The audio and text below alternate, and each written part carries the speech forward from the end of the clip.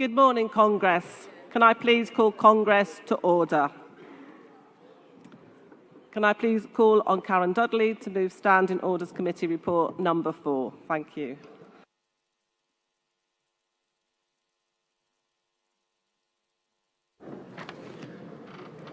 President Congress, Karen Dudley, Standing Orders Committee Chair, moving SOC report number 4. Emergency motions. Bucket collections. The amount collected yesterday by GMB Scotland for the guide dogs was £924.04 plus a trolley coin. Now, I'm sure Scotland region will be quite happy to accept bids for the trolley coin, but I leave that down to you. President Congress, I formally move to adoption of SOC report number 4. Thank you, Karen. Not expecting any opposition to that report, but if there was, no. In that case, can I take the vote on Standing Orders Committee report number 4? All those in favour? Anyone against? That's adopted. Thank you. We will now play the regional campaign videos for London and North West and Irish. And can I ask the speakers for motions 183, 184, 186 and 187 to make themselves ready, please, to speak afterwards.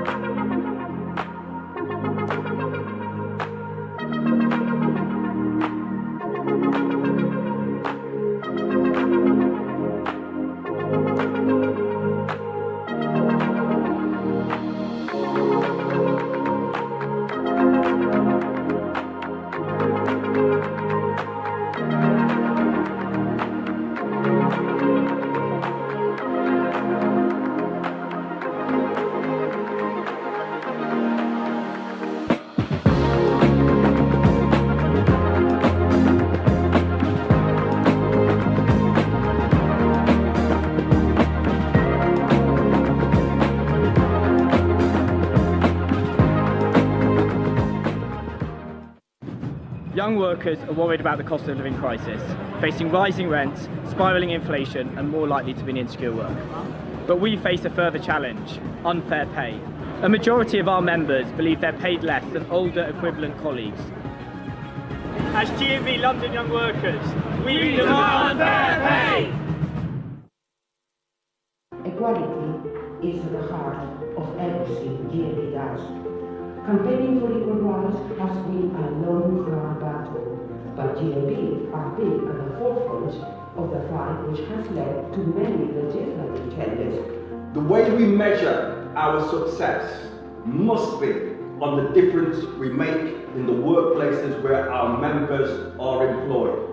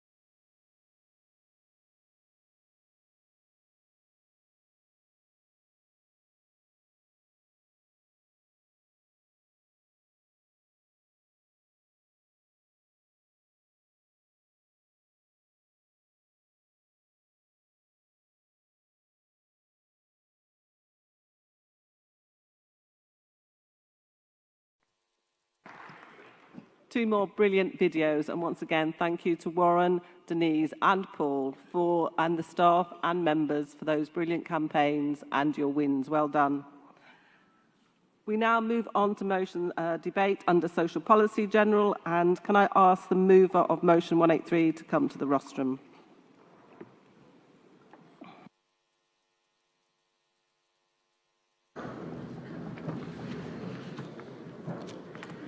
Good morning, President, Congress. Andy Mills, Wales and South West Region, moving motion 183.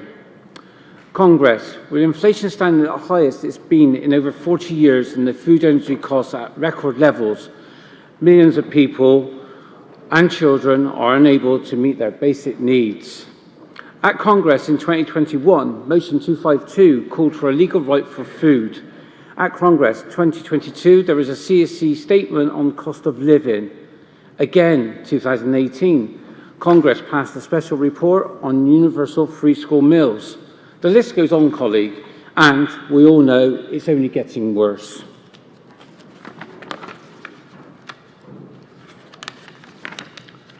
Motion 252 in 2021 asked for a legal right to food to be incorporated into the government's national food strategy. And of course, we can all guess what happened. It was ignored. Within the government's national food strategy, it states that the UK is largely self-sufficient in wheat, meat, eggs and vegetables. Well, colleagues, each of these products have nearly doubled in price. We understand the cost of agricultural commodities linked to global gas prices, and we understand the pressures on our fellow colleagues, farmers and fishermen.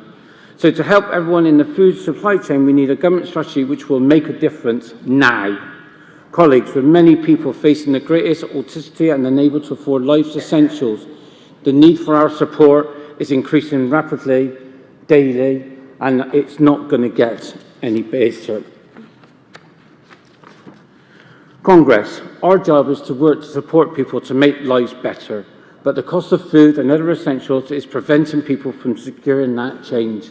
More and more people are dependent on our government support. The government are not listening, and colleagues, it is down to us to change this.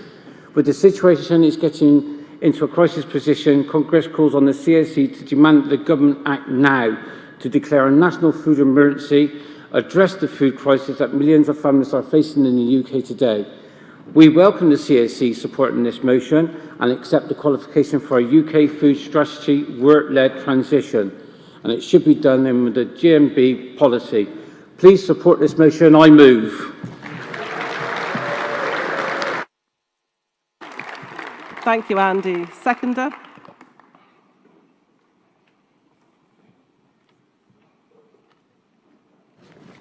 Good morning, President, Congress. President, Congress, Ian Davis, Wales and South West Region, seconded motion 183. Congress, colleagues, the average price of food and non-alcoholic drinks in the UK have seen their sharpest increase in more than 45 years. Soaring prices are driving record-high UK inflation and putting intense pressures on household budgets. More expensive items such as bread, eggs, cereals, flour, butter and oil all caused the average increase between 19.2% and 38% in March of this year. This is the sharpest 12-month increase since August 1977. Products such as meat, yoghurt and essential vegetables doubled in price. Congress, the rise of these essential food prices are forcing families to make stark choices. It's no surprise that nearly 4 million children don't have access to healthy, nutrition and culturally appropriate food. Many families in the UK are food insecure, making decisions between buying food, paying the rent or heating their homes. A lack of shops selling fresh fruit, fast food outlets near schools and vegetables that cost 3 times more than the ultra-processed alternatives mean that cheap food laden with salt, sugar and saturated fat is often their only option. Food banks, just in the Trussell Trust network, saw the highest ever levels of need, even more than during the peak of the pandemic, as more people found their incomes did not cover the cost of essentials. Between April 2022 and March this year, 760,000 people used a food bank for the very first time. Yes, colleagues, 760,000 people used a food bank for the first time ever in their lives. December 2022 was the busiest month on record for food banks in the Trussell Trust network, with a food parcel being distributed every 8 seconds. The rising food bank need demonstrates more and more people are going without the essentials. We need to call on the shambles of a Tory government to enshrine in law the amount needed to cover bills and essential items. We hold this government to task. Colleagues, since I started my speech, 15 families from just one food bank organisation have received a food parcel. Now that's food for thought. Please support this motion. I second. Well done, Ian. Thank you. Mover for motion 184.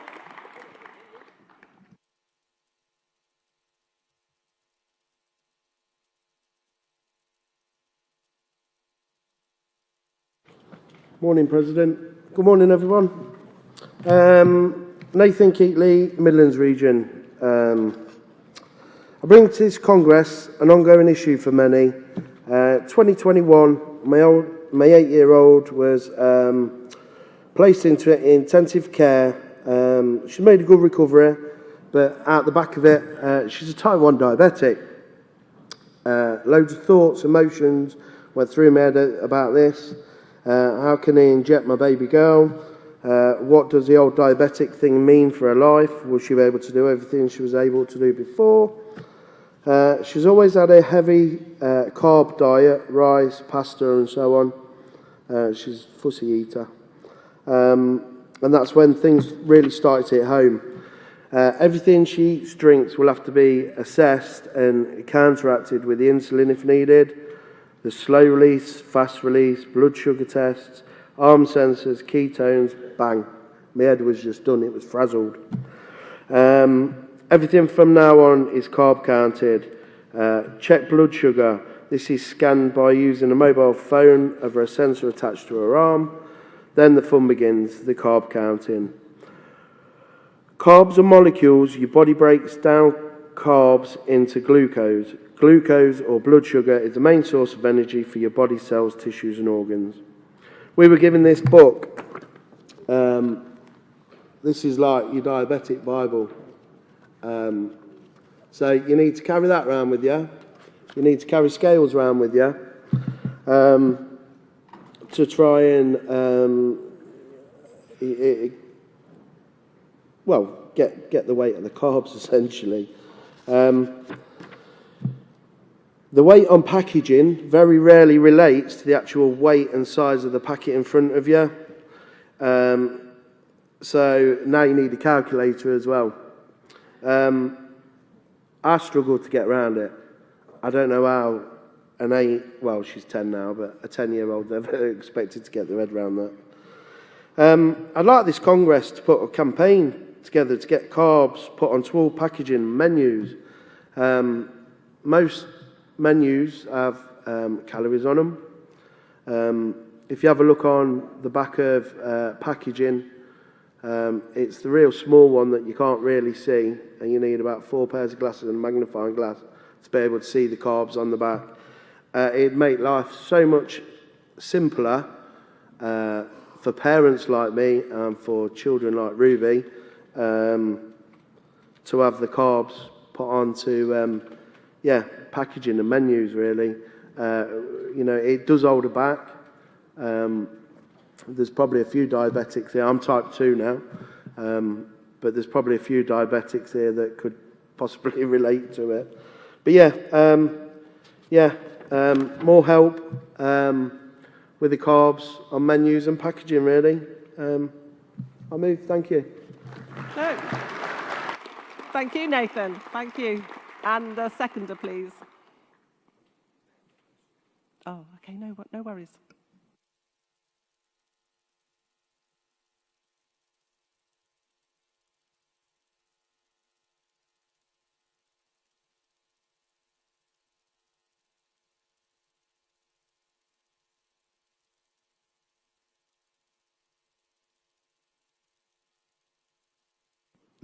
If the movers of 189, 191, 92 would also like to come down, that means we can then go straight from this one to the next one.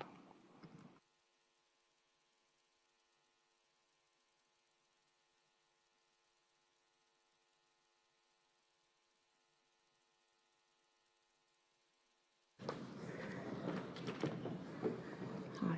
Madam President, Congress colleagues, my name's Holly Sharp. From Midland Region, I'm a serving in East Midlands Ambulance Service at this time. I'm a first-time delegate, first-time speaker.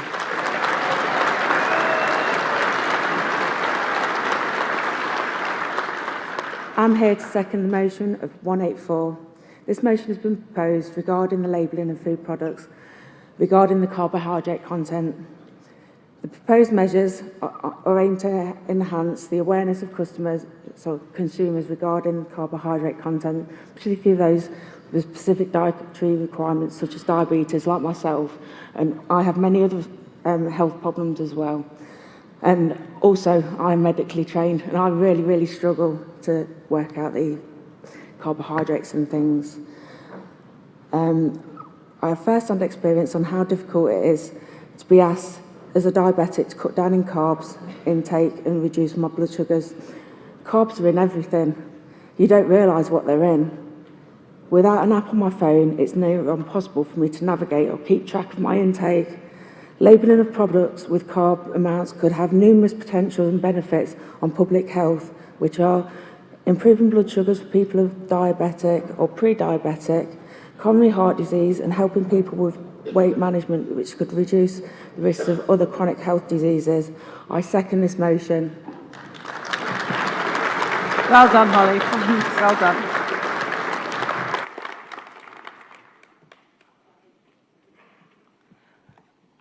Mover for motion 186, please.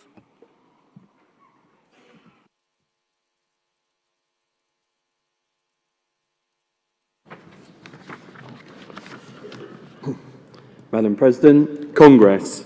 Adrian Storr, London Region, move in motion 186 on improving the lighting on our streets.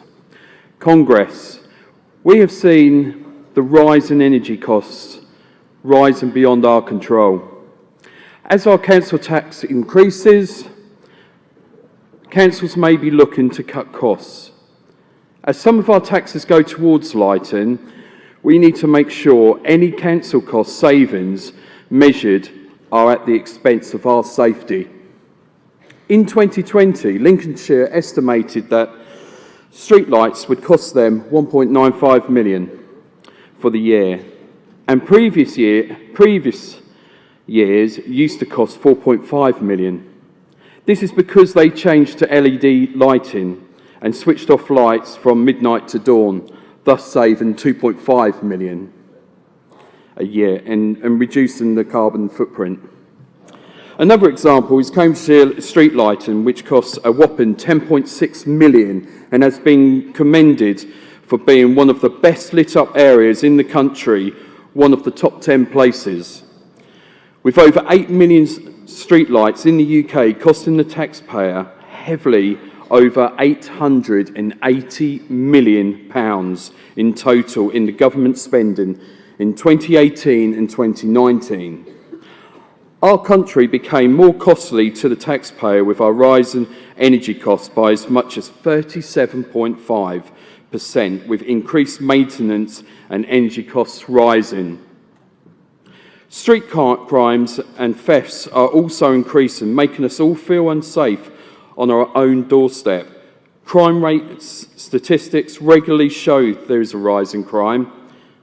Congress, we need to recognise our members travel during the darker times to and from work, either with their own transport or walking along dark streets and pathways. Our members' safety is paramount. We need effective street lighting to keep on our streets safe across the UK. As a country, we need to continue to reduce our carbon footprint and reduce costs. But if you turn off the street lights for pathways, surely you encourage fear in the neighbouring areas. What can we do? Well, I'll tell you. Solar street lighting is the answer, with enough power to last the whole night. Reduce the lighting when no one is around, and as you walk near to the lights and paths and roads, light up to their maximum capacity. GMB needs a policy where these issues are raised locally, campaigning with our local authorities to have better cost-effective solar lighting and help to bring our carbon footprint and energy costs down. We cannot keep paying rising taxes with no benefit to us. Please support this motion and go back to your councils and ask them to move to using solar street lighting. Congress, I move. Thank you, Adrian. Seconder. You'll have to go down 2 foot for me. Hello, Barbara. Congress, Cathy Holland, London Region, seconding motion 186, improving our environment and make the streets safe for using solar lighting. When I worked for Essex County Council, one of the areas they decided to start cutting off lights was in Chelmsford. The only problem is they turned it off near a station, which was very dark anyway, and which led to many problems, and some of the people realised it was a safe way to commit various crimes, of which I'll not go into. After much debate, they decided to turn certain lights back on again, but I'm sure it's always on their agenda to manage them out again. But, you know, we need to think about people, as Adrian has said, who actually work at night. I second. Well done, Cathy. Thank you. Mover of motion 187, please.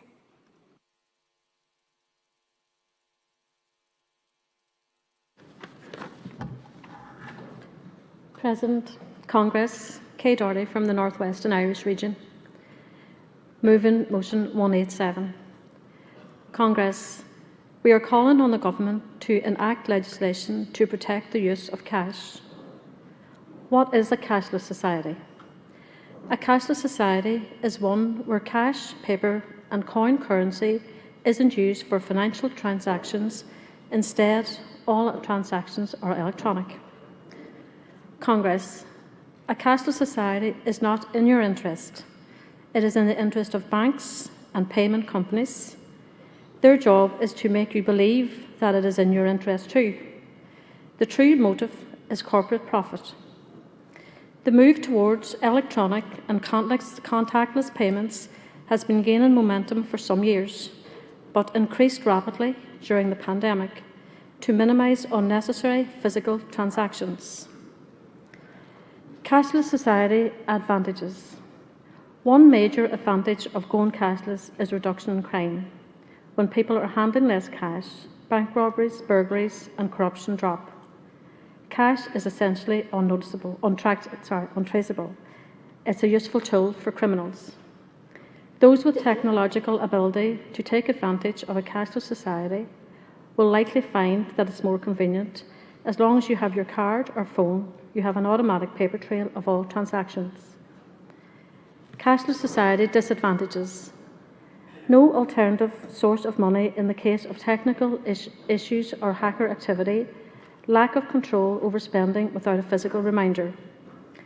Elderly people may be less comfortable with technology and less able to make the switch from physical currency. Rural communities could also be left vulnerable because of poor broadband and mobile connectivity. People with low income or debt tend to find it easier to manage too. Another potential disadvantage concerns security. Although abandoning cash helps to reduce theft and fraud, for many consumers, data and cybersecurity issues are a worry and without justification. Threats from organised cyber criminals are very real. They find new ways of breaching established security systems. During the pandemic, many more of us made online and mobile purchases, and data breaches increased to match. A concern closely linked to security is privacy. Identity theft and compromised personal information is potential dangers in a cashless economy. Many people also feel that cashless spending is more difficult to control. It's simply too easy to overspend when you're not looking at a physical sum of money. Looking around, there are many indications that we are heading towards a cashless society. The phrase itself implies some sort of externally controlled, dystopian financial existence in which none of us will be able to escape. The fact of the matter is, most of us have already voluntarily opted into this system and have found it more convenient to handle our financial matters this way. Whether or not we will all be forced to participate in a cashless society will depend on a number of factors that will continue to be explored and researched in the coming years. But our eyes are all open at this point. Congress, I move. Well done, Kate. Thank you. And the seconder, please.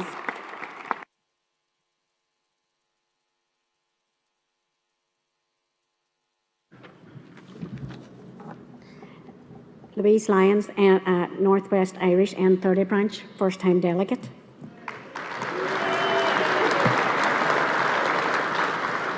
Second in motion 187. It's a fundamental human right for every person to conduct their own financial affairs in order to promote and maintain their human dignity and exercise personal choice and autonomy. I work alongside adults with additional needs in a daycare setting. I encourage and assist in their development and capabilities to manage day-to-day finances. It's an amazing feeling for both them and myself when they take control or part control in decision-making processes affecting their lives. Having no access to physical money due to lack of technology or technology skills reduces their understanding and their ability to carry out tasks in relation to managing their own finances, such as current bank balances, savings and spending money. Most of the people with additional needs that I work alongside benefit from local charities for social interaction and physical exercise.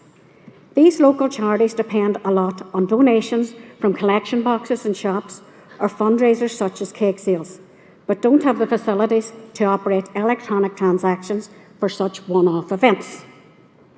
Changing to an electronic legal tender has the potential to get the people I work alongside, their family members and friends, into a host of financial liabilities, up to and including financial fraud and abuse, as the individuals I work with most likely would have to give their bank details to a friend or relative to access their cash or balance.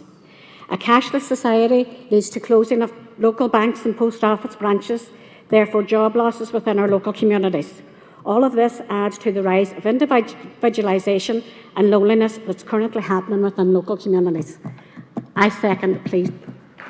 Louise, stay there. A little bird tells me it's your birthday today. So thank you for spending your birthday with your GMB family. And on behalf of the Congress, I wish you a very happy birthday. Thank you very much.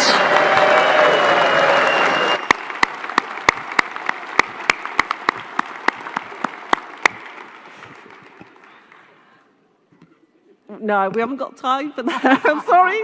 We've got a very important speaker coming later.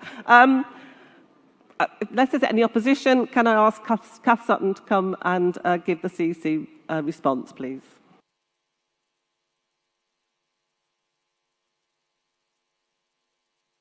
Excuse me if I cough, I've got a tickly cough.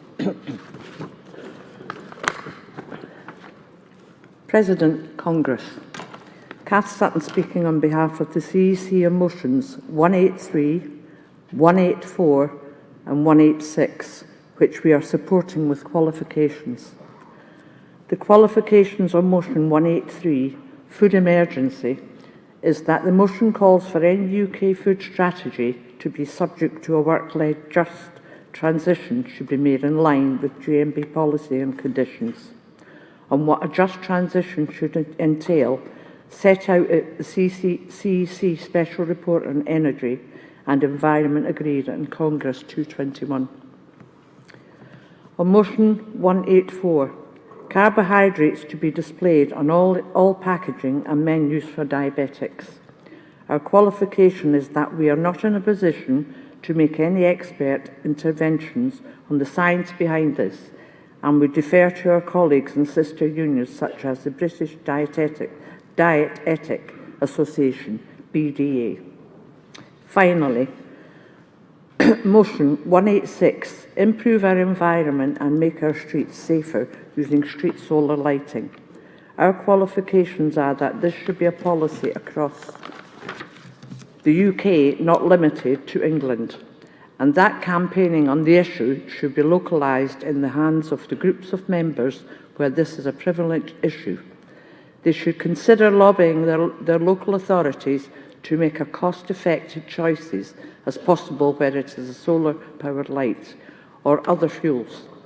Our final qualification that we have the members who maintain and operate gas-powered lights in small areas of London, and we will always seek to preserve their jobs. Thank you, Congress. Please support these qualifications. Well done, Kath. Thank you. Does Wales and South West accept the qualification on motion 183? Yes? Yeah? Okay, I'm taking that as a yes. Does Midlands accept the qualification on motion 184? Yep. And London on motion 186? Thank you. I can now put that to the vote. So motion on 183. All those in favour, please show. Thank you. Anyone against? That's carried. Vote on 184. All those in favour, please show. Thank you. Anyone against? That's carried. And motion 186. All those in favour, please show. Thank you. Anyone against? That's carried.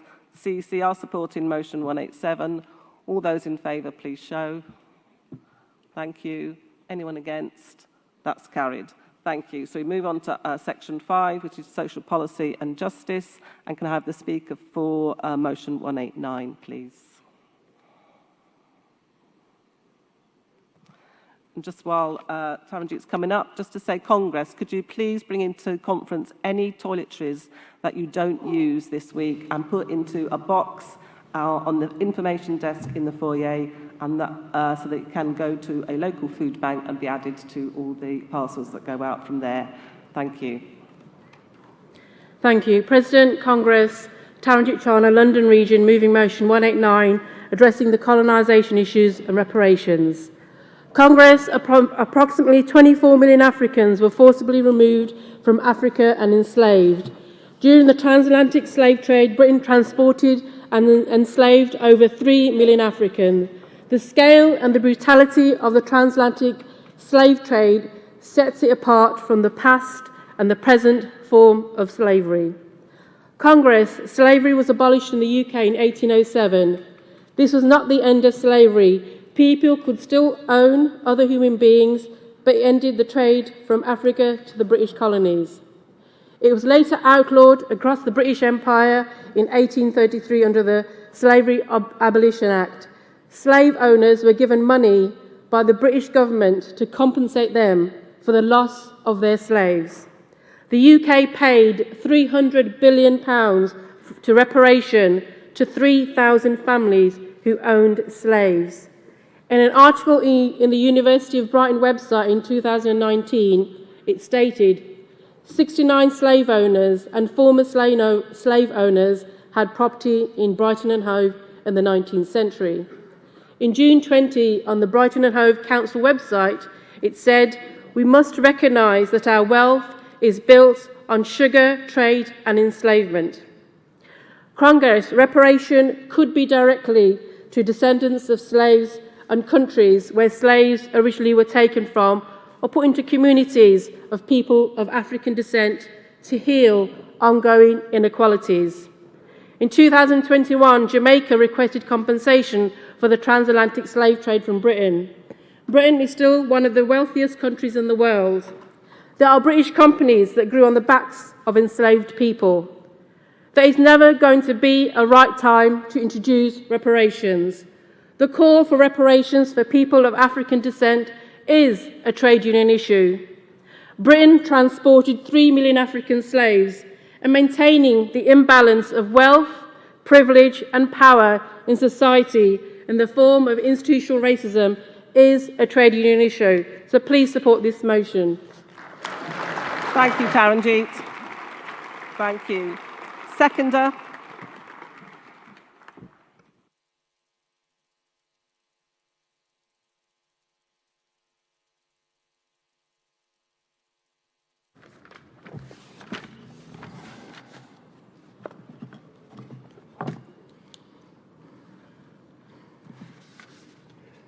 Madam President, Congress, My name is Peter Biggs.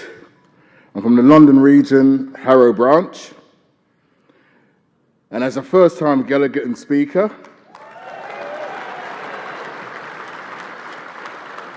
I've been given 2 minutes to say why I'm seconding this motion. I could spend the time reciting the history of the transatlantic slave trade. I could spend the time spouting off statistical data about the economic debt owed to individual countries in the continent of Africa and the Caribbean, who are still being impacted. Or I could spend the time reading off the names of many individuals, organizations, and institutions who've benefited economically and socially over generations to the detriment of not only the indigenous working class people of the African diaspora, but also the indigenous working class people in the UK.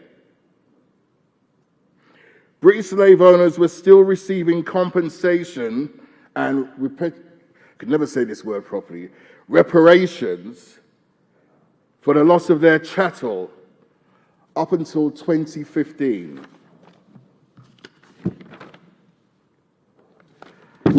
I've just realized that the rest of my speech I've not printed off. But basically,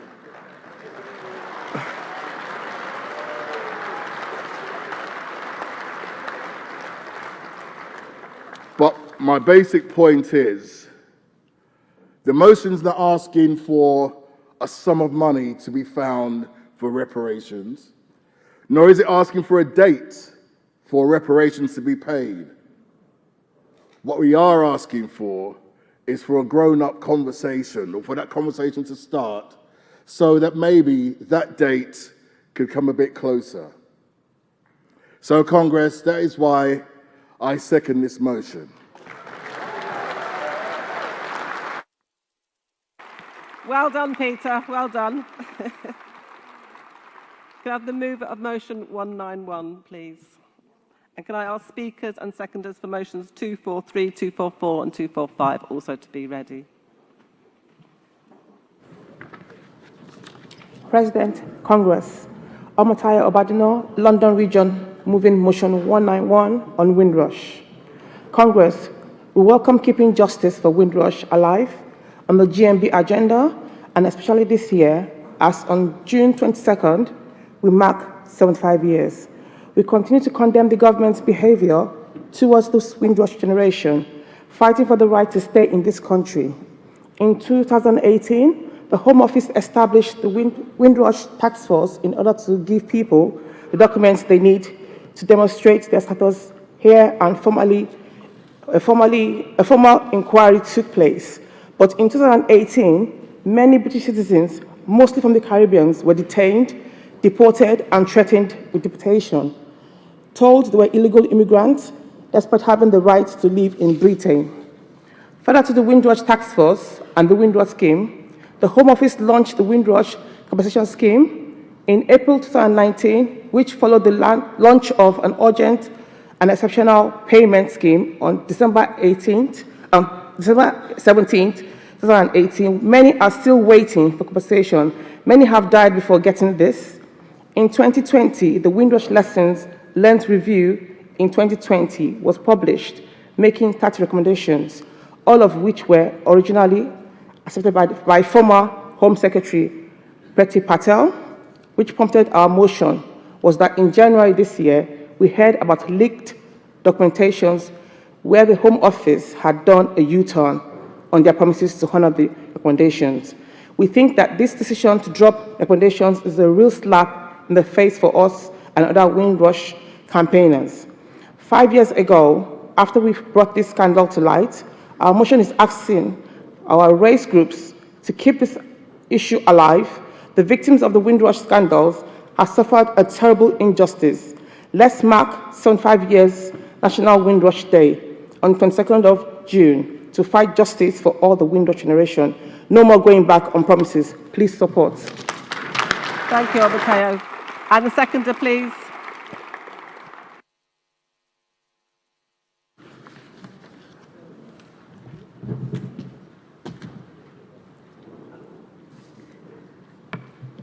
President, Congress, Sharon Waldron, London Region, second in motion 191 on Windrush.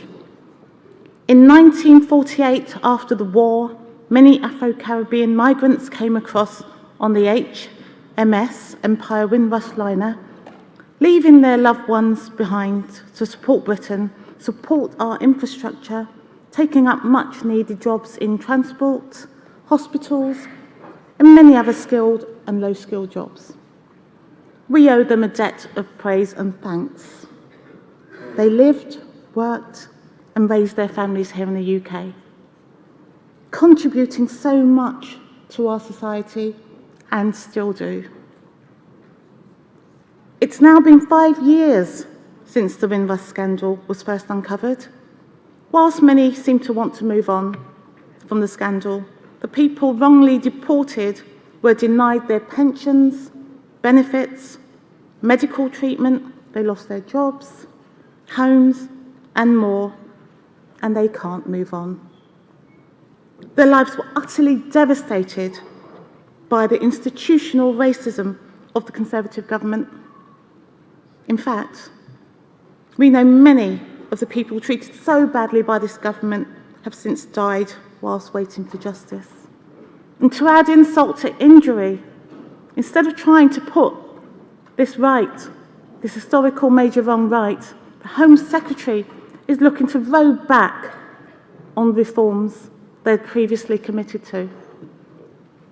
We need to repair the massive collective harm and put right this burning injustice for once and for all. Instead, the government drag their feet, go back on their promises. For example, refusing to establish a migrant commissioner as recommended by the Windrush Lessons Learnt Review. This is a disgraceful time in our history. Dawn Butler, MP, has been our voice in Parliament, and she pledges she won't let Parliament and the government forget what they have done. Congress, enough is enough.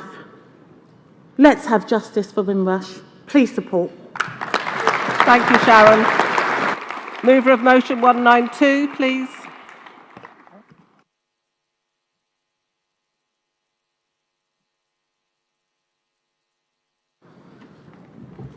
Morning, President. Morning, Congress. Morning, all. Dennis Risvelli, London Region, moving motion 192 on Grenfell. Congress. 6 years ago, this month, 72 people were killed and 129 homes were destroyed in a wholly avoidable, disastrous fire at Grenfell Tower in London. The final report of the public inquiry into what happened is expected soon. The points set out in this motion are in a book by the housing journalist Peter Apps, who attended every single day of the long-running public inquiry. Please read the motion, as I don't want to repeat that, but give you more information on the full extent of everything that went wrong with such lethal consequences. Congress deserves to hear the whole picture. Taken as a whole, this adds up to an appalling litany of how not to ensure the safety of the public. Instead, I will focus on an exchange between the judge heading the inquiry and an absolute expert on fire safety. The judge asked him to state simply what was in the adhesive substance that bonded together the two sheets of aluminium in the cladding on the outside of the building. The expert replied that in the essence it was solid petroleum. The judge asked him to estimate how much petroleum was contained in the cladding on 4 sides of the 27-story tower. The expert said that it was equivalent to having a petrol tanker with 5,000 gallons of fuel at the base of the tower to feed the fire. The judge asked whether this unbelievably dangerous material had been allowed by the British state. The expert said that he had, as the ordinance from the Great Fire of London prohibiting flammable materials on the exteriors of buildings was repealed as red tape by the Tories in the 1980s. Worse, rather than requiring the insulation inside the cladding to be non-flammable rock wool, flammable plastic insulation materials were also allowed, he said. It was the fumes from this insulation that killed most of the 72 people killed.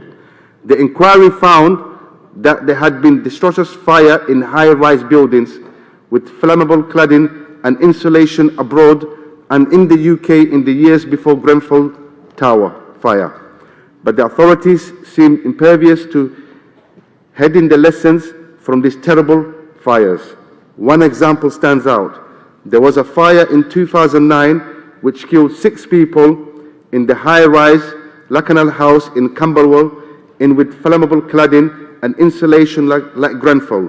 The coroner asked the government for the stay put policy to be changed. This advice was based on the experience at Lakanal House and elsewhere that it should no longer apply in fires for residents living in high-rise buildings with flammable cladding and insulation. These fires had proven to be lethal death traps where the residents had not got out as soon as possible. The government minister who was to respond to this official request of the coroner was advised by the senior civil servant responsible for fire safety. His email rejected the advice, saying, "We only have a duty to respond to the coroner, not kiss her backside." If the advice had been heeded, all the death could have been avoided and all those killed would still be alive. No doubt, criminal charges should be brought against many of those responsible and civil claims for damages should run into hundreds of millions. Dennis, can I... Congress, I move. Well done. Just as I called, you did it. Well done. Seconder, please.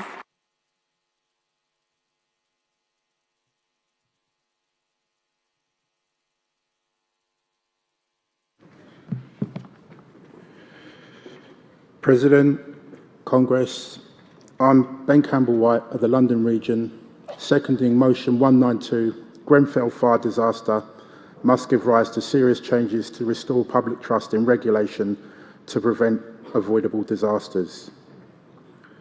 According to Paul Gilroy in his essay, Never Again Grenfell, quote, "It was not an accident.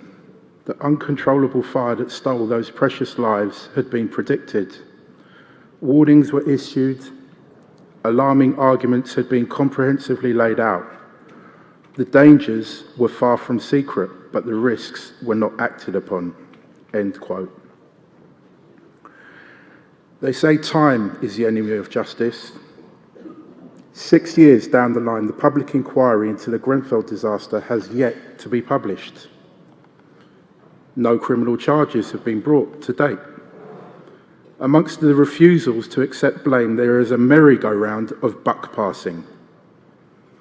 There are many issues in the build-up to the tragedy: poor regulations, inadequate legislation, as well as the influence of commercial interests.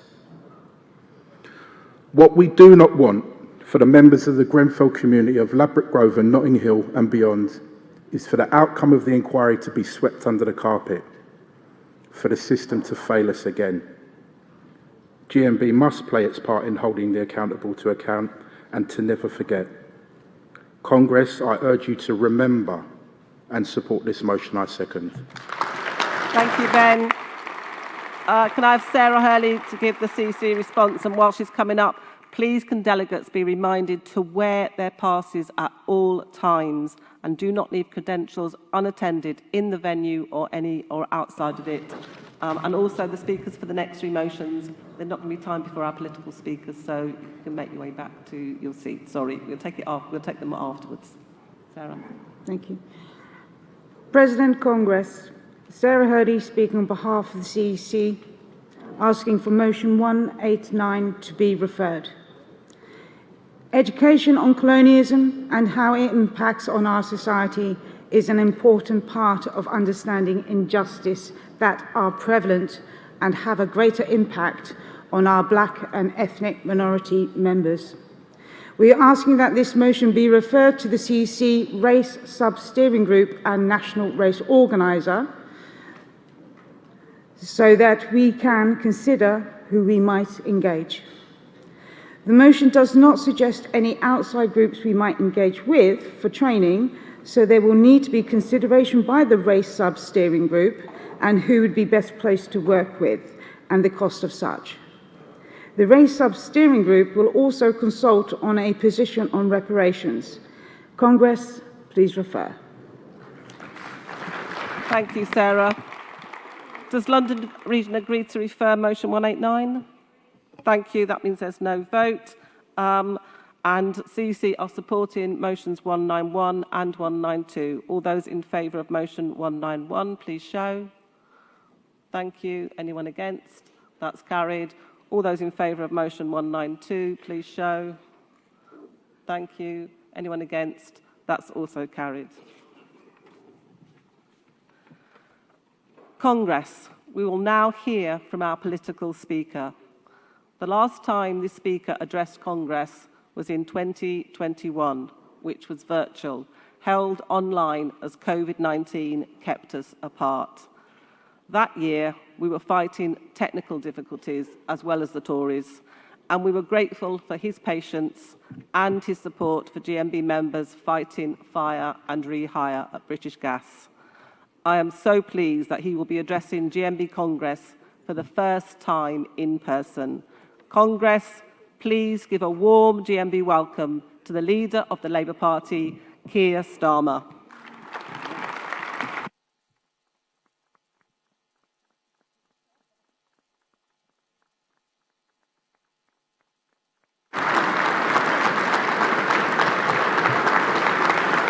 Thank you.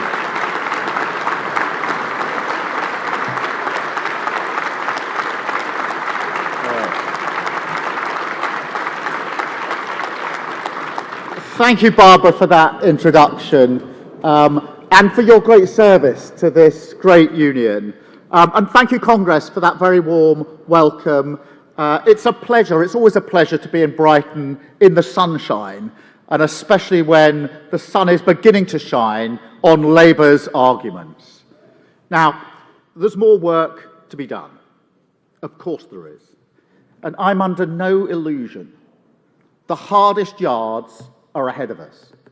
We need to be prepared, disciplined, relentlessly focused on the future. Show we're ready to provide the leadership that this country so desperately needs. Meet Tory attacks with hope.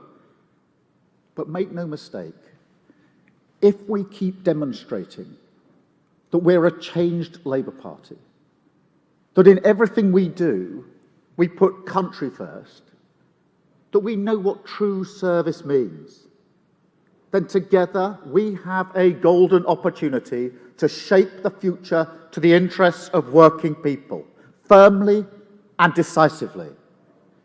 Now, all around us, the world is changing. It's becoming a more volatile place. Revolutions in technology, energy and medicine are reshaping the economy and our public services.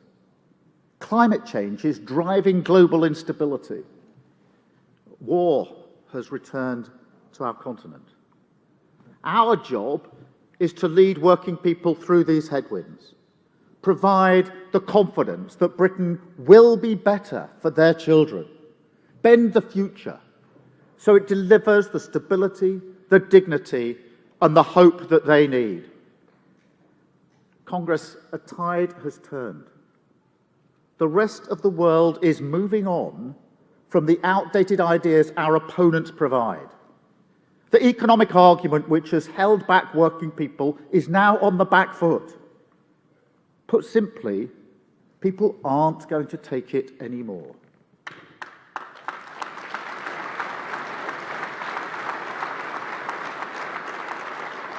They've had enough. You know that. When you ask the key questions now, where does growth come from? Who's it for? The Tory answers, they just don't wash. When it's your interests on the line, your services being cut, your bills and taxes going up, the Tories say, well, we're all in this together. But when it comes to protecting their interests, it's, well, this is just the way of the world. Well, people are seeing through that. 13 years of the Tories, and it boils down to this. One rule for them, another for working people.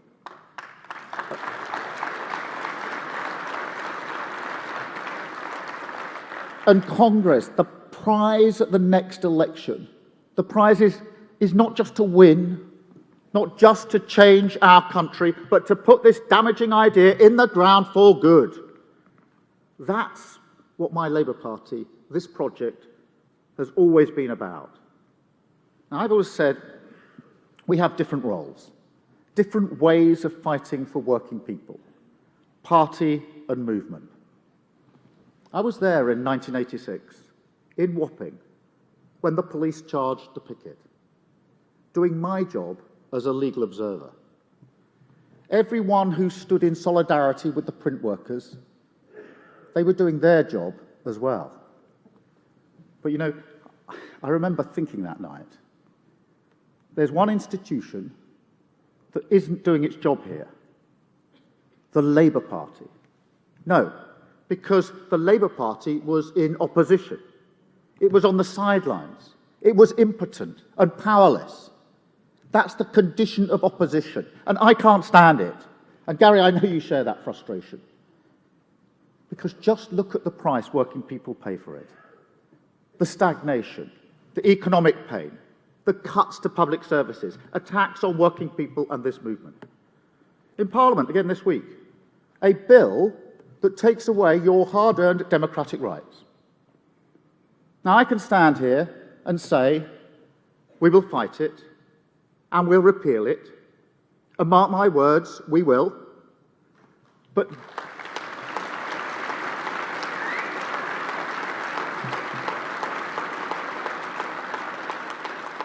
this only demonstrates the prize of power. The Labour Party is never doing its job when it's in opposition. That's our clause 1. But power must always have a purpose. And I accept that the Labour Party did drift away from its fundamental cause of serving working people. So I want to be clear. Everything I do, all the changes we're making, are in the service of this goal.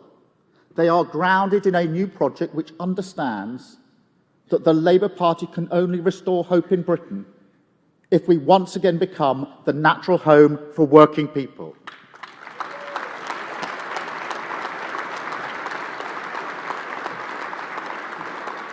This is in our DNA. Who we're in it for, who we serve, who we wake up in the morning and fight for, who we have in our mind's eye when we make decisions, who we back to grow our economy. The answer, the only answer, the Labour answer is working people. And friends, my government will work every day to serve their interests and protect their future. This is about respect and dignity. And for me, it goes deep. My dad was a working man, a tool maker, who worked all his life in a factory. He always thought that people looked down on him for that, and it weighed him down. It chipped away at his esteem. And there are millions of people in this country today who feel just like my dad did. And that's not good enough. I want Britain to be a country where people don't have to change who they are just to get on. And at the very least, a bare minimum, whoever you are, whatever your circumstances, however you contribute, whether you work for Asda, Amazon, or the ambulance service, you deserve respect. And that's not just a moral imperative. It's also a vast spring of potential ready to be tapped. Because when people are respected, when they feel their contribution carries weight, when they're able to bring their whole self to their work, that they're treated fairly and with dignity, then their shoulders lift up, their belief comes back, hope and pride are restored. And when I tell you exactly what my Labour Party will do for working people in the prose of policy and rights, I never lose sight of the emotions, the values, the ordinary hopes that sit behind them. The dignity and esteem which comes with respect in the workplace. That's our project. It's a project for carers, the couriers, the ambulance drivers, the supermarket staff, those in the office and those on the factory floor, those working long shifts, night shifts, 9 to 5s, those working part-time and those working full-time. My Labour Party is the party for those who keep us safe, who create the wealth, who make up the backbone of Britain. This is a project for working people all across our country.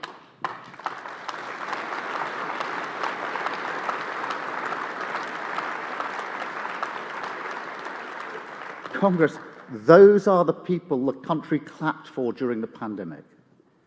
Even the residents of Downing Street found time to stumble into the street to do it. But how have they been repaid?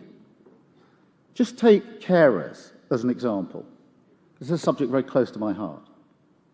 For many of them, every time they had to self-isolate during the crisis, they did so at their own expense with no sick pay. That's not on. And let me be very clear, those days are coming to an end.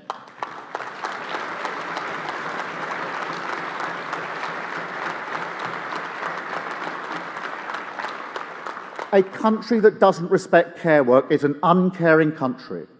So we will strike a fair pay agreement for every care worker in the country.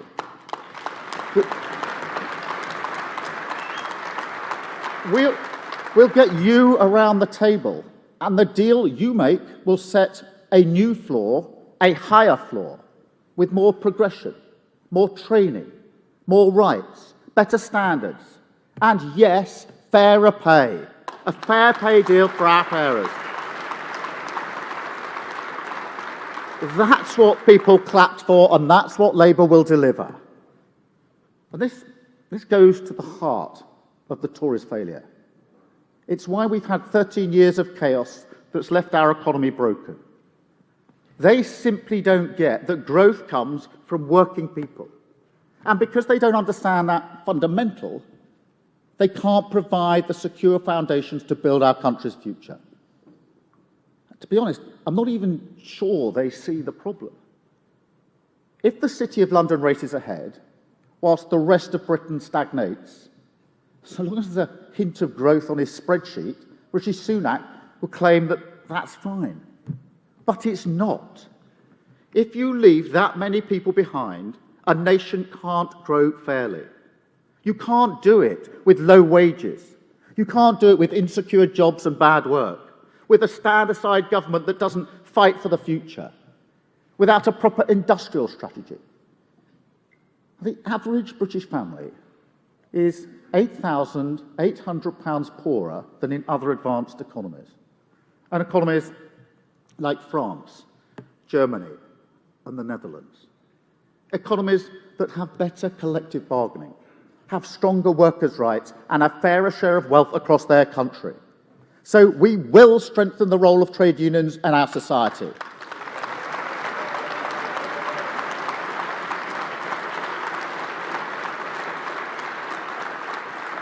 And like you, I want to see Amazon and businesses like it recognise trade unions.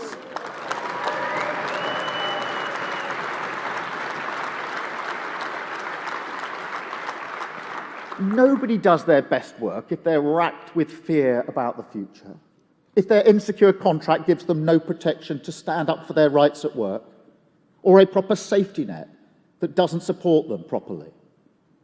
That's what Labour's New Deal for working people is about. That's why we'll ban zero-hour contracts, extend parental leave, strengthen flexible working, better protections for pregnant women, close the ethnicity pay gap, fundamental rights from day one, statutory sick pay for all, no more one-sided flexibility, and no more fire and rehire.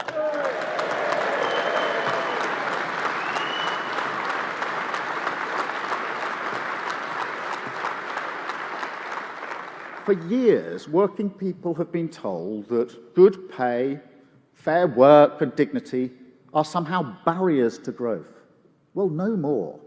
A reformed labour market, where we finally make work pay, provide the security denied to working people for decades, that's my mission on growth. But you know, we're not a nation apart. The world around us is changing, and changing fast. President Biden once said, "When I hear climate change, I think jobs." When Labour sets out our mission for Britain to become a clean energy superpower, we are thinking jobs too. For too long, Britain has allowed the opportunities of the new energy technologies to pass us by. Without a plan, the energy industries that we rely on will wither and decline. Now, the Tories think it's the market doing its job when British industry falls behind. It's not some glitch in their model, it is their model. Yet, our allies around the democratic world are waking up to the threat of energy insecurity and the opportunity of economic security. Change is coming. And yes, it can unsettle us. But mark my words, on my watch, good jobs, good union jobs, will be fundamental to that change.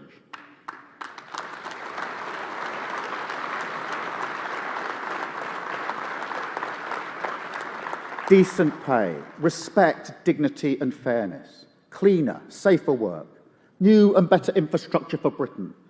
These are the purposes of our party, and they are historic prizes we will win again. Now, I won't pretend that just because a technology is greener, that automatically makes working conditions fairer. So as new nuclear, battery factories and offshore wind repower Britain, Britain will supply strong chains that create jobs, skills and decent wages here in Britain.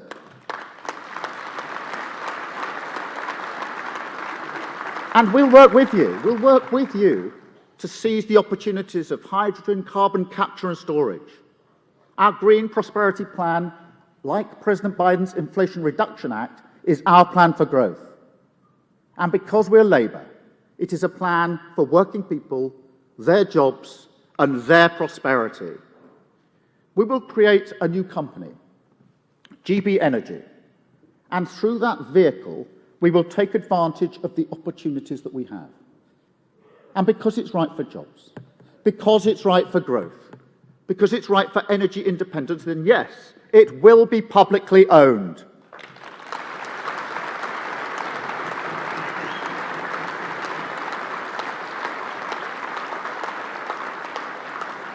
GB Energy will be good for Britain and good for business. It will have twin goals: leading the way in better jobs and lower bills. And I'm clear-eyed about how tough the challenges that face us are. We have all seen what happens when politicians see change as something to stand and stare at in awe, when government surrenders working people to the power of the market, when the future comes and people are left behind. That is why the next election is so important for the future of working people. Holding back the future is no way to growth. But equally, there is no way to growth that doesn't involve bending and shaping that future. We can create a new business model for Britain, one which creates economic security and grows not just our productivity, but our hope and our optimism. Labour in government will work with unions and with industry. We will always have a stake. We will always have skin in the game. We will always see the fight for working people as our driving purpose.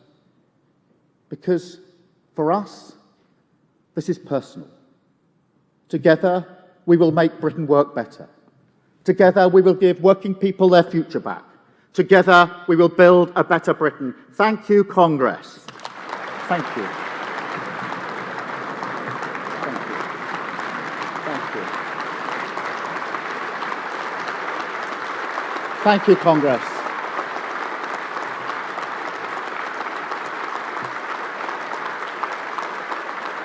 Thank you, Congress.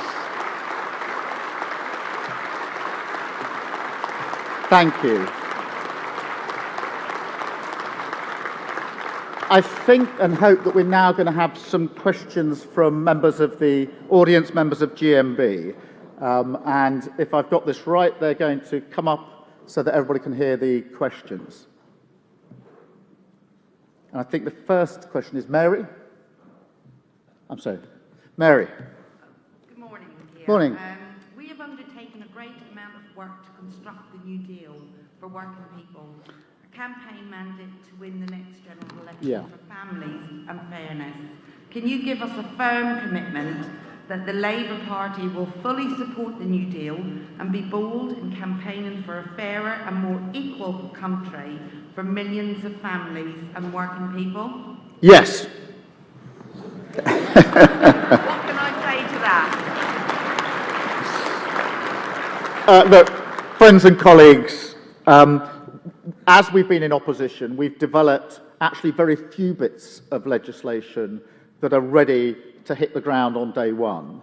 But our New Deal for Working People is one of those bits of legislation. In fact, it was the first bit of legislation that we drafted. And I'm very proud that it was agreed with the trade unions. We worked on this together. Many people in this room contributed to the New Deal for Working People. It was announced, as you know, by Angela Rayner back in 2021 at our conference. I've obviously mentioned it in my speech now, Mary, because just setting out some of the issues that are in it. And we've made a commitment that this will be legislation in the first 100 days of a Labour government. So it's a big yes. It's a prepared piece of work. It's a joint piece of work. And we've got a timetable for implementing it. It is, the final thing I'd say is, and I said this when we launched the document, this is why winning an election is so important. Because that piece of draft legislation has two futures. If we don't win the election, it'll gather dust on a shelf. And you'll have other legislation brought in by the next Tory government that does even more damage to your rights. That's one route. The other route is we go forward, we win that election, and we implement it within the first 100 days together with you. That's the future I want for our country. Thank you, Mary.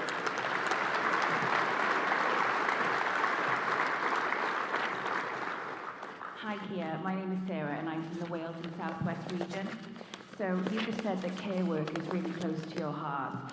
So care workers are paid just a few pennies above minimum wage on average. The average hourly wage was £10.03 last year. Labour has said it would look at implementing a fair pay agreement, which you just mentioned, in the social care, would set an hourly minimum, but you've not said what that minimum should be. Can I ask you as party leader what you think it should be? Sarah, can I first make it clear that I deeply respect the work of care workers, not least because, as you may know, my sister's a care worker. And therefore I know week by week, month by month, year by year, just how hard it is working in the care sector. And we are absolutely determined to change this and to change it comprehensively. And that's why the Fair Pay Agreement is so important. And our commitment is to the first pay agreement, fair pay agreement, I want to be for carers. I want that to be the lead case, if you like. And that will be negotiated by you, because this is a fair pay agreement which involves the unions agreeing across the country. So I don't want different care providers picking off groups of workers wherever they are. I want one structure, one agreement across the country. And that is intended, as I set out in the speech, to set a floor, a higher floor for every single care worker. And that will involve terms and conditions, dignity, respect. I think I'm right in saying, Sarah, you'll know this better than me, that 1 in 3 people who leave the care sector do so to join the NHS, and they do that because they feel there's better progression in the NHS. And so we have to deal with progression, training, respect, but it also has to deal with pay. And it has to be higher pay, as I've set out. Now, as to the rate of pay, you will be negotiating that around the table, and you will know what you think is right in whichever year it is, 2024, maybe 2025, that we're able to get this agreement over the line. You will negotiate that rate. You will know what's right for your members. And once that's done, The agreement will then be binding for all care workers, including those who aren't able to negotiate a better rate for themselves. So that's how I see it working, Sarah. Thank you for everything you do, but this is going to be an important part of what I hope we'll be able to do in the very early years of the next Labour government. Thank you, Sarah.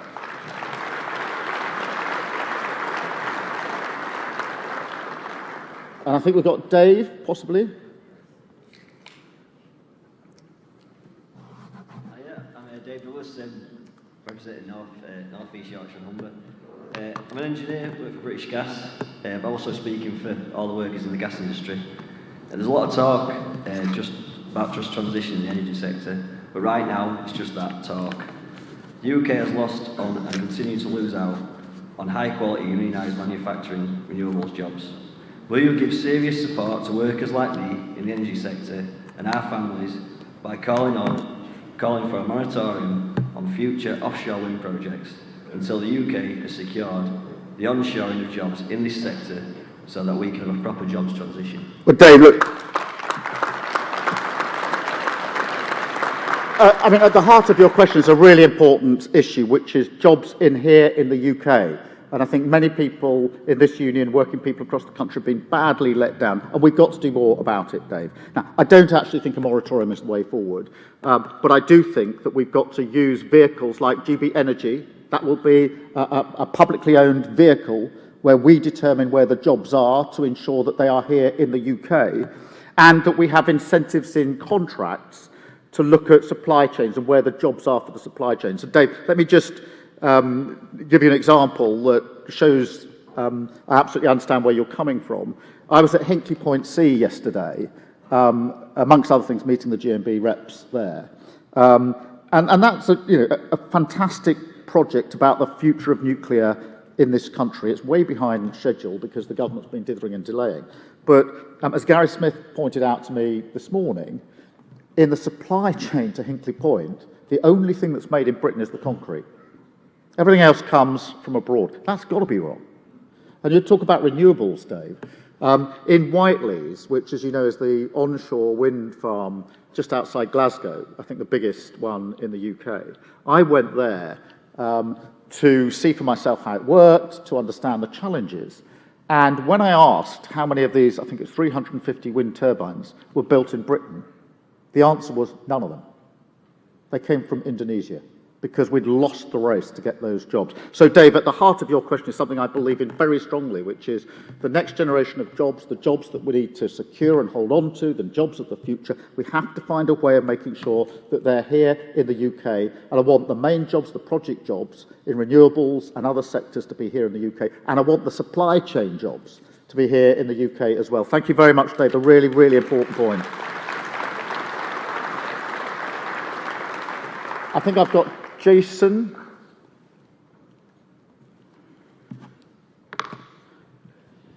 Hello, Keir. I'm the delegate for North Western Irish. Keir, Labour has said when it's in power it will bring back the two-tier code that would mean outsourced workers are paid the same as those in-house. You've also said that you would bring about the biggest wave of insourcing in a generation. Can you tell us what contracts you'd prioritise bringing back? Yeah, Jason, look, thank you for raising that important issue. This is obviously, as you know, not a new issue. This one has been with us for a very, very long time. That's why the two-tier code was introduced by the last Labour government. But then, shamelessly, it was scrapped by the coalition government as soon as they got the first opportunity to do so. So we've got to reinstate it. We've got to get it back. And what Angela Rayner is working on with the GMB, I'm glad to say, is how we not just bring it back, but how we strengthen it. And that's the key issue. Those discussions are going on with your colleagues. But Rachel Reeves, you mentioned this, Dave, Jason, set the direction of travel, really, because she talked about the biggest wave of insourcing. And that, for me, is the most important thing, to make sure that we get the skills, the respect, the pay, the terms and conditions exactly where they should be. So on that code, we need to reinstate it. Please keep working with Angela on how we strengthen that. And I look forward to working with you on it as well. Thank you very much, Jason. I've got, I think, Garfield. Garfield. Good morning, Sir Keir. Hi. Midlands Region, GMB, Coventry Striker.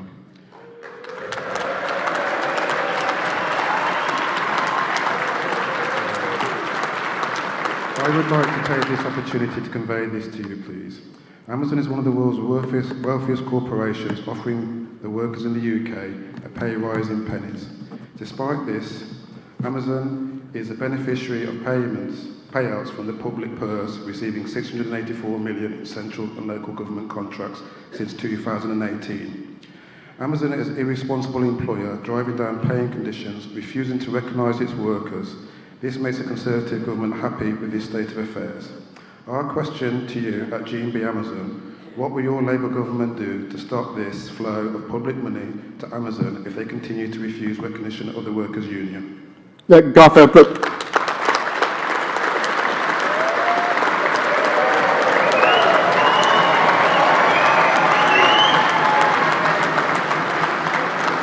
Thank you for raising that. And can I just start by acknowledging the campaign that GMB is running on this? A fantastic campaign, a really important campaign, and one that I fully support. And I want to see Amazon recognise trade unions. And it's really important I say that, and I'm clear about that. And I just want to say to this audience, I've come here and I've said that in my speech today. But I also say it in my speeches to the CBI and to the British Chamber of Commerce, because I come here and talk about the importance of business and how we need to partner with business, and I talk to business about how we need to partner and work with trade unions. So that's fundamentally important. And if I just came here and said it and didn't say it there, you wouldn't believe I meant it. So I'm absolutely giving you that assurance. And in terms of how we bring this about, I think public procurement, I think the point you make about contracts is really important. It's not a free-for-all. There's a lot of public money tied up in public procurement. And an incoming Labour government is entitled to say it comes with terms and conditions. There's a framework for public procurement, at the heart of which is dignity and respect, and we expect to see unionised jobs and support unionised businesses. So, Garfield, I think if we continue to work together on this, your campaign must go on, but, you know, it gives us that chance. It's another example, and I will keep coming back to this, because it's been my central focus. You know, we've been in opposition for 13 years, Garfield, 13 years. If we win the election, and this is why I'm so single-mindedly focused on it, and all the noise is off about everything else, we've got to win that election, because we get the chance then to bring about the change that you and others are campaigning for. So thank you for what you're doing, thank you for what you'll continue to do, and I'll work with you for it, and if we get a Labour government, and I hope that we will, then we can be in a position to do something about this. Thank you, Garfield, very, very much.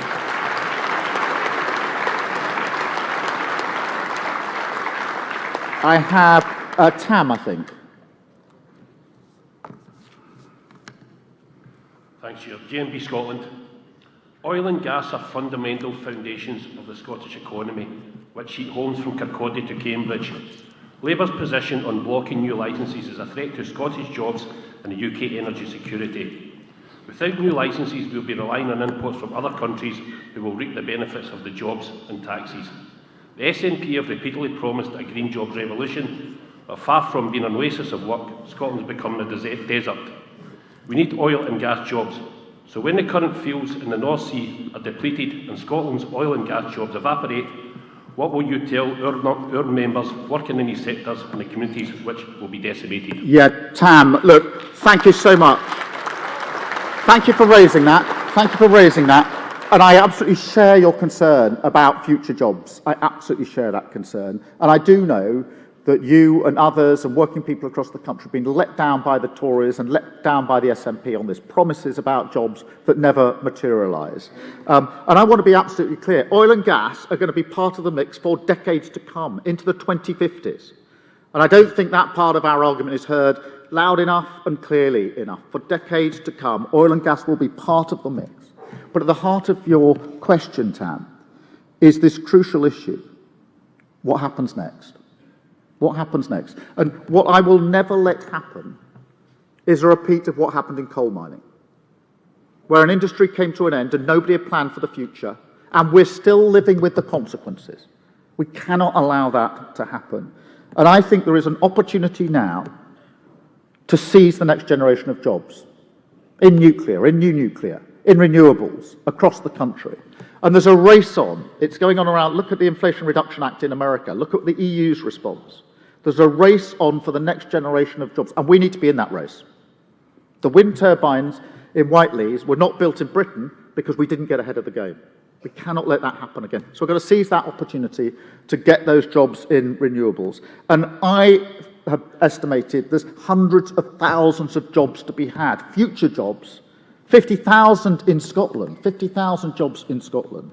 And we can use the skills that we've got, we can deploy those skills, and we can make sure through GB Energy, through procurement, that those jobs are in the places that need them. Because we don't want to repeat the error of saying, you've got to move, you've got to go, we don't need to come to you, to your community, we can let you wither. We will never repeat that. But if we don't seize that opportunity, if we just sit back and wait without acting now on our Green Prosperity Plan, then I genuinely think, Congress, that future generations will never forgive us for repeating the mistake that was made when the coal mines were closed down. So, Tam, we'll work with you on that. Thank you for raising it. It's such an important issue. Thank you, Tam.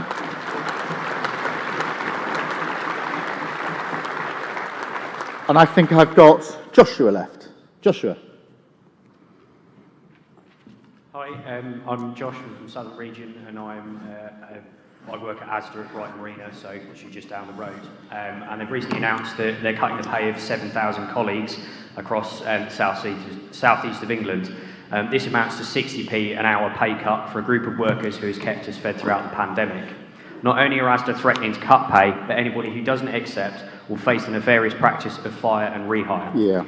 As you know, we are the Union of British Gas Workers, so we have seen this disgrace before. What is your message to Asda? Well, Joshua, firstly, again, let me acknowledge the GMB campaign on this. Really important campaign.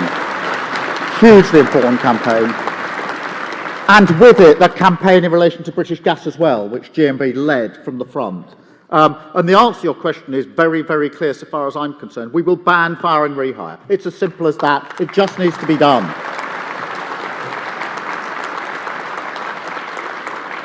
And I'll just elaborate that on Joshua, and you know, if there's one thing that comes through everything I've said here, this will be a repeat of it, I'm afraid. We've pushed the government, we've pushed amendments, we've voted against the government on this, we've urged them to bring this in. They say it's the wrong thing, but they don't do anything about it.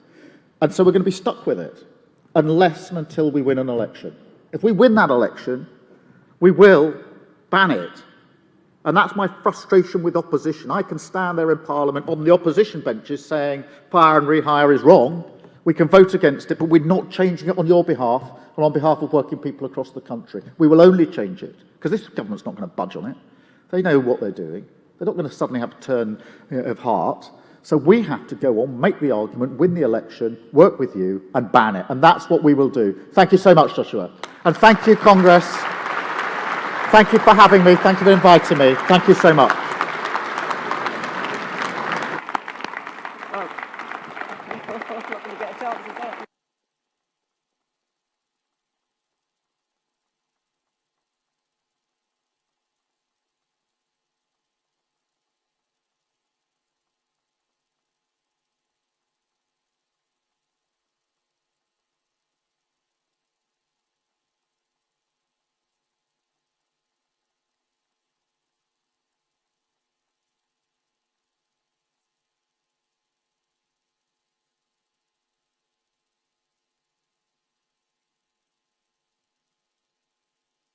I think I'm waiting. Keir, thank you. And thank you for calling for Amazon to recognise the GMB. Yeah. Well on you. And we heard yesterday from our General Secretary just how important it is for our members that we have a Labour government. Thank you for coming to address Congress. Thank you. Thank you for having me. Thank you, Congress.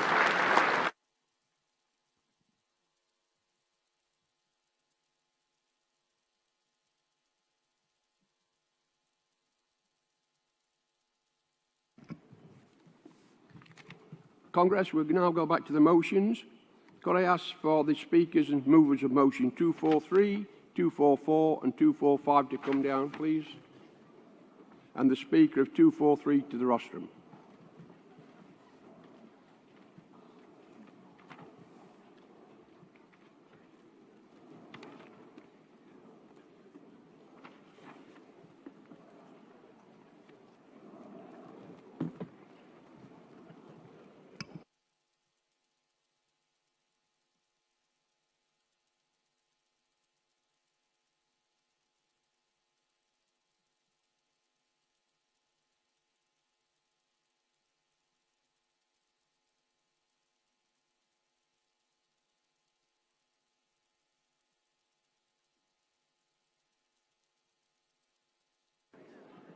people moving and leaving the room, can you do it quietly, please?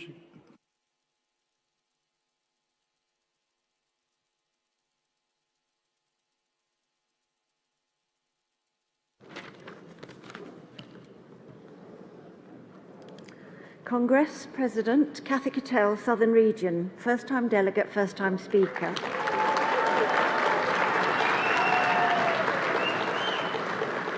Proposing motion 243, housing motion. This motion originated in my branch of the GMB, Richmond and Wandsworth. Wandsworth Borough incorporates some of the most deprived and some of the most affluent areas in the country. Under the previous Tory council, huge amounts of luxury flats went up. Many of you will have seen these ostentatious developments, including the Sky Pool, which is a glass-bottomed swimming pool connecting two luxury properties opposite the American Embassy. The complex cost £1.6 billion to build, and the pool alone cost £326,000 a year to heat. So, once vibrant communities with a lot of social cohesion are now faceless blocks of flats, often left empty and owned by overseas investors. Contrast this with people living on a local estate who are forced to visit a community centre to access the warm hub which ran through the winter, allowing them to have 3 meals a day, use the Wi-Fi and keep warm.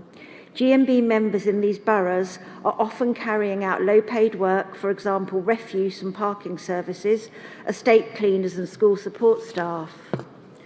As wages have stagnated and housing costs have soared, many have left the borough to seek more affordable accommodation.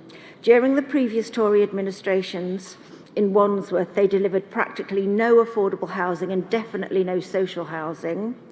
The new Labour administration that took control in Wandsworth in May 2022 have thankfully started to reverse this trend. They have committed to 1,000 new social homes in the borough by taking advantage of the new facility from central government to fund these public assets by allowing long-term loans.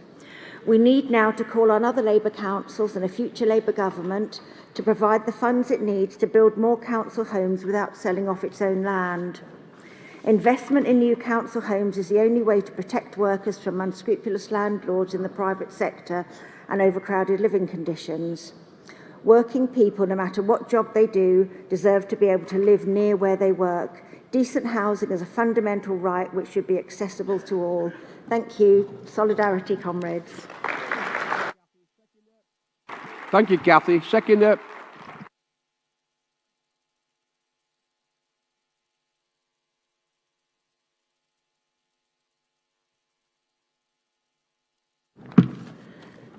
Good morning, Congress, Madam President. Seconding motion 243. As a resident in the borough of Wandsworth, I've seen the growth of these tower blocks and skyscrapers and that swimming pool monstrosity. It's caused a massive divide because what they don't mention is the fact that people have to go through separate entrances to get into the building. So you can have a shared house property, or you can be a private tenant. If you're either or, you have to go into separate doors to access the building and your home. So we have seen this rising.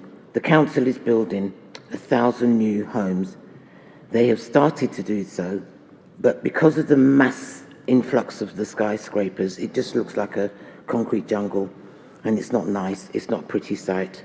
Let's hope that the Labour Council do keep their word and stick to their promises. It's good to see the new Labour-led council staying committed to this policy of providing new homes since coming back in 2022. And Wandsworth are committed to making it easier for people to move into different types of properties as their housing needs change. I hope to see this promise kept. It's no good having skyscrapers that create a them and us divide, making people use separate entrances to enter the same building. Keep housing genuinely affordable to the ordinary workers in the borough. I second the motion. Thank you, Maria. Mover of 244.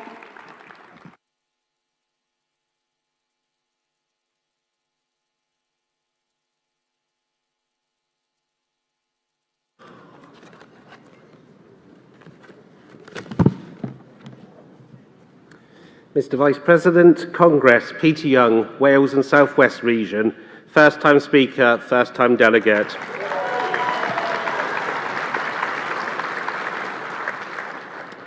Moving motion 244, protection of tenants from slum landlords. We are stuck in a housing crisis where mortgages are difficult to save for and to obtain, and house prices are spiralling out of control. This is compounded by the Bank of England and its radical inflation-fighting plan of increasing interest rates, leading to people being forced to sell or, at worst, be repossessed, and being forced into the rental market. We are Generation Rent, the generation where the rental market is like the Wild West, the generation where rents are topping in excess of £1,000 plus a month. And as a branch, we are concerned about the worsening position of our numerous members who rent and are forced to rent for much longer than our parents ever did. The UK is plagued by amateur landlords who are buying properties mostly as an investment, and with uncertainty in the pensions markets, people are looking at bricks and mortar as their pension pots. This leads to landlords who do not have any training or the capital behind them for when issues do arise and need fixing. Landlords are facing higher costs for repair work, higher interest rates, and higher taxes on profits. We speak with members who are stuck in housing that is not only of low quality, but in an unhealthy and unsanitary condition. Mould, damp, and pests are all now regular occurrences. It is unacceptable that landlords can churn a succession of tenants through the same unsafe properties year after year, and routinely do so without any comeback. The environmental health departments have seen their funding slashed, and as a result, they cannot cope with the volumes of referrals and enforcement. That is even if tenants who might be on short-term contracts are brave enough to take on the wealthy landlords and be confident of avoiding being blacklisted by letting agents. Tenants know that they can face reprisals from seeking involvement of local environmental health officers. Data shows that tenants who complain are usually pushed out of their homes in a matter of months. Many of the landlords own a portfolio of slum dwellings and are ready and willing to play rough to protect their cash cows. We want there to be a requirement for landlords to disclose to potential new tenants if there have been any major defects in their property, which have recently been reported by outgoing tenants. We want them to certify that the necessary remedial steps have been or are being taken, and when. New tenants have a right to know if the property is prone to mould and pest. Many properties change hands in the summer months when issues such as damp are not obvious. Landlords should not be allowed to continue to indefinitely lie and conceal the truth about these properties. Landlords should feel greater pressure to offer and maintain their properties to an acceptable standard. We therefore propose the introduction of a mandatory statement along the lines of the successful EPC, energy and environmental ratings that landlords are used to. This will enable them to understand at a glance what they may be exposing themselves and their families to. We already require electrical and gas certification. It is not much of an extension to expect landlords to certify the position of other hazards. We ask the Central Executive to use their influential position to support the incoming Labour administration for such action. Please stand, support this motion. I move. Thank you, Peter. Seconder.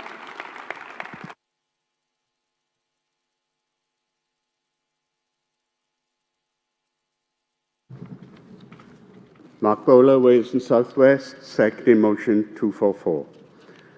A Bible quote from Ecclesiastes indicates that there is nothing new under the sun. And when it comes to unscrupulous landlords, that's certainly true. Such has been the case since the mass migration from fields to new towns of the Industrial Revolution. It is everyone's aspiration to have a safe, dry and healthy space to call home. We spend upwards of a third of our income on such. Therefore, it should be an absolute given that homes are fit for purpose, and if unscrupulous landlords won't step up to their responsibilities voluntarily, then we must make them. That's why I'm happy to second this motion. It's an absolute scandal that in this day and in this country, people are being left in appalling slum conditions. Please support this motion and let's put an end to poor, inadequate and unhealthy social housing and private housing, and no more slum, damp condensation or homes infested with vermin. No more substandard homes that make people ill. No more easy, big profits at the cost of vulnerable tenants that make them ill. I second. Thank you, Mark. Mover of 245.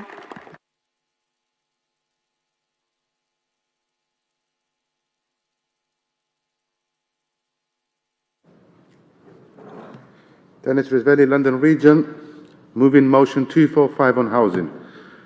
Congress, our motion points out that ERS and Civica, who are well established to run industrial ballots, are also now involved in the estate ballot process, and we have identified some serious issues that need to be addressed. GMB policy is to protect the rights of residents on council and housing estates facing demolition, but instead many are faced with practices that undermine and discredit the estate balloting process. One Housing used a loophole in the guidelines for a second ballot for demolitions for residents of Juniper Crescent Estate in Camden. The first ballot in 2020 saw residents overwhelmingly reject demolition. GMB calls were not heeded. The second ballot was held, and now GMB members on the estate are facing demolition of their homes. For any fair ballot process, whether it is industrial or housing, all parties involved need to agree and follow established rules and safeguards. It's no different for housing. ERS and Civica should not conduct ballots where their sponsors are not prepared to play fair and follow agreed rules. First, ERS and Civica need to engage with all affected residents, groups and with ballot sponsors to draw up ground rules and safeguards for fair ballots. Then ERS and Civica need to ensure ballot sponsors agree to strictly follow these rules, and where Civica conduct the ballot, for it to enforce them. ERS and Civica should be using their good name and massive expertise and experience to help residents, groups and ballot sponsors ensure fair process and fair rules and safeguards are followed in estate ballots, and be bold enough to stop any ballot not being run fairly. GMB has had policy on this since 2015, and we had numerous meetings with the Mayor of London asking him to close the loopholes being exploited by ballot sponsors. We welcome the chance to debate this motion as it will strengthen our policy and make ERS and Civica aware of our concerns about the problems with the ballot process. This motion will also help GMB members on these estates facing demolition of their homes and residents groups in their discussion with ERS, Civica and ballot sponsors to agree and adhere to fair rules and processes. I move, please support this motion. Thank you, Dennis. Seconder.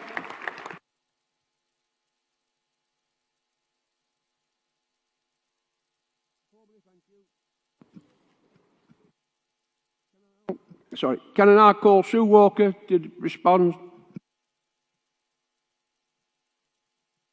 And could I ask for your movers of motion and seconders of 94 and 95 come to the front? Vice President, Congress. Sue Walker speaking on behalf of the CEC, responding to motions 244 and 245.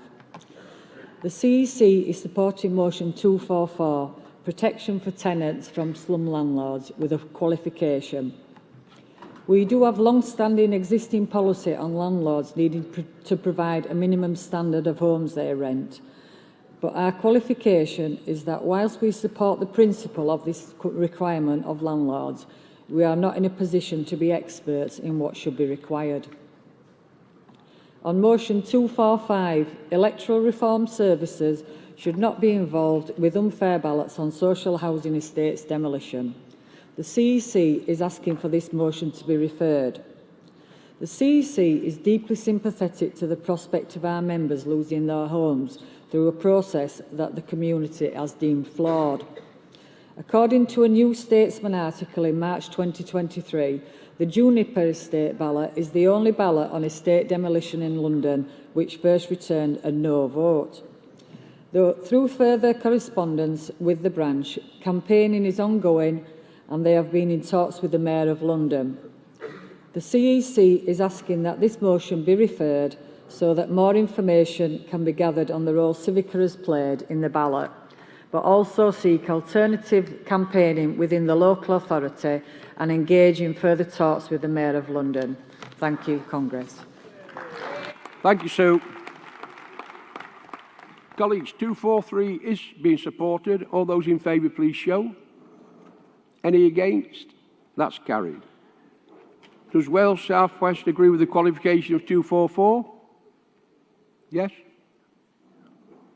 The qualification has been accepted. All those in favour, please show. Any against? That's carried.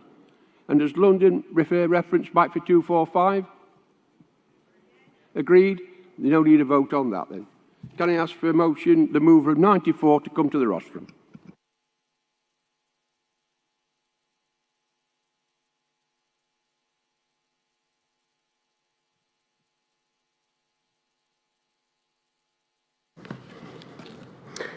Philip Rogers, Wales South West Region, moving motion 94, Loan Working Policy. Vice President, Congress. Lone workers are those who work by themselves, without close or direct supervision, including contractors, self-employed and employees who work outside of normal hours. Mobile workers who work away from their fixed base also come under the lone working umbrella. Evidence suggests that since the pandemic, lone working has become even more prevalent, with the move from office-based workplaces to working from home. There is no specific law dealing with lone working. The Health and Safety at Work Act 1974 places general duties of employers and employees to look at lone workers equally. And the Management of Health and Safety at Work Regulations 1999 requires employers to make suitable and sufficient assessments of risks. But there is no law requiring them to draft a specific lone working policy. Lone workers are more vulnerable because of the lack of nearby support. Being secluded from managers and colleagues, it can cause work-related stress and impact their mental health. Workers may feel disconnected, isolated, or abandoned. It also makes it harder for them to prevent an accident. Procedures should be put in place, and lone workers should be trained in how to use them in first aid and emergency situations. By creating a lone working policy, this can help employers explain the process to staff and should cover all types of lone working across the organisation. Roles should be assessed, giving clear information for limitations of lone working, whilst considering employee needs. It should be reviewed regularly to ensure it remains fit for purpose for everyone. A lone working policy should treat staff fairly, equally, and not disadvantage anyone. Wherever an employee is working, they will be given the same support, including access to their recognised trade union, as well as opportunities for training, development, and promotion. An employee should not miss out on anything because of where they work. The policy should explain how lone working is addressed within the workplace and outline how things work and set limits, but must allow flexibility. This Congress calls upon the GMB to lobby the government to make it law that every employer should have a lone working policy to protect their most exposed employees. I move. Thank you, Philip. Seconder. And can I ask for motions 227, 16, Composite 16, motion 234 and 237 come to the front, please?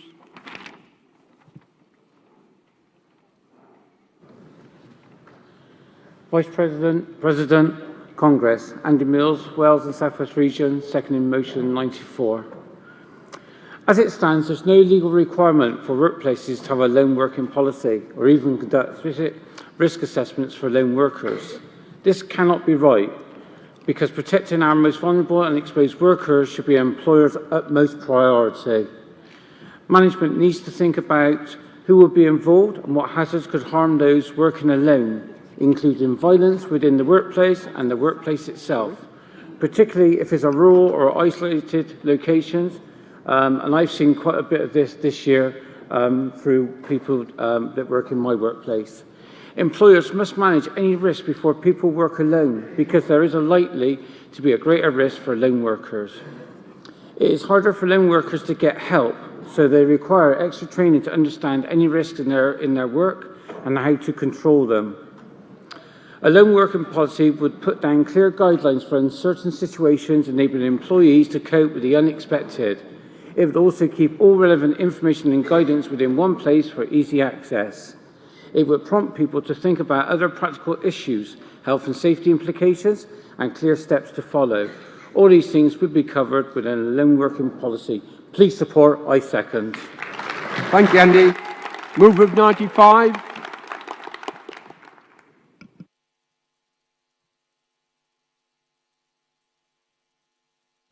Mr. Vice President, Earl Jackson, Southern Branch, L16 Division.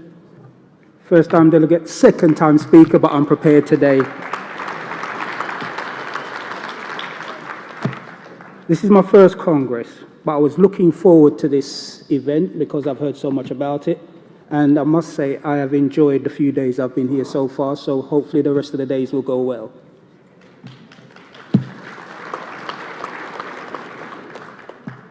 Since joining the GMB, my work-life experience has taken a completely new and fulfilling direction. First as workplace rep, then health and safety officer, which I have enjoyed immensely. But that brings me to my motion. It has been an eye-opener to the ongoing injustices which our members continually cope with on a daily basis, and the uncaring nature that employers can have towards those who contribute to their business. My motion regards outdoor workers, example road sweepers, on-street enforcement officers, labourers, scaffolders, etc., who are constantly working in the elements on a daily basis.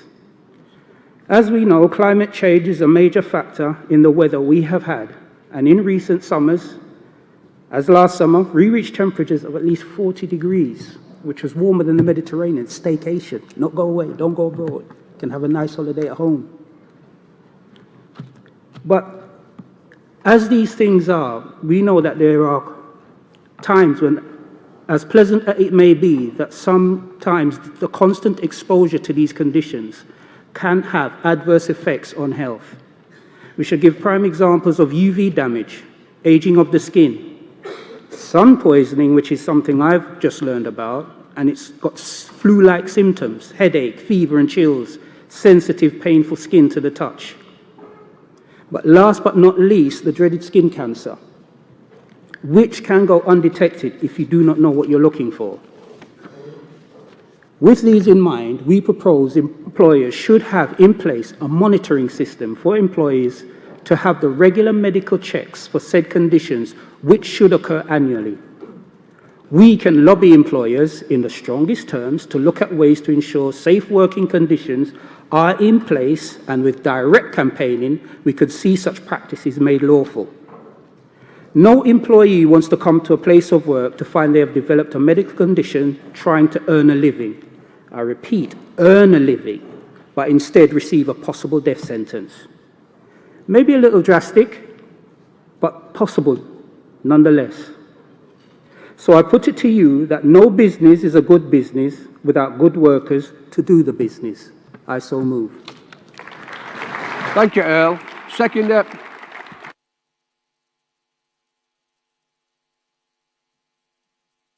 Seconder for 95.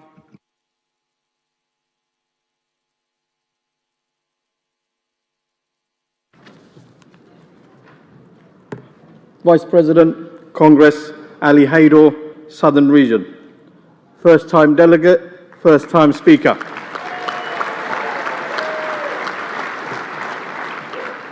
Seconding motion 95, the sun is out. Well, Congress, the sun is definitely out. So let's put the heat of the sun on the employers. so they have the energy to do the right thing and protect workers. Congress, with global warming causing extreme and unpredictable temperatures, which in turn creating unsafe workplaces for our members. So many working in dangerous heat, putting their health at risk. Congress, we should never have workers dying due to result of poor working conditions. Never. Yet employers running away from their duty of care to keep workers safe. Well, they can run, but they can't hide. It's time for employers to take ownership and responsibility by putting workers first over profit. They must provide a safe workplace. Let's protect our members with regular skin checks and immediate treatments so they can save lives and make work better in the sun. Congress, please support the motion I second. Thank you. Thank you, Ali. Colleagues, both these motions have been supported, so we'll go to the vote. All those in favour of 94, please show.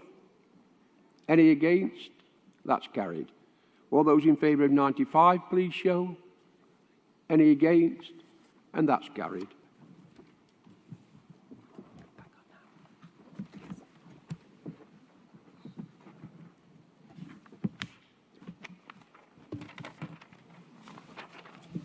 Thank you, Malcolm. Just before we go to the next set of motions, we are moving motions 238, 239, 240 and 242 to the afternoon session, and we will also debate motion 229, which was brought back onto the agenda with those motions this afternoon, and these motions will be debated after the awards. Thank you. So can I have the mover of motion 227, please? No, that's... No? Am I in the wrong page? Maybe I'm on the wrong page. I don't know. No? Have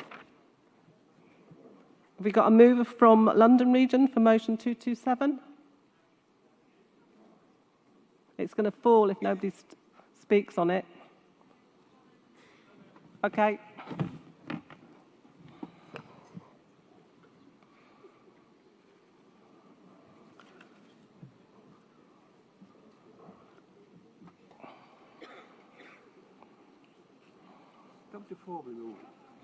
You can formally move it.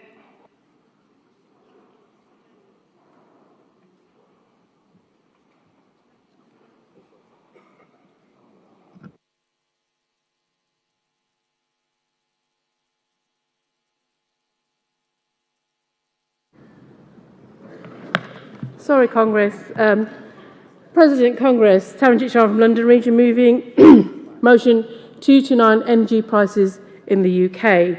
As you can see, it's a really long motion, but the motion basically is asking... Taranjit, can I just make sure you're talking to 227, please? Oh, sorry. Is it 227? Formally, thank you, and second it. Thank you, London Region. Thank you. Can I have the mover then for composite 16, please?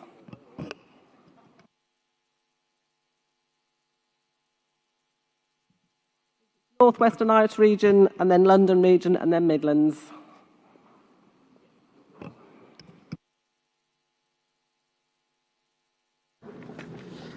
President, Congress, Tom Williams, Q22, Central Manchester Branch, North Western Irish Region. First time delegate and speaker.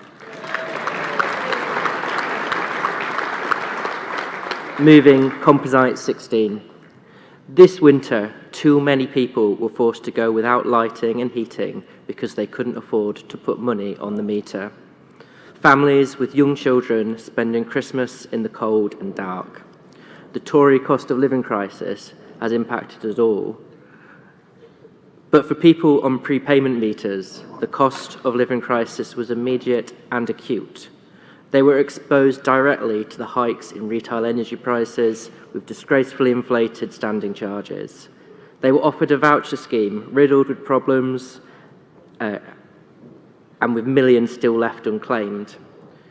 People with prepayment meters are often on low incomes, living from payday to payday. They may be reliant on frozen local housing allowances that don't reflect the cost of living in their area. They may live in private rental accommodation with exploitative landlords. Many are among some of the most vulnerable people in our society. But prepayment meters are part of the so-called poverty premium, the perverse fact that being poor costs more. This rightly caused national outcry this past winter. Ofgem and the utility companies agreed to suspend all forced installations of prepayment meters. Temporarily, there would be no contractors working for utility companies forcing their way into people's homes under warrant. Temporarily, your electricity company wouldn't be able to turn your smart meter into a prepayment meter at the push of a button without your permission. Did you know they can do that? They can. And forced installations are back. The energy companies promise us that there's a new code of conduct, but the code is weak, and frankly, do we trust our privatised, profit-driven utility companies to stick to a voluntary code? Congress, I don't. Utility companies say they have a duty to stop people running up mountains of debt. But breaking into a vulnerable person's home does not protect them from debt. Does it help someone manage their debt to make them pay more and to make them pay it up front or else they'll freeze? No. This motion calls on GMB to work with stakeholders and our sponsored members of Parliament to find an alternative to prepayment meters and to stop forced installations and disconnections. We must end this poverty premium scandal. Congress, I move. Thank you, well done. And then the seconder from London Region. Doesn't matter, whatever order you want.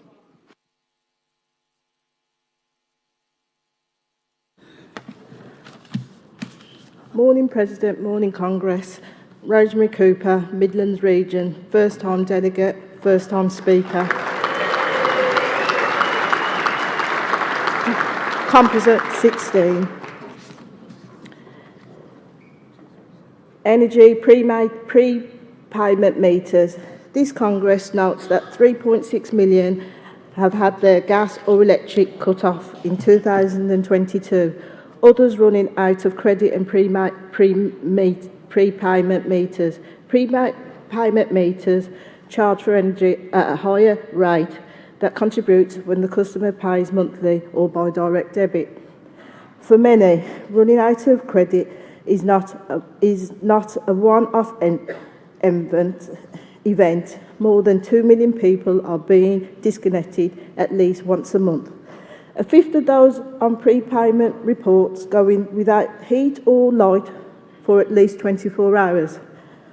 Unable to cook or wash to get connected, you have to pay a standing charge before you have any energy. Congress believes that prepayment meters are unjust and lead to the poorest in our society paying the most of energy. This is a poverty trap. It is wrong for private companies to enjoy profit from abuse public sector funds, sector laws that have had inheritance and privatisation. All I can say is please support and unite today. Well done, Rosemary. And I love the colours in your hair. Barbara, Congress, Cathy Holland again. London Region, seconding compensate 16 prepayment meters. Prepayment meters are an awful way of getting the maximum amount of money from people who generally cannot afford it. Although I do appreciate there may be those who choose this method of controlling their bills. But to be forced to have one is completely out of order.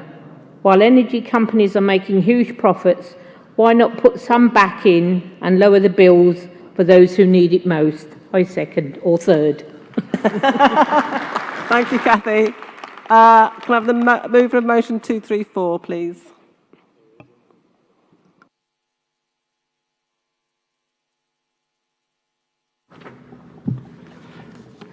President, Congress, George Sharkey, first time speaking today. Moving motion 234 on North Sea oil and gas. Congress, in Washington on the 24th of May, Rachel Reeves spoke in favour of adopting a new approach, and I quote, that I call securonomics. It focuses on the economic security of a nation, prioritising economic strength and resilience, end quote. She went on to praise Biden's administration, building America's economic security, strength and resilience. A more active state pursuing a modern industrial strategy is selecting the areas where America must guarantee its ability to produce what America needs, whether it's in digital technology through the CHIPS Act or in clean energy and industry through the Inflation Reduction Act. Rachel commented that under Labour, Britain will embrace securonomics. It will mean becoming a better version of Britain by building on the existing strengths of our economy, our enterprise in energy and life science, and also by strengthening our economy, we must become more resilient. Rebuilding the industry foundations that we have lost and which has left us exposed to global shocks, investing in the industry and technologies that will determine our future economic success and building financial security in each and every household in Britain. Congress, we undoubtedly warmly welcome this new approach set out by Rachel. This significantly mentions our enterprise in energy and making the economy more resilient. A vital component of our energy supplies are offshore in the North Sea. Yet a mere 4 days later, the Sunday Times splashed with a front page headline that Keir Starmer would commit to Labour to ban new offshore oil and gas projects. This is on top of the ban on using the massive gas reserves onshore in Britain. This doubles down on what Starmer said in Davos, as mentioned in motion. So much for Labour taking a leaf from the Biden administration book. This spring, in pursuit of a very resilient Rachel, mentioned as part of securonomics, Biden gave the go-ahead to drill for oil in 73 million acres in the Gulf of Mexico and for the huge window project in Alaska. As a candidate, Biden promised to move the United States away from fossil fuels, but that was before the war in Ukraine, turning their backs on our own supplies of oil and gas in the exact opposition of the economic security and resilience that Rachel promised in Washington. The Biden administration has recognised this and U-turned. So too should Labour. Even the SNP has now stopped short of calling for banning the Rosebank field in the North Atlantic. Congress calls on the CEC to seek to get the Starmer stance changed before the election, as the arguments in favour of the UK have its own gas supplies are overwhelming. Renewables are intermittent. During last winter, there was long periods where 2/3 of UK electricity consumption was from gas. Gas will be needed for electrical generations and for home heating for years to come, until realistic, reliable and affordable alternative technologies are available to do the job. Labour should recognise this is not only electrically viable route to achieving a net zero carbon emissions economy. Any UK government, Labour or Tory, is faced with a straightforward choice: either develop our own supplies of oil and gas or leave UK industry and consumers to the mercy of the international markets. Labour should see this sense on this. Stopping new oil and gas projects reduces Labour's electoral chances to the north east of Scotland and vulnerable to changes that will leave the UK exposed to relying on supplies from regimes run by henchmen, hangmen and head choppers. There's a very high risk that this will be rejected by the electorate. Congress, I move. Well done. And the seconder, please. Formally, thank you. And then a mover for motion 237. London, oh, yep, got one.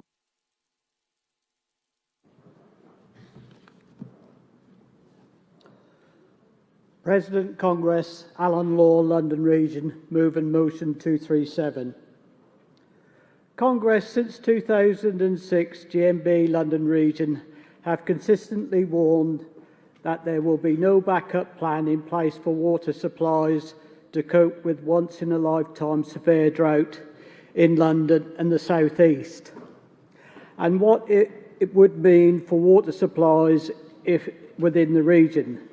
The previously very severe drought was back in 1976 and less a severe one in 2012.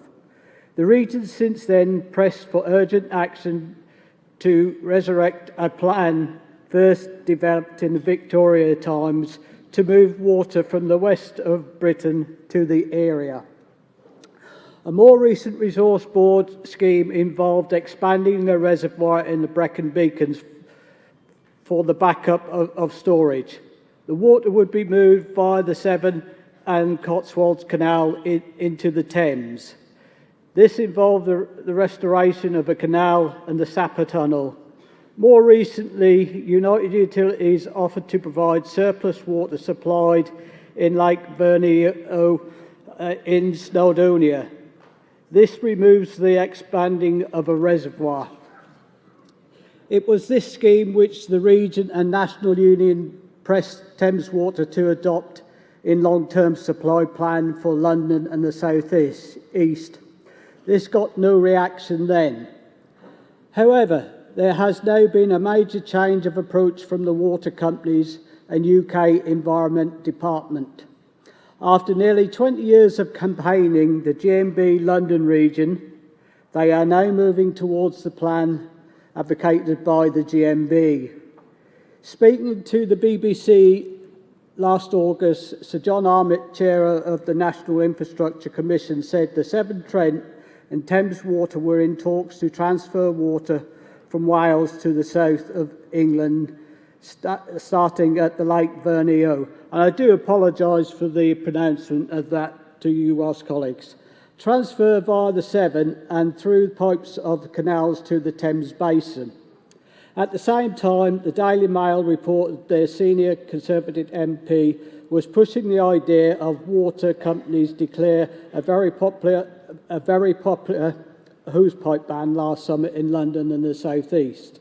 The Mail also quoted a spokesman from the government department, Devra, who said that the interior regional water transfers can play an important role in moving water from the areas of the country with plentiful supplies to those in high demand.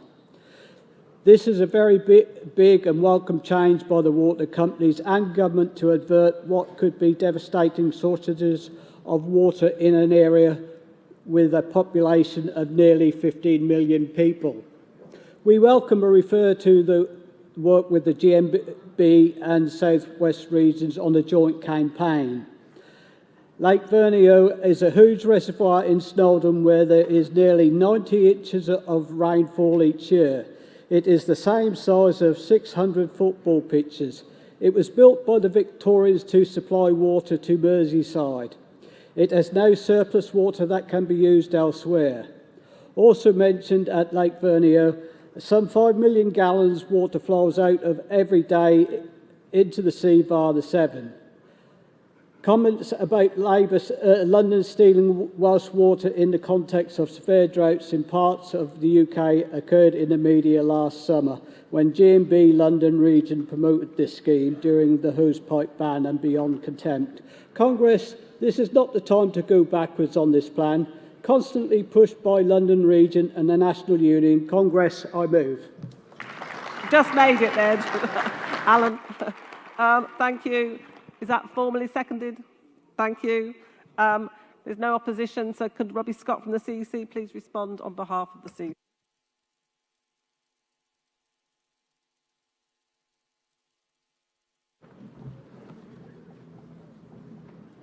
President, Congress, Robbie Scott speaking on behalf of the CEC, responding to motion 227, Composite 16 and motions 234, which we are supporting with qualifications, and 237, which we are asking to be referred.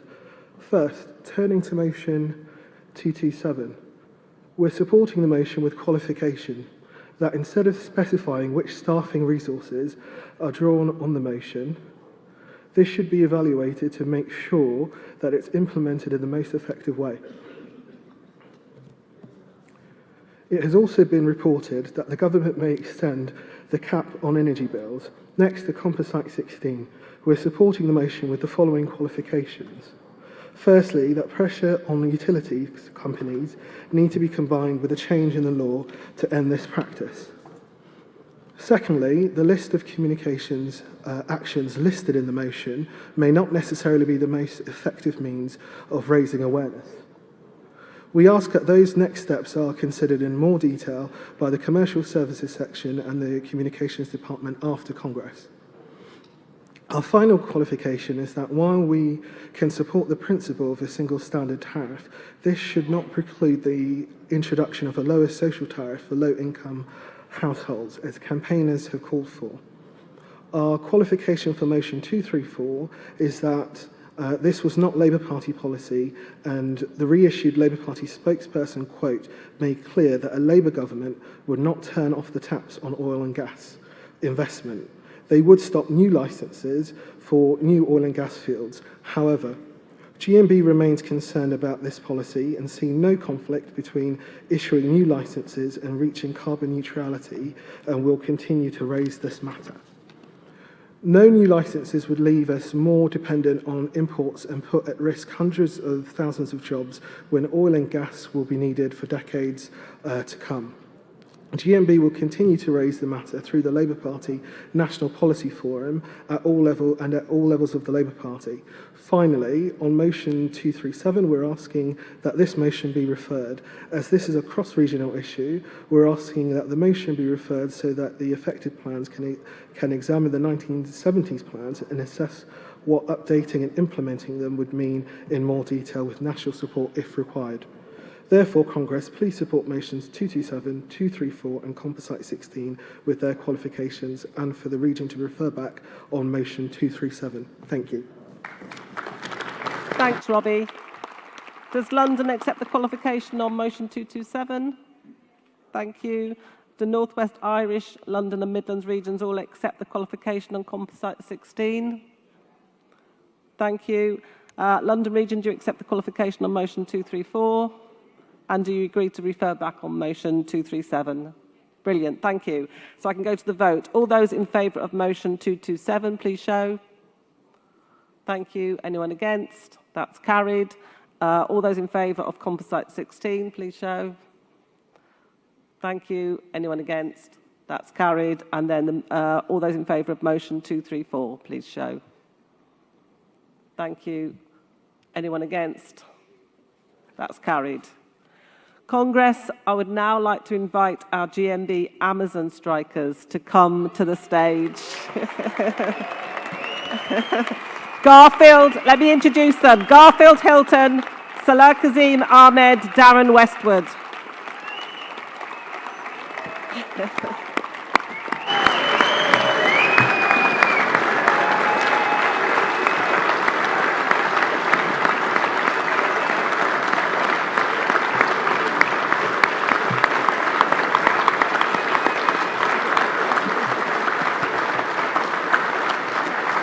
Can I just do a little introduction to them?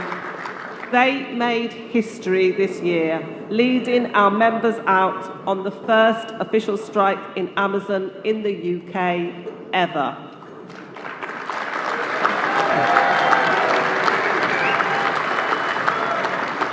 Our members have been striking for £15 an hour at Amazon's BHX4 warehouse in Coventry after a disgraceful 50 pence pay offer from one of the world's richest companies. Their strike and campaign for GMB recognition at the site continues. I think, Congress, you've already shown them your full support. Thank you. Garfield. Thank you very much. Garfield Hilton, Midlands region,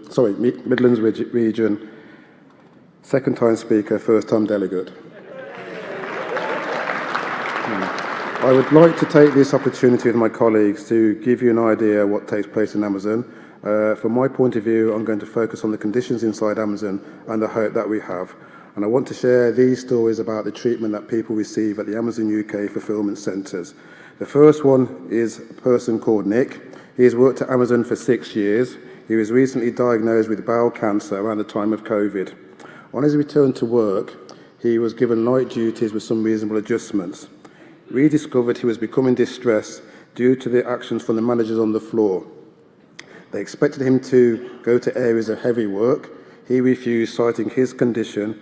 There were numerous times we joked that he was being followed around by managers. We also noted it always seemed to appear in the area I was working, there was always a manager that was there. One manager in particular was making his life extremely uncomfortable for him. He had talks with HR because he was getting down and depressed, and he had to threaten them with seeking legal advice to try and to redress the situation. Myself and a colleague made him aware his treatment at work was improper and he should exert his right under disability discrimination law. He was able to ease the stress of the constant pressure by threatening to take legal action, and only at this point did this particular incident stop with Nick. The next one I share, I'm going to tell you about the life of a person who worked with us. His name was Randolph. He's one of our leads from Coventry, and unfortunately he was to die. The way he was treated was appalling, and these are his words that I shared from the texts that we shared in between before he passed. I've not edited the first part of the words, and they reflect how he was talking to me. It's not from work because it is critical illness, but asking for support from Amazon, I have to keep pushing them, and it's exhausted. All the time after dealing with them for nearly 1.5 years. I'm having chemo, so the hospital gave me a red card with information. Normally I have to treat within 1 hour general. I am not feeling well, I take sick off. I inform my manager and share the card with him, which I always keep in my lanyard. I think he'll be my point of contact if anything should happen to me while I'm at work. Surprise, surprise. He doesn't look at the card, just said, I hope it won't happen here. I was disappointed and I make a safety complaint on the system. He came to apologise and he said he'd been very busy and he started to ask me to explain the card. He just wants to tick the box in the system. I don't trust all his excuses. I'm on stage 4 cancer. Basically my cancer has spread to my left lymph, and here he means nose, where he says nose. He now has also lymphedema. He was confirmed April 2022 with bladder cancer. Originally diagnosed in 2021, underwent chemo and bladder removal January 2022. April 22 now spreads to other areas, including the lungs. People shouldn't have to deal with this. At this point of life, somebody with cancer should be able to die with dignity.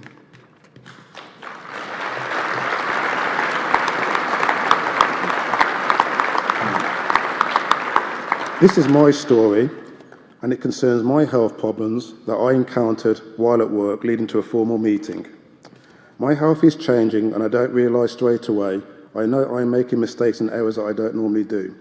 The doctor later informs me my blood pressure and cholesterol are alarmingly high, and medication is to be increased. I spend the next 11 months informing 4 managers and recording all the events at work to let them know what's going on for my mistakes and my health in general. November 2022, the system is giving me a warning regarding my mistakes, which leads to what we refer to as a formal productivity warning. In the meeting, the manager that I informed at the very beginning of this and halfway into the process of my health asked a question that annoyed me, and that was, how does and what does diabetes do? Simple, it kills.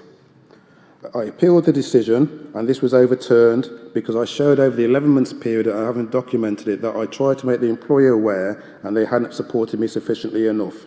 So now we move on to, there is now hope for us in the building. We as reps begin by challenging on breaches of employment law. First time the site HR has actually been made aware, they've been told your policies are not the law, your discrimination against workers is a clear breach of disability discrimination law and employment law. For the first time in 4.5 years, workers talk about fighting for change and pushing back against managers. They feel they have a voice. By design, 800 people speak as one voice, and Amazon are afraid that in that voice, we now see hope.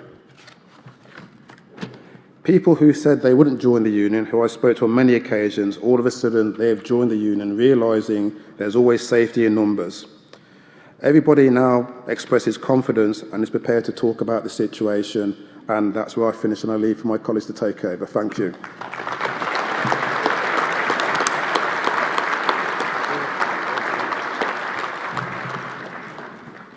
Hi everyone. I am here to talk about a very delicate argument. Trust. There is nothing more important in the world than trust. The trust helps us to keep going, to believe in people, but in this case, in the company. If the trust is missing, we can realize how worthless we are for them. Just a number identifiable by a barcode. Worker without a specific purpose, if not to reach the target in order to not incur in penalties. So I wonder why. Why do we have to bow our heads to the arrogant manager? Why do we have to be sent to heavy labor that can harm us physically?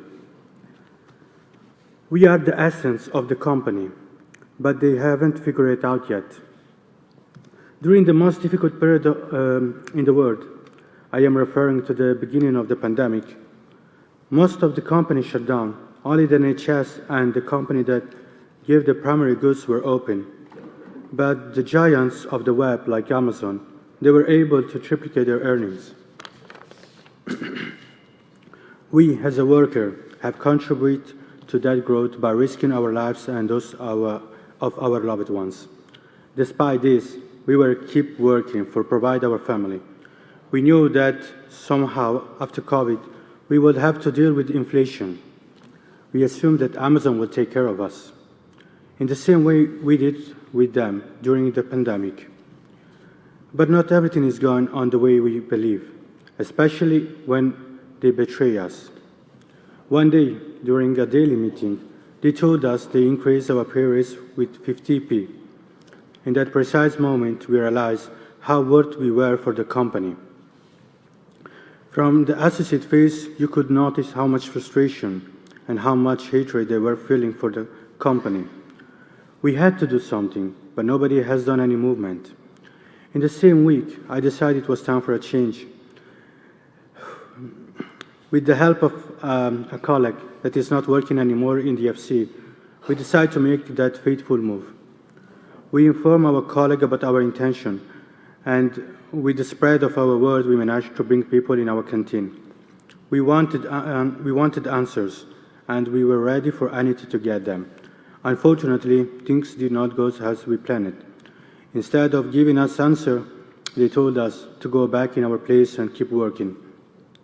If we didn't go inside the FC, they would automatically clock us out from the system, so we wouldn't be paid for the whole shift. We did not let them to intimidate us, and we managed to stay in the canteen for the whole day, awaiting for answers who did not arrive. In the most difficult situation, you understand how people are. By saying that, I mean in the whole canteen, just one person catch my attention. The name of this person is Darren. I immediately noticed how he was supporting the people that were around him, and how he was able to manage the situation in a way that was calm and conscious. Not everyone would come forward to handle a second strike in the next morning, but he did. From that day, a friendship was born, and a common purpose as well: help our colleague to have more respect and a decent pay in the warehouse. In those days, we lost the battle, but it had just begun, and it's not over yet. With the arrival of the GMB, we have changed the rules of the game. We adopted and started posing a threat to Amazon. We are not heroes, we are workers, fighting for our rights. And if we are remembered in the history of revolution, so be it. Even giants fall.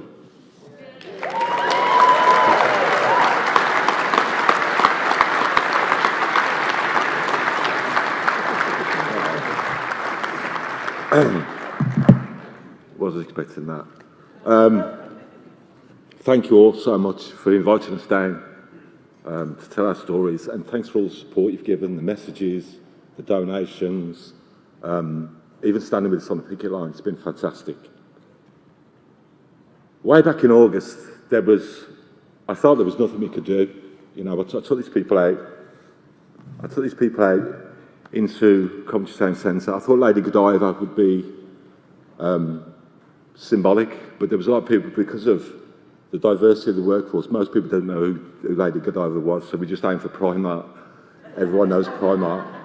And we were lucky enough, to be fair, they had been tipped off, but GMB Midlands were there waiting for us, and they've had our backs ever since. Hence why we're here now. We've had 16 days of strike action, but I'll always remember the first one. The first one was such a gamble because it was such a big one.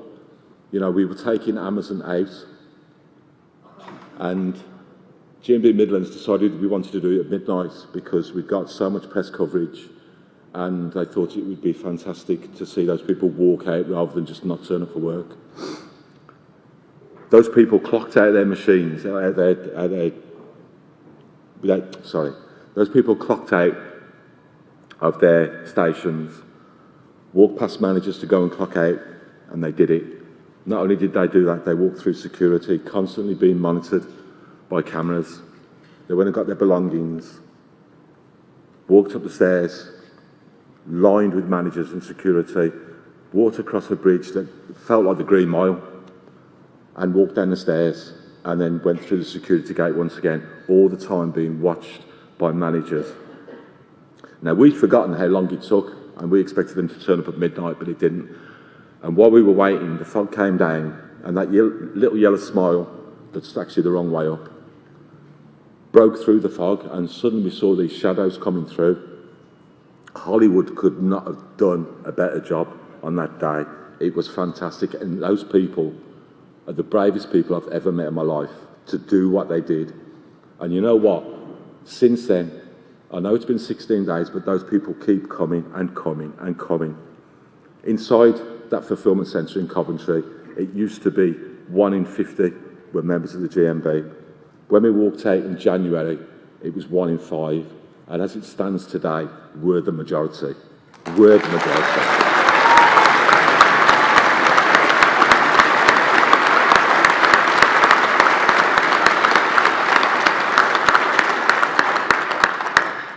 So, we put the letter for recognition in, and Amazon come and talk to us, and it's all great. No, it's not. They employ 1,000 more people in there to dilute our numbers. They've moved the goalposts again. And it's not fair. It's not fair. They planted people on the picket line last time to try and wind our young lads up. But we're not there for a fight. We're there because we need more money. There's people in there on their knees. Myself, GMB called me a leader. Amazon called me a troublemaker. But I'm not, I'm a dad.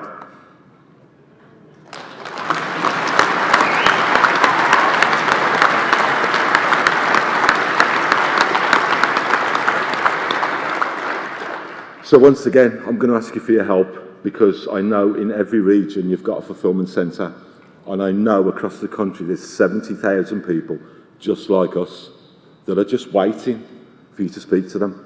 They might not speak the same language, but we can help. We've translated our leaflets into quite a few languages. We'll come up, we'll stand on the gates with you in the pouring down rain. It doesn't bother us anymore. But those people are there, they just want you with them. They don't understand what a union is. It's took us this long to get so many members, and now we've got them. We're not going to lose them. They're just one big family. There's people in there that wouldn't speak to me before, and now I go in and they're my best friends. We can do this. Amazon needs to pay better. It needs to improve health and safety, and it needs to treat its staff better.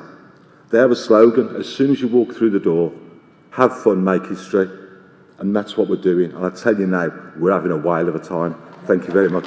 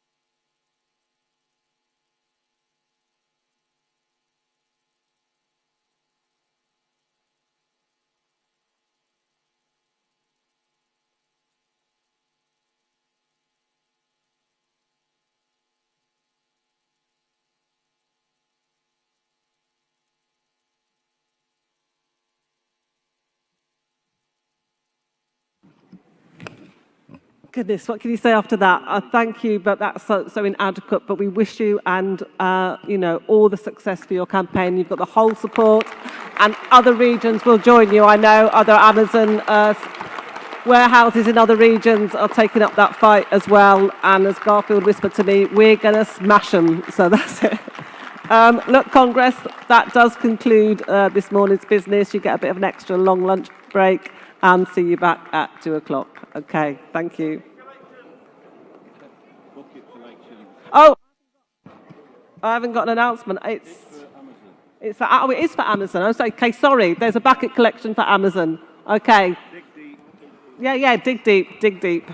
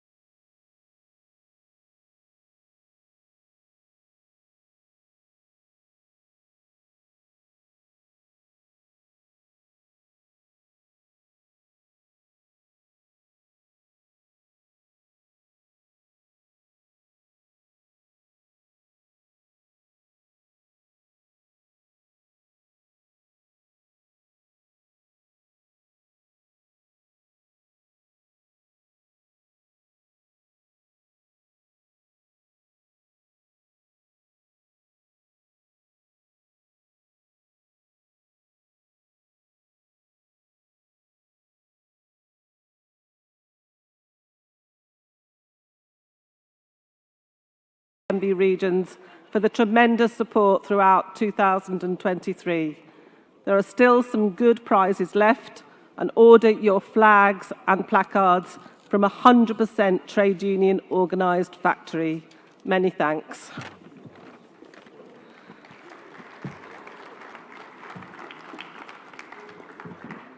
Can I just make you aware of the changes to the published schedule? We have carried over from this morning motions 238, 239, 240 and 242. These will be debated first after the awards. We'll then move on to motion 229 on energy prices, which has been restored to the agenda following the votes on SOC Report 1. That was put back in the agenda. This motion will be debated this afternoon after the John McLean Health and Safety Award. We then have 3 extra motions to debate on schools. These are motions 144, 146 and emergency motion 4 on Ofsted. These will be taken as separate groups of motions after the group, starting with Composite 12. I don't expect you to have remembered any of that, but I'll be going through it anyway. So there's no standing orders report, so we can move straight on to the Eleanor Marks Award. Eleanor Marks was, of course, one of the founding figures of our union, who served on our executive, and she was a guiding spirit behind our first rule book. Each Congress, we dedicate the Eleanor Marks Award to outstanding women activists, and I'm delighted to say that Maddie Wilkinson of North West and Irish Region is the winner of this year's award.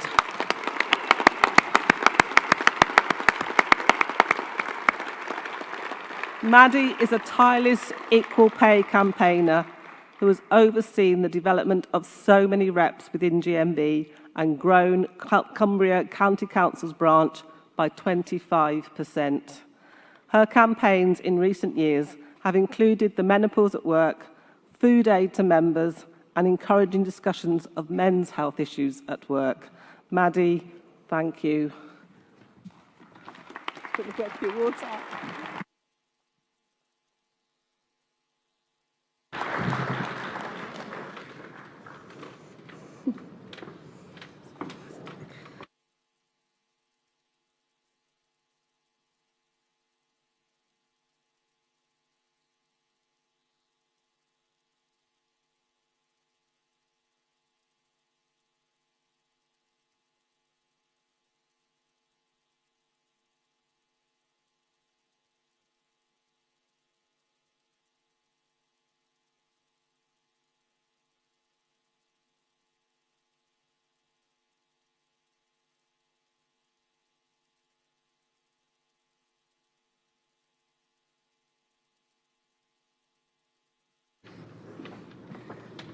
Hi, I'm Maddie Wilkinson, first time ever to Congress.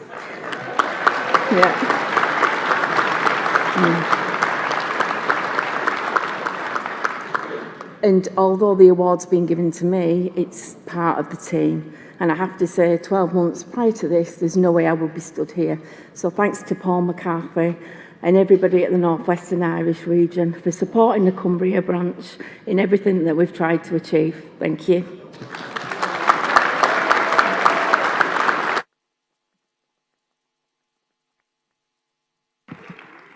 Well done, Maddie, again. We now move on to the presentation of the Mary McCarthy Health and Safety Rep of the Year Award. The award is named after Mary McArthur, founder of the National Federation of Women's Workers, which became part of what is now GMB, and a proud suffragette who fought sweatshop labour. I'm so very pleased to announce that the award this year is to Simon Wilde of London Region for his outstanding work to negotiate a new risk assessment system at Best Food, which has led to a sharp reduction in injuries. Well done, Simon.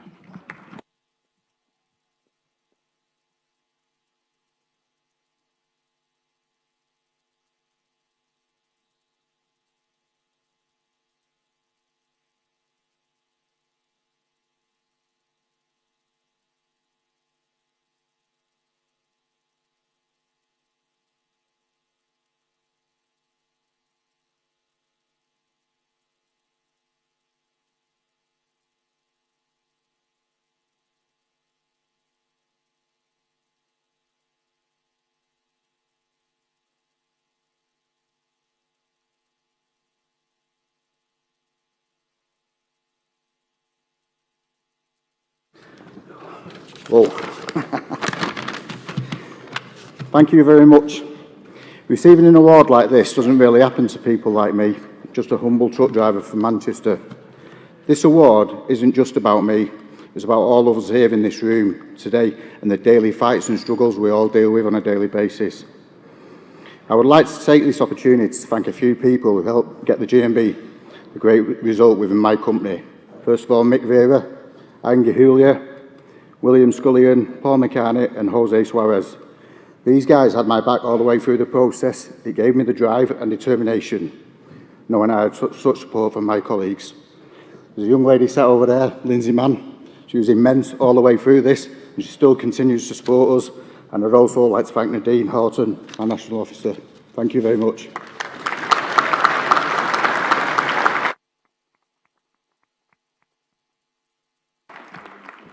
Well done again, Simon. We now move on to the presentation finally, Congress are introducing a new award this year. The John McLean Award is named after our former National Health and Safety Officer, who sadly passed away last year. John joined the Union in 1976, and he worked for the Union for 22 years, first in London Region and then in National Office, before retiring in 2015.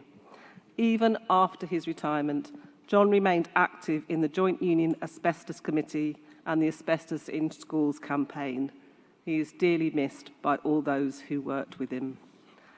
John believed that health and safety was always a team effort and never about one individual, so it's fitting that this award is made on a collective basis to a whole branch or workplace.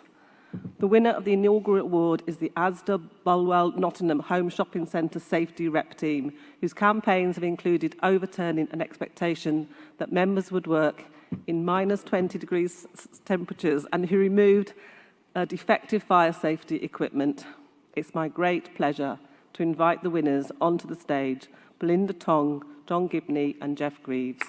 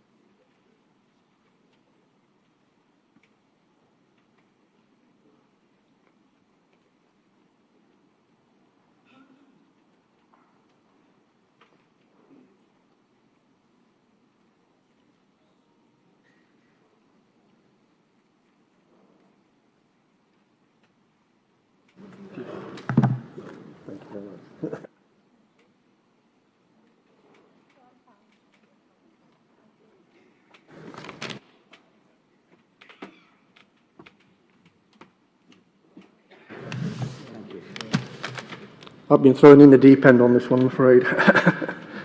On behalf of all three of us, we'd like to thank everyone who nominated us for this award. I think we're all feeling a bit overwhelmed to be the first recipients of this award, the John McLean Award. And by winning this award, it has made us more determined to carry on his legacy to improve health and safety in the workplace.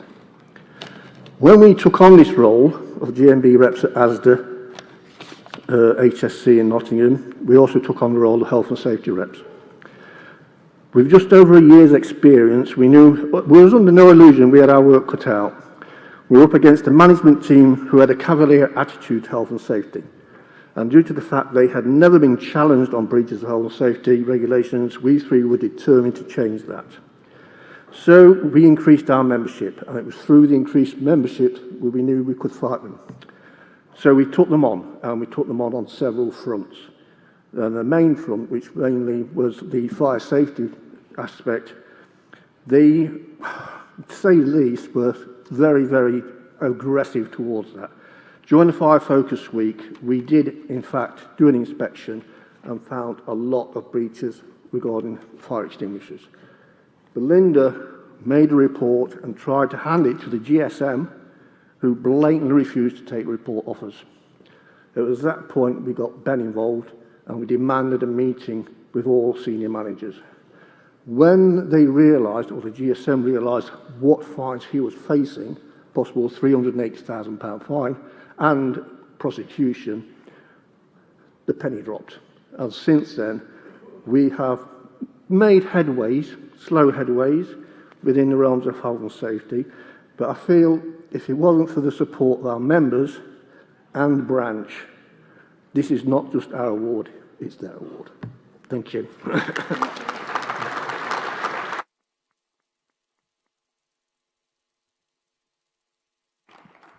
Well done again to all our winners, and what a really lovely positive way to start the afternoon session.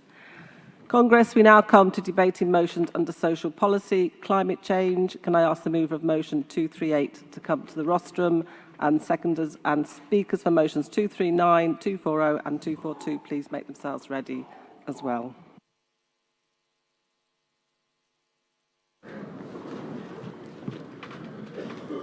President, Congress, Paul Block, London Region, move in motion 238.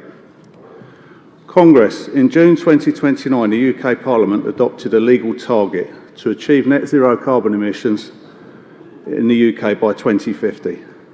What is remarkable about the way this legislation was passed is that neither the government nor the parliamentarians who voted the target into law had any official estimates of how much achieving the target would cost or who would pay for it. What is even more remarkable is that 4 years later, there is still no official government publication on the gross and net costs of meeting this target and who is going to pay the costs. What we have instead are a series of estimates from various sources with little information about the details. The official OBR estimate mentioned in the motion is the most high profile and widely quoted. We had the Treasury estimate in a letter from then Chancellor to the then Prime Minister Theresa May, leaked to the Financial Times as the legislation was going through Parliament. It rubbished estimates from the official Climate Change Committee saying that the cost would be 40% higher, more than 1,000 billion.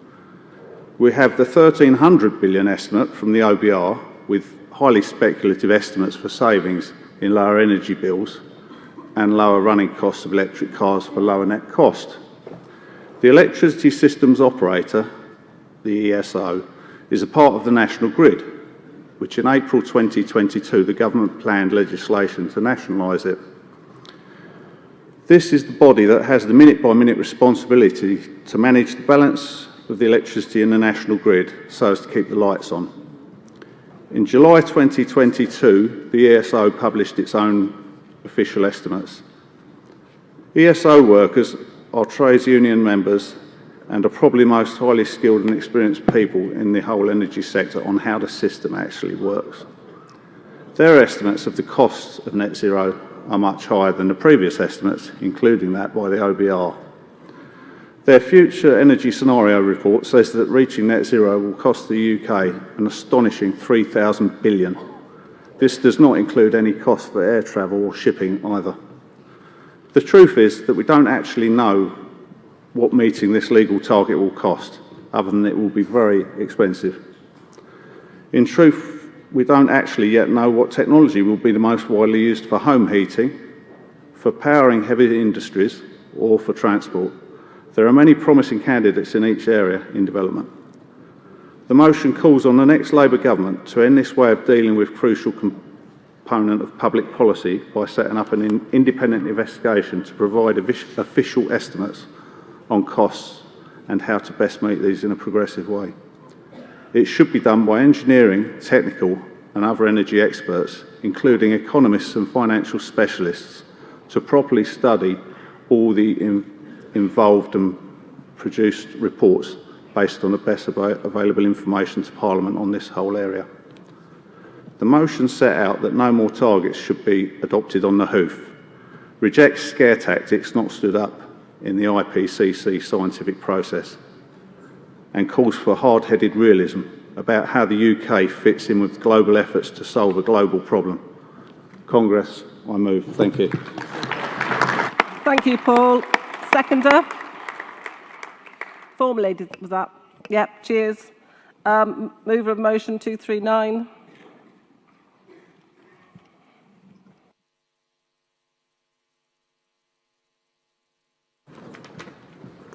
President, Congress, my name is Dorota Chrustek, Midlands Region. I'm a first-time delegate, first-time speaker.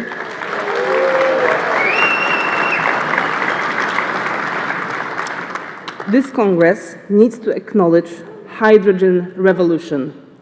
Do you know that British Gas is currently involved into investigating the work required to convert every home and business to 100% hydrogen? This means that British Gas engineers are the face of the project for residents and for completing surveys in properties to understand what work would be required to convert the area to running on 100% hydrogen. Sorry, I'm so stressed. This Congress needs to campaign more strongly, create more visibility, and lobby the consideration of the good quality unionized workplace and minimize offshore employment and infrastructure. Congress needs to promote the use of infrastructures within UK, manufacturing, producing jobs for UK workers and GMB members, as building the UK's hydrogen economy has the potential of 75,000 jobs. I have no personal story to tell you, but I can tell you that hydrogen is our future. So Congress, I'm asking you to support my motion. I move. Thank you. Brilliant, well done. And seconder, please.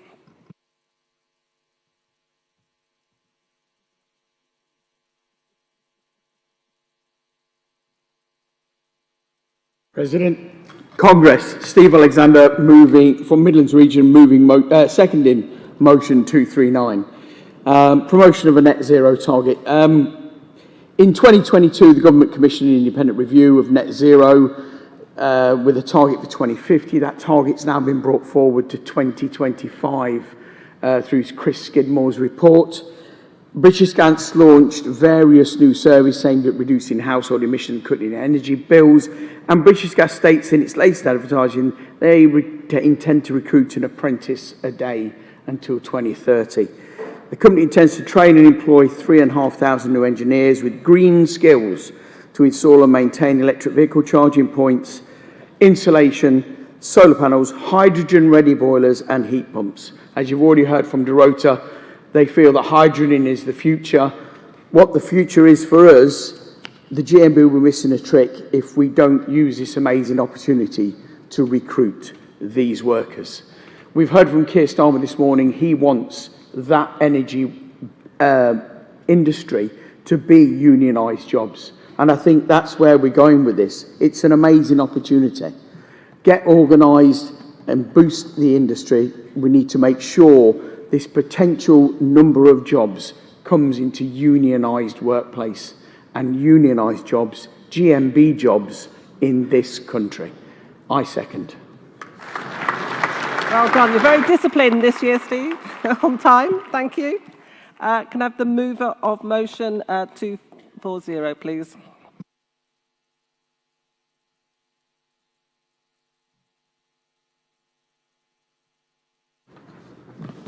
President, Congress, Paul Block, London Region, moving motion 240 on electricity. Congress, the motion says that what Labour is currently proposing for net zero electricity generation in Britain by 2030 is not possible. There is no alternative to the current gas-fired power stations in 2030 to keep the lights on during the 1 in 6 days when there is no wind. Nothing that Keir Starmer says can change this statement of fact. As someone famously said, facts are stubborn things. The current large-scale generation of electricity from wind and sun in Britain will leave huge and sudden gaps. There are deep doldrums of wind that can last for days, typically in the midwinter, when power demand is greatest and when there is no solar either. Delft University in Holland says these high-pressure weather systems can last for up to 50 to 100 hours and much longer during freak years. Strategic net zero backup for the worst extreme is needed. Carbon capture and storage is possible. On Teesside, Net Power is already developing a zero-emissions gas station with CO2 piped into the North Sea. Whitetail Clean Energy is a 300 megawatt plant that might be on stream in 2025 at Wilton. However, Wilton is just 300 megawatts. Over 20 gigawatts of net zero electricity are needed to replace the current gas stations. If the solution is over 20 gigawatt plants like Wilton, costs will be high in view of having to keep them on standby for ever reduced hours. If Labour is prepared to go down that road, it cannot be done by 2030. There are other possible solutions, but they're not yet available. One candidate is the UK's Highview Power, using electricity to deep freeze compressed air that can be stored in steel towers. This is equivalent to using electricity to pump water to a mountaintop reservoir and then allow the water to flow downhill to generate electricity when needed. With compressed air, when the process is reversed, it can provide backup electricity for up to 60 hours. We don't know yet whether it will succeed and at what price.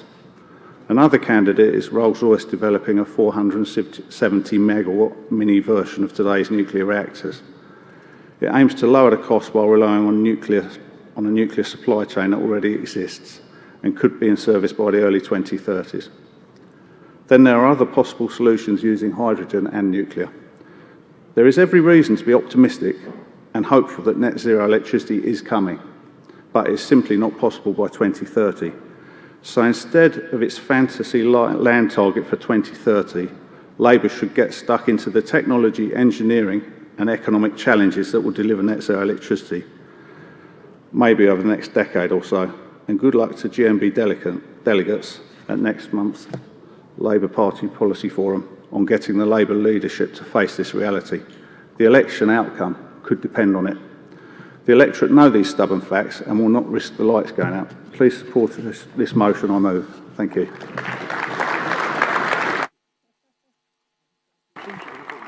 Thank you, Paul. Seconder? Thank you. I'm liking this. Can I have the mover of motion 242, please?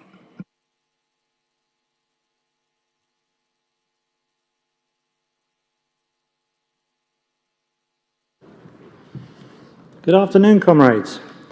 President, Congress, I'm Dave Kent from London Region, moving motion 242, simply entitled Environment.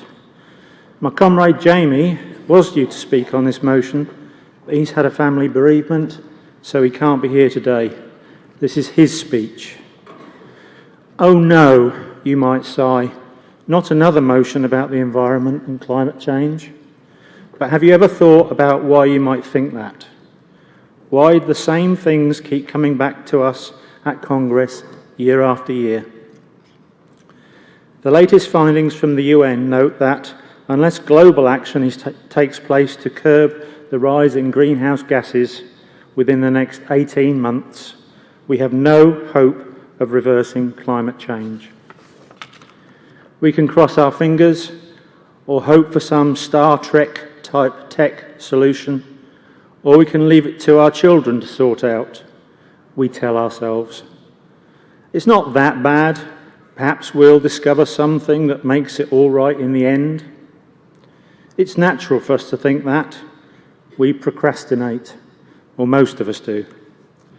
On the whole, trade union members are more active and more involved than other people. We should direct that activism into assisting people to understand the impact their day-to-day actions have on the environment. It doesn't have to be big and it doesn't have to be onerous.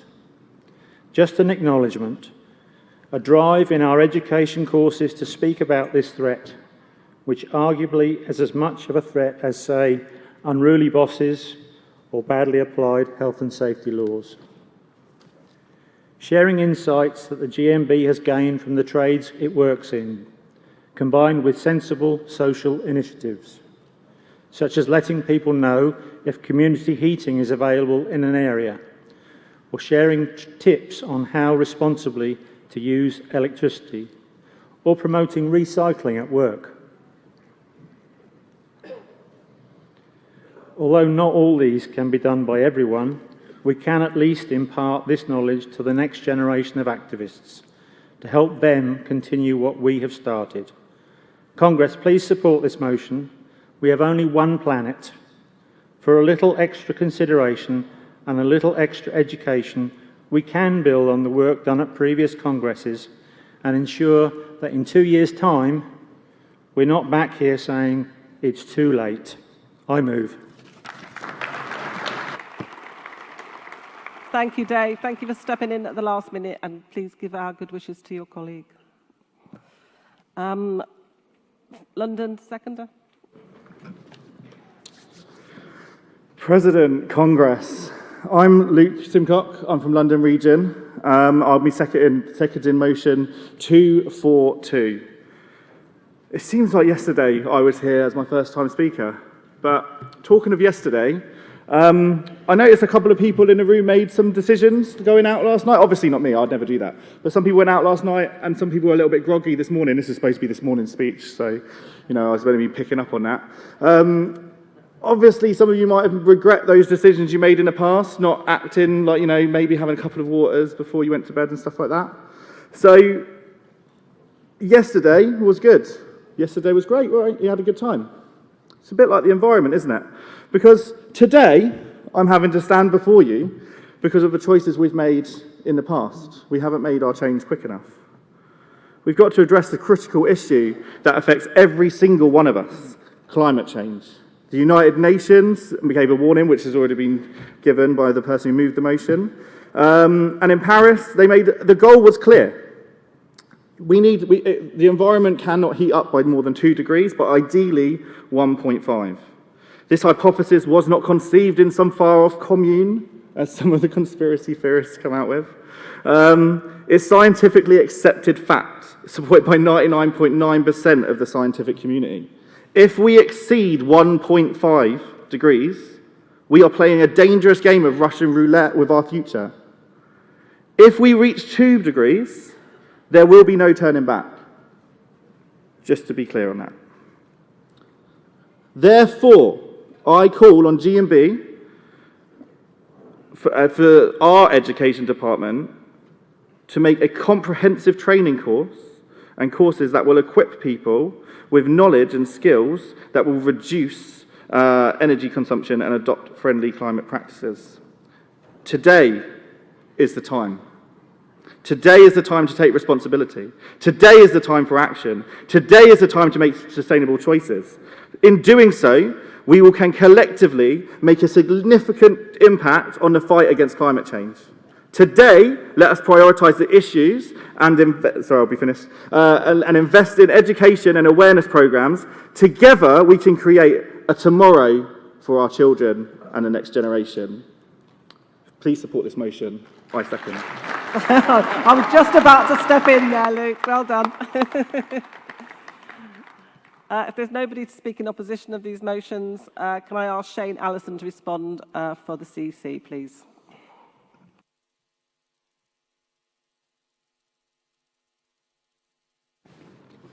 Good afternoon. Shane Allison speaking for the CEC on motions 238, 240 and 242, asking that they all be supported with qualifications. On motion 238, independent investigation to establish the costs for the UK of net zero, this motion is very similar to a motion submitted by the branch to Congress in 2022, which was supported with qualifications. In line with the CEC stance to that motion, which was carried by Congress, it should be noted that the cost of $1,400 billion is a total OBR estimate of the cost of decarbonisation, and that the net estimate was $344 billion, or £7.93 per household per week.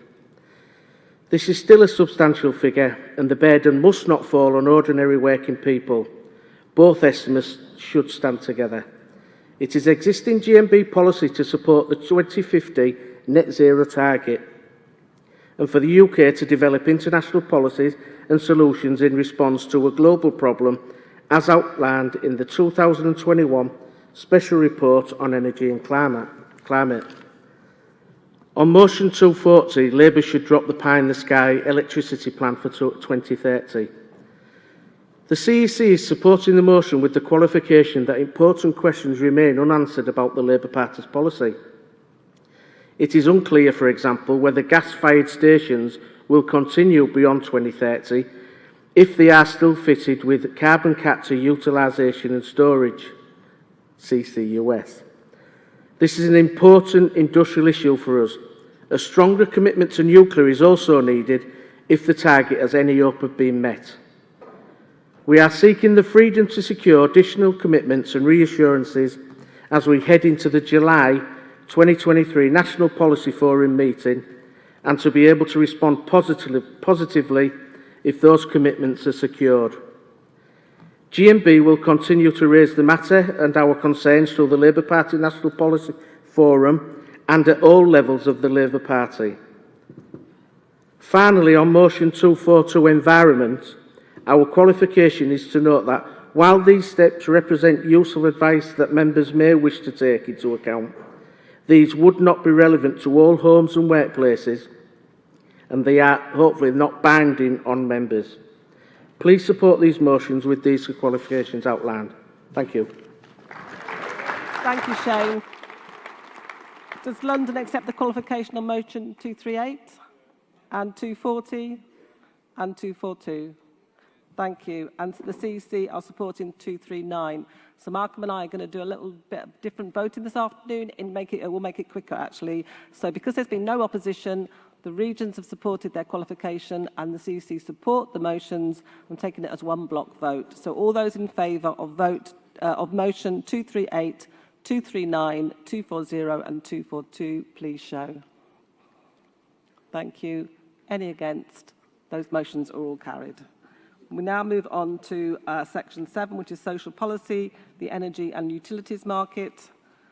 We will debate motion 229, and I'll invite London region to move and second this motion. The CEC is supporting the motion, so there will be no other additional speakers unless any delegate wishes to speak against. Thank you. President, Congress, Paul Block, London Region again, moving motion 229, energy prices in the UK. EDF energy prices have risen 4% in France compared to 54% in the UK, and this state-owned firm was forced to take a £7 billion hit to protect French households.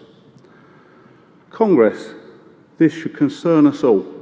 Just in case any of you do not realise, EDF stands for Electricité de France and is their state-owned electricity supplier. It is immoral and disgraceful to allow private companies to make huge profits at the expense of our members and customers that have to buy heat and run their homes. I put it to you, it is time for a change.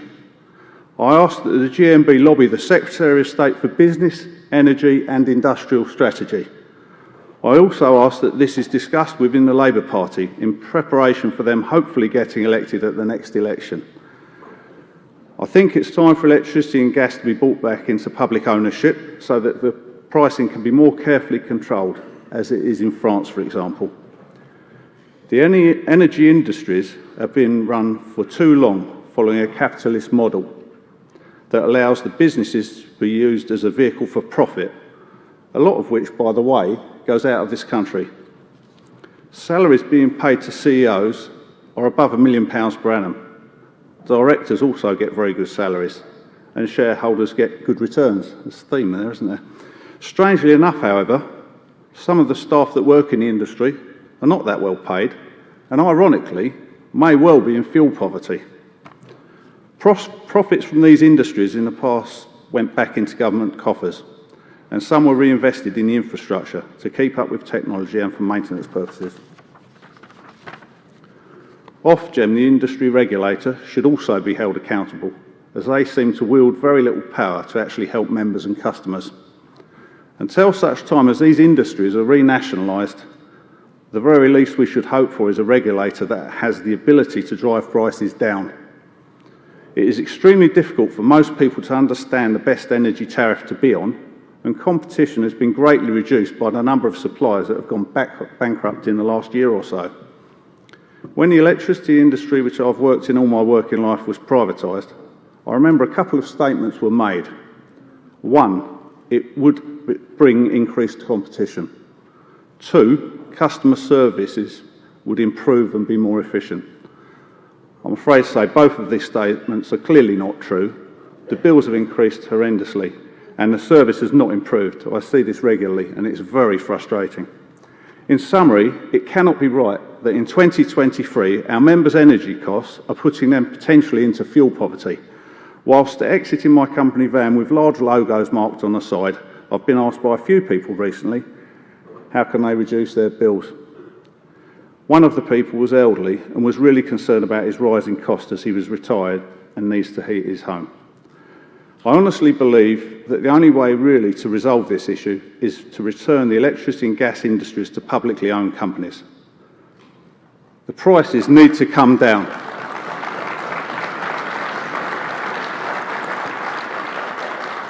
Thanks. The prices need to come down and the companies need to be run to provide the services for the customers and not run to create massive profits and pay out CEOs excessively large salaries. Services that are essential should not be used to make excessive profits. If elderly people cannot afford to run their heating, there is a very, very real risk to their health in the winter. Congress, please support this motion. Thank you. Well done, Paul. You've done well this afternoon to move so many motions. Thank you. Seconder? Thank you. That does help with timings this afternoon. That's really appreciated. Thank you. Is anyone wishing to speak against them? Against? And then I can move straight to the vote. All those, because the CC are supporting this motion. All those in favour of motion 229, please show. Thank you. Any against? That's carried. We now move on to item 9, the special report debate and on public sector pay. And I will set out how I'll take this debate. The special report will be moved and seconded by June Minery and Aaron Bevan John from the CEC. I will then invite each region to speak on the report in reverse alphabetical order, so London through to Wales and South West. Please note that motions 162 and 163 appear next on your programme, but these motions have been withdrawn, so the next debate after the report will be on Composite 12 and motions 143 and 151. So if you could be ready to speak when you hear this debate ending. So I call on June Minery. Thank you.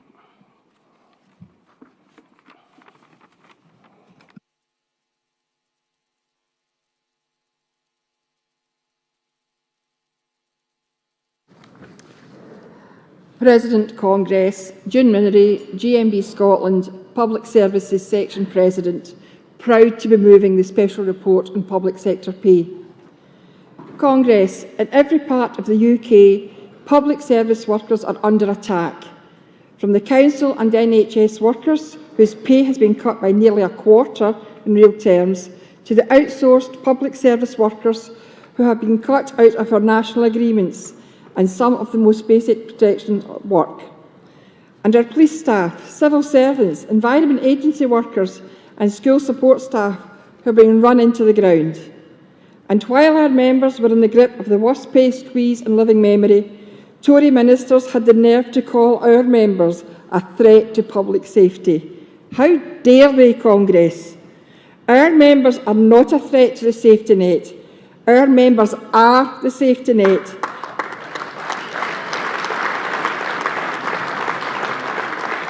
And we are proud to represent every single one of them. So if ministers think they can hide behind the pay review bodies or slander our members, they've got another think coming. Because I tell you this, GMB is fighting back. From the picket lines to Parliament, from our refuse workers' disputes to the first prolonged national ambulance strike in more than 30 years, it is GMB that is making the weather. When ministers refused to negotiate, it was our members who forced them to the table with one simple demand: to talk pay now. There are no easy battles, and we all know that there are many battles ahead. We're fighting not just for our members' livelihoods, we are fighting for the decent public services that almost everyone relies on. Because, as this report sets out, the crisis in hospital backlogs, the crisis in crime prevention or ambulance delays or special educational needs provision, these are all symptoms of one crisis, the crisis of pay. And Congress, we know that 2 out of every 3 public sector workers are women.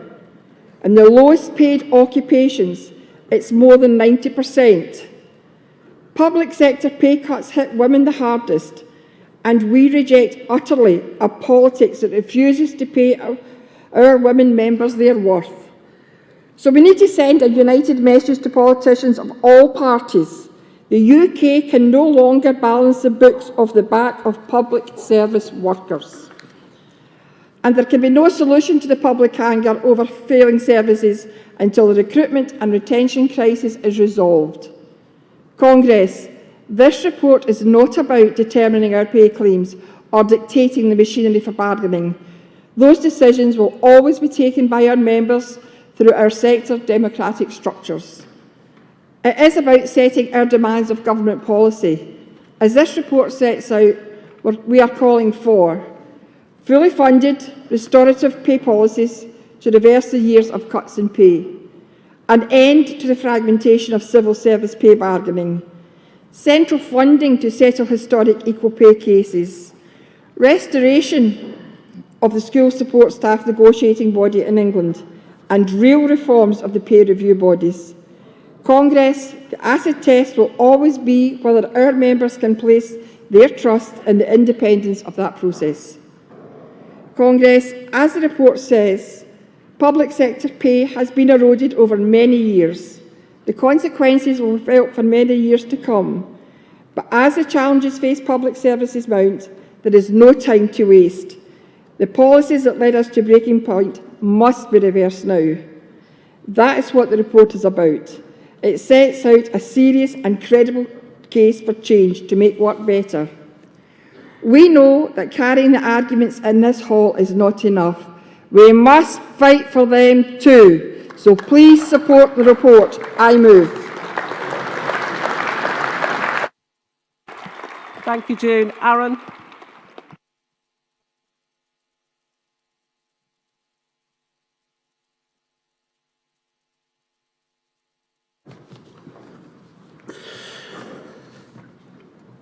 President, Congress, Aaron Bevan-John, seconding the report on public sector pay on behalf of the CEC.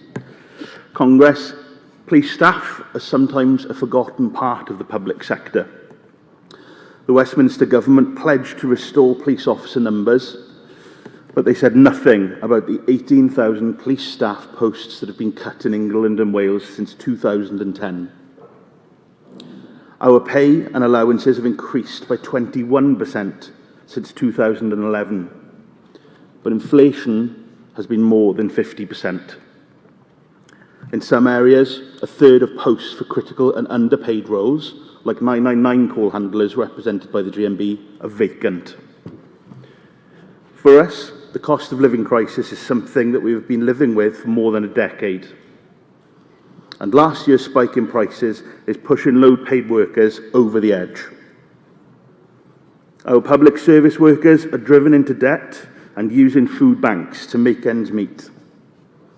Half of all NHS trusts, half, have set up food banks for their own workers, or are in the process of doing so. And as this report by the CEC shows, the number of public sector workers on universal credit is up by 150% in just the last 2 years. There is no other word for it other than it is a disgrace. But we are at a critical moment. We face the minimum service level bills in Parliament. A further assault on public sector union rights is promised. And this time next year, we could be in the grip of a general election. So now is the time, Congress. We need to make sure that our members' pay is on the ballot paper. This report is not just an agenda for new policies. It is a request for a mandate. I ask of you this. Give us your backing for the campaigns and negotiations ahead. Let's make sure that none of our public service members are left behind, including those who have been outsourced. Let's win for our members, and let's make sure that the unprecedented attacks on public sector pay since the financial crash can never happen again. Congress, please support this report. Thank you. Thank you, Aaron. Regions are now invited to speak on this report, and whatever I said before, I'm going in reverse alphabetical order, so I'm starting with Wales and South West, please, to respond to the report.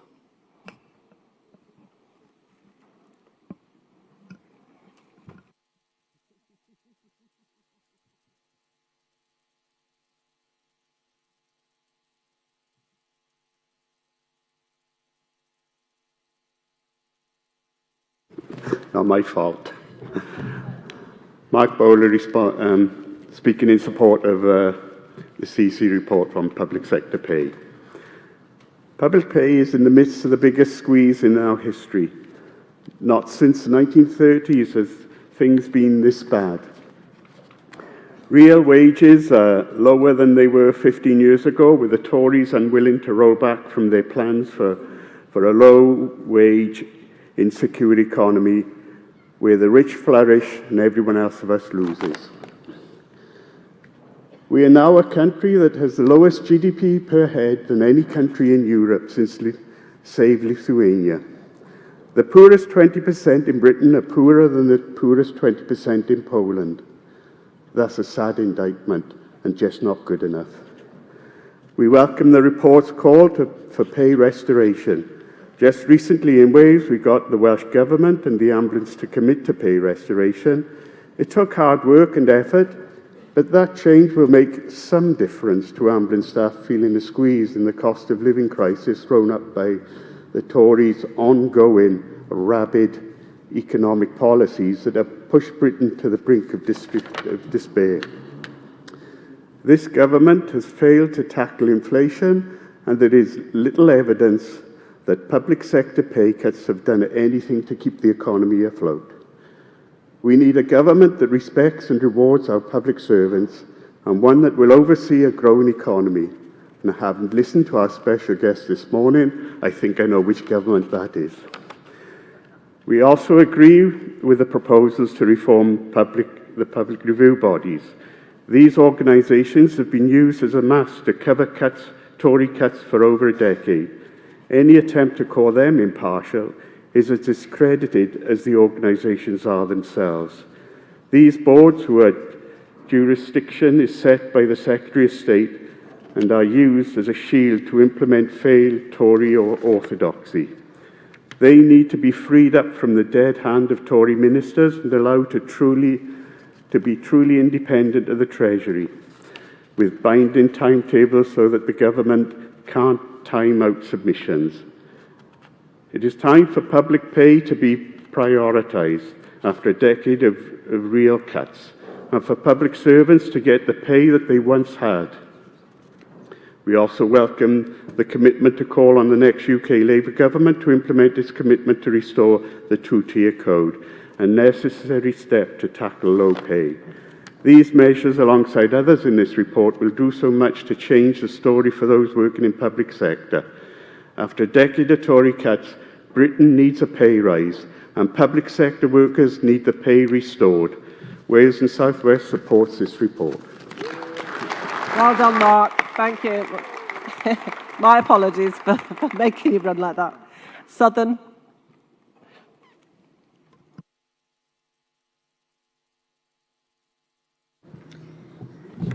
Good afternoon, Congress President. Cathy Cattell, Southern Region, speaking in support of the SEC Special Report on Public Sector Pay. GMB members in the public sector are subject to low pay across local government, NHS, civil service, environment agency, civilian police workers and more.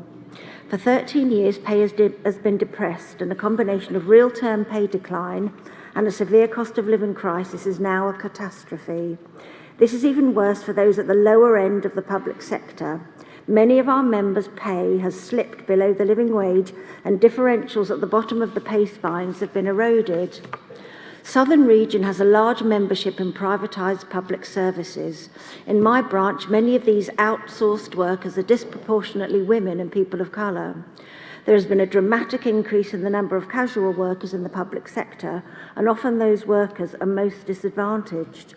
Social care is also riddled with poor practices, as we know, and employers are exploiting workers, taking advantage, driving down pay and terms and conditions to boost their own profits. We need public sector organisations to ensure that not only directly employed staff who receive the living wage, but also those providing contracted out services. The living wage should merely be a starting point for negotiations. Where they refuse to do this, we need to target both council or the NHS and their contractors. They must not be allowed to outsource their responsibilities for these workers. Where existing contracts are in place, councils must immediately provide supplementary monies to ensure poverty wages are ended. GMB will continue to support workers who go on strike to improve their conditions. Our region has run a number of these disputes, and only last week we settled a dispute with Westminster Council contractors, NSL, with a 19% pay rise and other additional payments.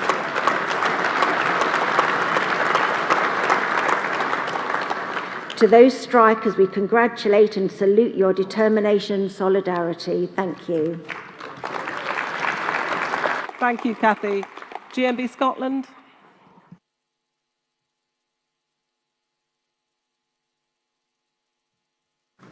President Congress Linda Walker, GMB Scotland, speaking in support of the special report on public sector pay.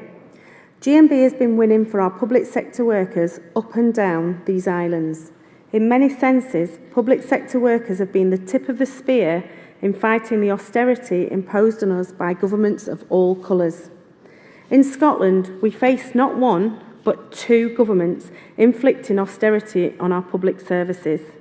We have the Tories cutting Scotland's block grant from London and the SNP passing even more cuts onto Scottish services, especially to those working in local government, where cuts on local services have been magnified. Public sector workers are paying the price, but day in, day out, we turn up and we keep our services going. The services, like those who work in them, are running on fumes. Our NHS and social care sector, for example, are in the midst of a recruitment and retention crisis due to underpay and overwork. We cannot cut our way out of a crisis, and we cannot have a recovery in our NHS without a recovery in social care. That starts with a £15 an hour minimum for social carers. But we have taken on the challenge, not just for our own sake, but to protect our public services for the generations to come who will work, who will use them, and who will need them. We will not allow the slow march of privatisation of our services and the low pay and precarious work that comes with it. In Scotland, the Scottish Government set out a public sector pay strategy with a ceiling of 5%. Scottish councils offered our members 5.5%. In just weeks, we smashed their strategy after 94% of our members rejected the offer. Council workers know that neither 5% nor 5.5% are good enough. This is not an offer that reflects the title of COVID heroes in the midst of a cost of living crisis. Our members made that loud and clear, and we are now moving to ballot over 8,000 of our members in schools on industrial action. This story is one known to trade unionists across the UK. No political leadership, no plan for our public services, and no care for those who work in them or uses them. But it's trade unions which are providing leadership and taking on austerity. Trade unions have a plan for our services, and we care for our public sector workers and know how integral they are to the fabric of our society. Most importantly, trade unions are fighting, and we are winning. GMB Scotland supports this report. Thank you, Linda. North West and Irish region.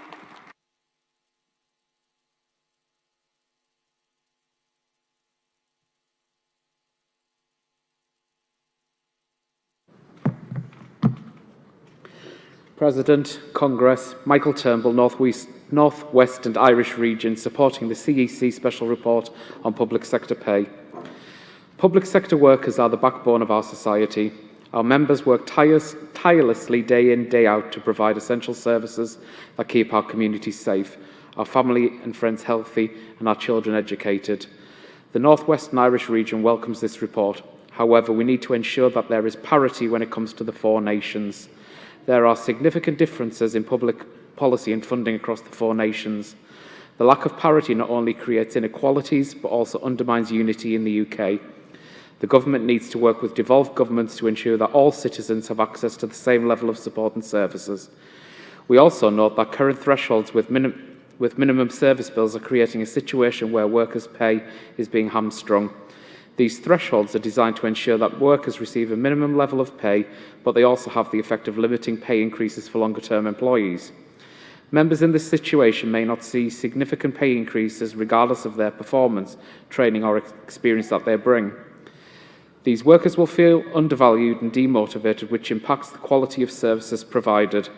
Furthermore, these thresholds do not take into account the cost of living, resulting in public sector workers' pay falling behind inflation rates, effectively causing our public sector workers' pay to decrease over time. Public sector pay is a crucial issue that requires urgent attention. It is time for the UK government to take bold steps and provide fair and competitive salaries to public sector employees.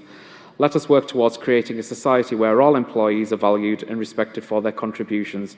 Congress, I applaud and welcome this report. Well done, Michael. North East Yorkshire and Humber.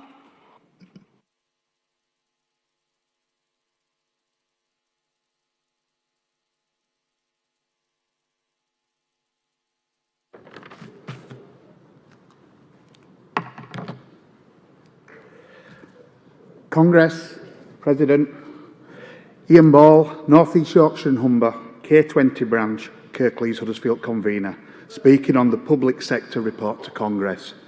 First time delegate, first time speaker.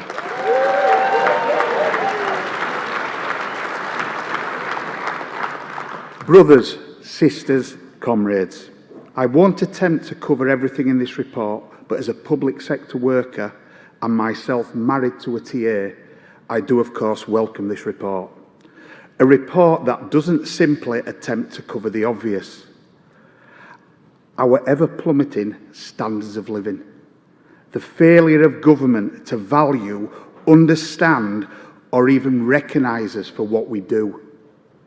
The failing negotiating frameworks they expect us to take seriously. And dare I say it, the abuse, sexism and racism that we see thrown at us from politicians, from town halls to Parliament, and not even restricted to the usual Tories we expect that from. Congress, I want to pick out just a couple of highlights in this report that could make a real difference to our lives and make work better for us in the public sector. But I will start with one that has already has. I commend this union and the fact that they have walked away from at least one of the so-called consultation frameworks. The NHS peer review body is anything but.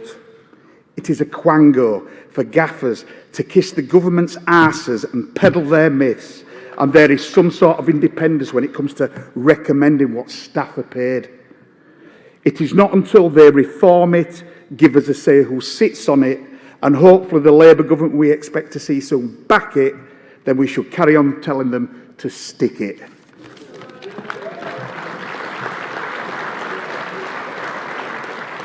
This report calls on the Labour government to get back to the drawing board when it comes to the two-tier code, something we could once fight to embed in our outsourced services. It calls for a return to the principles Labour once held at their hearts on a fair wage resolution and the development of real, practical consultation frameworks, like the school support staff negotiating body. Congress, imagine a world, no, fighting for a world where we are ensuring TAs have their own support staff negotiating body, where they can fight for 52-week contracts, for a world where we refuse to accept that outsourced workers are worth anything other than minimum national public sector pay rates and pensions, for a world where we don't settle for a measly wage rise but fight for wage redress, for a world where we can tell 750,000 woman carers funded through our local authorities and the NHS that we are ending their sexist and racist task time working and making sure they are valued by those public sector funding bodies and paid the right rates for what they do and all of the time they are doing it. These are the fights I joined the union for. We are not a drain on the economy. We are the foundation of our economy. And whilst we are suffering, our communities, society and country are suffering. Congress, please support.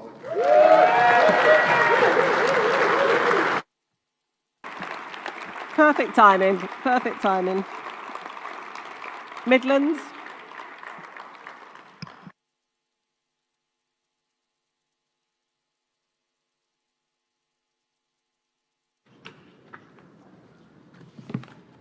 Congress and President, Simon Day, AO2 Ambulance Branch paramedic and sometimes ambulance driver. For those who know, I know. Here to support this report on behalf of Midland Region. This special report on public sector pay is built on our values and our principles: fair pay, just pay and equal pay. And that's important. That's what we campaigned on over the Christmas period for strike action in the ambulance service, because we have seen, as this report highlights, the worst public pay squeeze in history that has seriously and devastatingly affected our public services. And because that squeeze has been fundamentally aimed at an attempt to balance the books out of the pay packets of our public service workers. But importantly, we'd encourage you to back this report, because we found in AO2 Ambulance Branch that building a campaign around the desires of our members, building an industrial action campaign around their desires, increased our numbers by over 40% in about 6 months.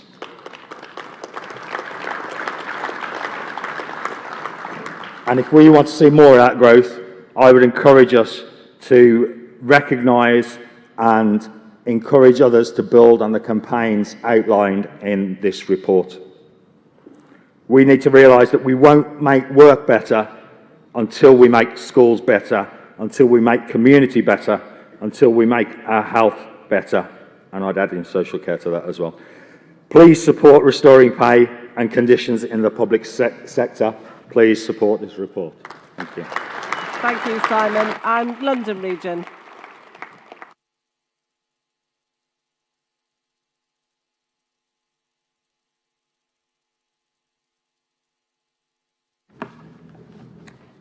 President, Congress, Nikki Waugh speaking on behalf of London Region in support of this report. Low pay in the public sector causes many problems, such as attracting and keeping staff, but ultimately low pay means financial difficulties and hardship for workers. Public sector workers provide vital public services, and it is unacceptable this government has chosen to not properly fund their wage increases. Local government and school workers are the lowest paid in the public sector. In 2019, the lowest paid in local government and schools received 79 pence above the minimum wage. Now, the national employer is paying catch up with the national living wage and warning that jobs and services will be at risk as employers struggle to accommodate the additional cost of keeping up with the national living wage when trying to balance their budgets. This is why we must fight to protect jobs and to protect vital public services that have already been cut to the bone since 2010. The choice shouldn't be wages or services. Public money funds public services, and our money should be used to ensure services are fit for purpose and that workers are fairly paid.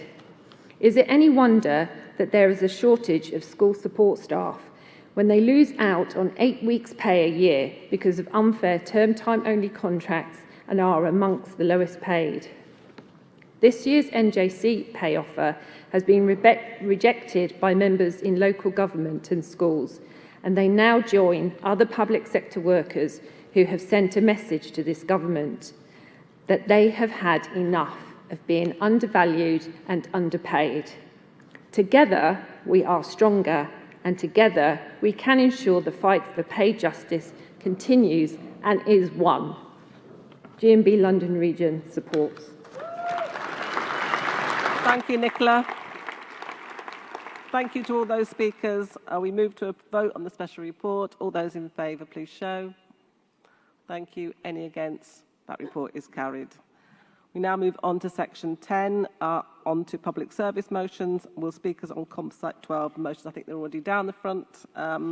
Please be advised of a departure from the published timetable as a result of 2 motions coming back onto the agenda and the Standing Orders Committee decision to accept an emergency motion on Ofsted. In the next block of motions, we will debate motions 144 and 146. So please can speakers on those motions be ready for the next set of debates. If there are no speakers on this set of debates against and the qualifications are accepted, then we will take one vote on this group as we did before. So can I have the mover of composite 12, please?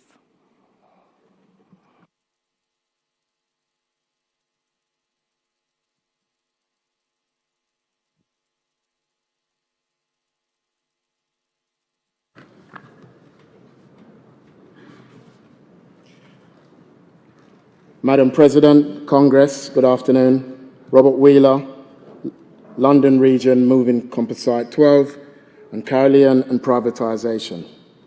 Congress, this motion calls for lessons to be learned from the collapse of outsourcing contractor Carolean and from nearly 40 years of practical experience on the ground of using outsourcing across the public sector. Outsourcing and in-house provision and changes from one way of delivering services to the other are nothing new. In the 1890s, in the first decade of this union's existence, John Burns, one of the founders of a new unionism, set up in Battersea Trades and Labour Council and successfully ran for election in the borough with the slogan, "Cut out the middleman." After taking control of the council, he brought all outsourced services back in-house with the express purpose for both saving money and improving wages and terms and conditions for the workers involved. Subsequently, in 1907, John Burns, the Labour MP for Battersea, as a cabinet minister, successfully introduced the Fair Wages Resolution, which legislated that workers providing services for the public had to be paid the same wages and conditions whether they work in the public or the private sector. At a stroke, this eliminated the possibility of contractors putting in lower tenders for work based on lower wages and conditions than the rate in the public sector. This brought an end to a lot of outsourcing. It is no coincidence that in the 1980s, Mrs. Thatcher repealed the Fair Wages Resolution, which opened the door for the two-tier workforce and the spreading like wildfire of outsourcing and privatisation of the delivery of public service. Sadly, the trade unions were unsuccessful in getting the Blair and Brown Labour government to reinstate the Fair Wages Resolution to end unfair competition in bidding for public contracts.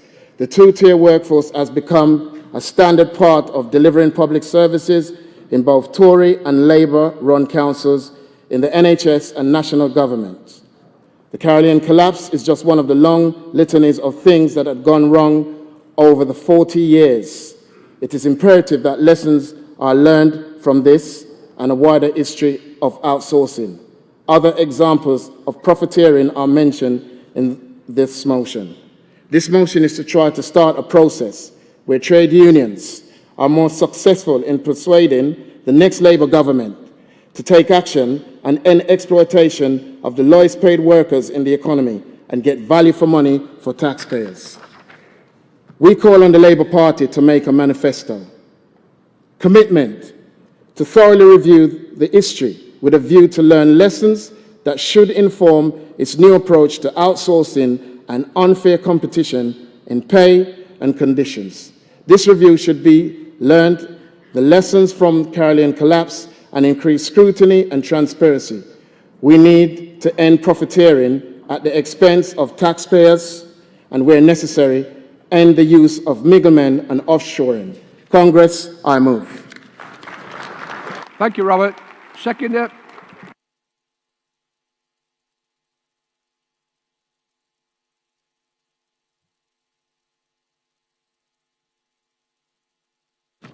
Vice President, Congress, Mary Goodson, London Region, seconding the Composite 12. Learning the lessons from Carolean is one thing. Our mission is still to bring privatised services back in-house, and we have had some real successes. Two good examples are, we had a victory for the Make Ready team, who work across London to get the ambulance fleet ready, who have successfully become NHS employees, ending their contracts with Mighty and Churchill Group, with a plan to move to agenda for change terms and conditions. Finally, in my own borough, London Borough of Barnet, Labour won control of the council in April 22 and have progressed an intense programme of insourcing of key services. Congress, we need to shout aloud about these victories and share them on our website so that all members can use these examples when fighting employers to bring services back in-house at local levels. Maybe we can have some sample letters or templates to help with councillors. We need to publicise our successes, as hard as it is a struggle. Please support this motion. Thank you, Mary. Mover 143.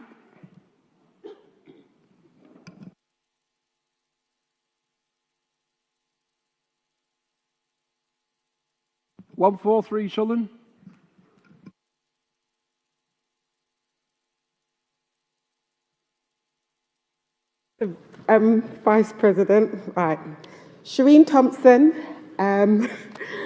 Southern Region, moving motion 143, a diverse representative judiciary. And by the way, it's nice and refreshing to see some diversity on top table. Congress, it's an honour for me to move this motion, as I know this is a very monumental motion for GMB Southern Region, who proudly established a judges branch with members from across our judicial system, from criminal to family, civil to immigration, and other tribunal courts. Congress, this motion resonated profoundly for me.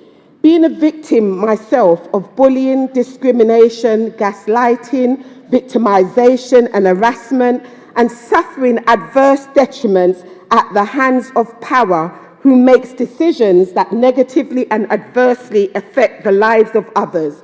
Today I stand a proud, wounded warrior, a potential giant slayer, currently relying on the sympathy of employment judges as I assert my statutory employment rights in the David and Goliath Employment Tribunal claim, now in its 4th year, where I and my previous manager, both litigants in persons.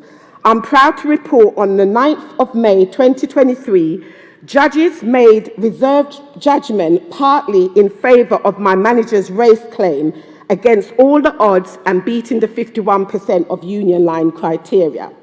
And now I hope for a similar outcome.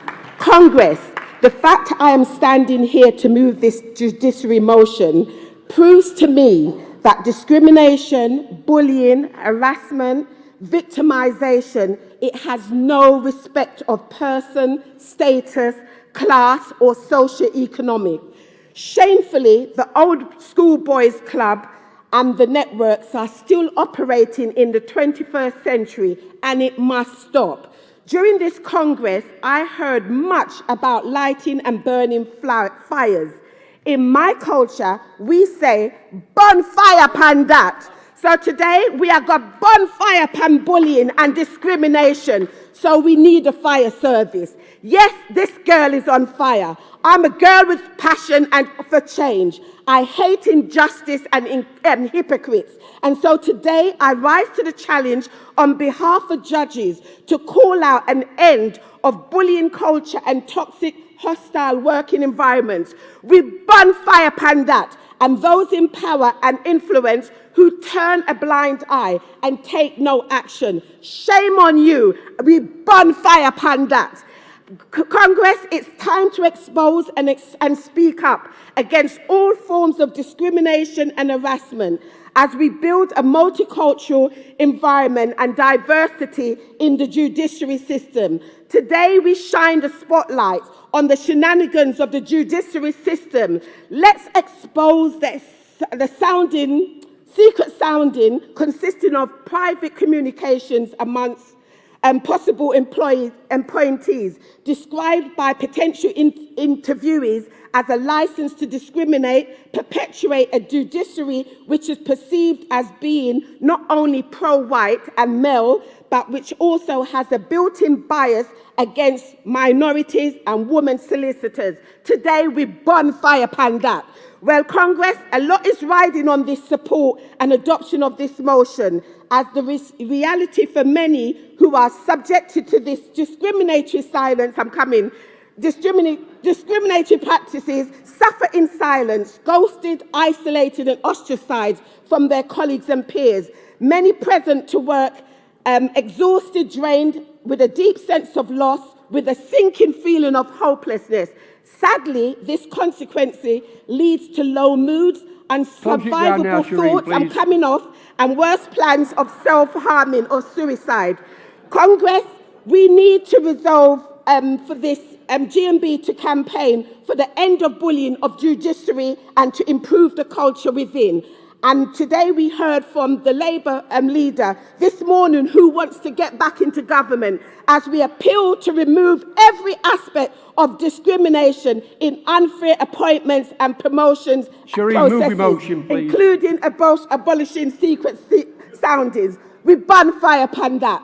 I hope that you'll move this motion, and I hope that you adopt this motion. I support and I move.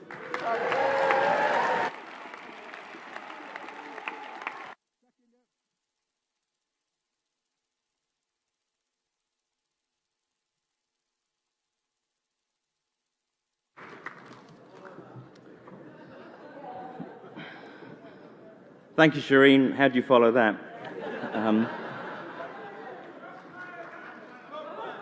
Bonfire. Congress, Tim Longmore from Southern Region, Jersey, Channel Islands. Seconding motion 143, a diverse and representative judiciary. Statistics from 2022 alone show that 1 in 12 judges have experienced workplace harassment and bullying. Why should it be that such a highly respected and regulated profession does not have the support or representation it so evidently needs? Touching momentarily on the judicial candidate process and appointments, my daughter is due to qualify as a solicitor, although not a judge yet. As a first-generation lawyer in my family, she has already known discrimination linked to promotions and unfair candidate selection early on in her career. It is not a surprise it extends to levels high up in the judiciary. The Judges Branch aims to provide consistency and security for every person choosing to take up this career. The legal profession is well established, however its structure remains in concrete and old school. We must remember judges are only human. The GMB have the opportunity to remedy discrimination, workplace bullying and harassment within the judiciary by providing support and representation which everyone should be entitled to. I move. Thank you. Thank you, Tim. Mover 151.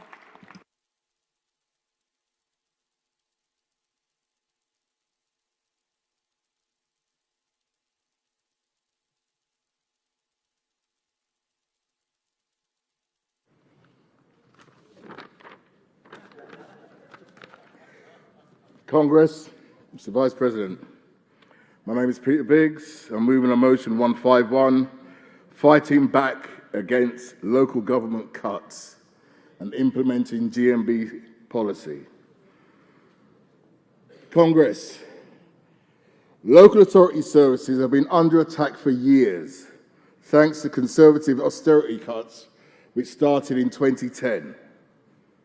Between 2010 and 2022, central government's core funding for councils was slashed by 50%. The impact of this hollowing out of local government has been huge. Housing waiting lists and homelessness, which has rocketed, families pushed into debt and destitution, resources for children's services and education worsened, adult social care failing, libraries, swimming pools, children's leisure centres and other services have closed or had their hours cut.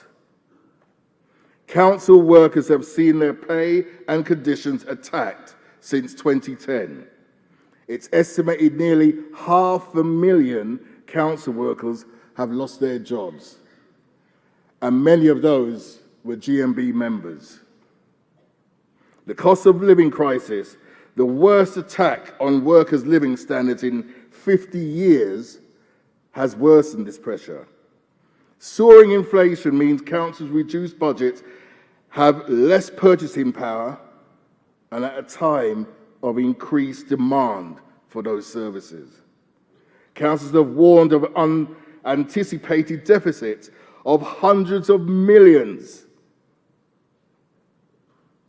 These cuts are set to continue. To make ends meet over the coming year, a March report from the Local Government Information Unit found a majority of councils will be cutting spending on services, increasing commercial investments or activity spending, their reserves, and or increasing their level of borrowing. None of these initiatives are part of a strategy to force more resources from central government, and none have been stopped by Labour and other councils passing on yet more Tory cuts. Congress, this motion argues for a different way forward. We need to demand that Labour councils fight back instead of continuing for yet another year to meekly pass on Tory cuts. Oh, okay. This has been GMBC policy since 2016. And this year, we need to make it happen again. This motion calls for the CEC to implement the 2016 policy, motion PS8, local council budgets, and campaign for Labour councils to set legal balance, no cuts, needs-based budgets. Labour councils can do this legally by using reserves, capitalising eligible general fund expenditure, and borrow prudentially to generate resources. But these are short-term financial measures. They will allow Labour councils to set legal no-cuts budget, which buy time for them to build a national campaign with other Labour councils, with GMB and the trade union movement, with communities in a fight against continuing austerity, to win back the hundreds of billions of pounds lost to council services since 2010. Congress, our members in local councils expect Labour councils to stand with us, not inflict further Tory wind up now, cuts. please. No more cuts, no more privatisation, no more austerity from Labour councils. Congress, I move. Seconder.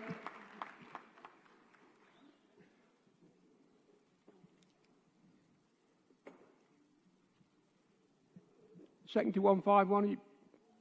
Formally, thank you.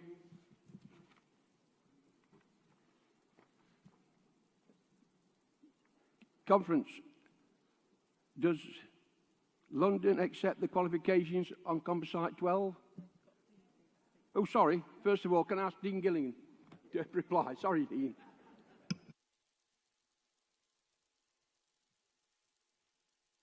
The red cards are they're flummoxing me. My region's saying yes to the qualifications. I haven't even heard them. Right, Vice President, Congress, Dean Gilligan responding to the debate on behalf of the CEC. The CEC is seeking to support Composite 12 and Motion 151 with qualifications. Composite 12 calls on the Labour Party to carry out a full review of outsourced contracts. Our qualification is this: a review should also consider COVID contracts given out during the pandemic. We also believe that Labour in government should enact policies to bring about its commitment to see the biggest wave of insourcing in a generation, in line with the long-standing GMB policy against outsourcing and privatisation.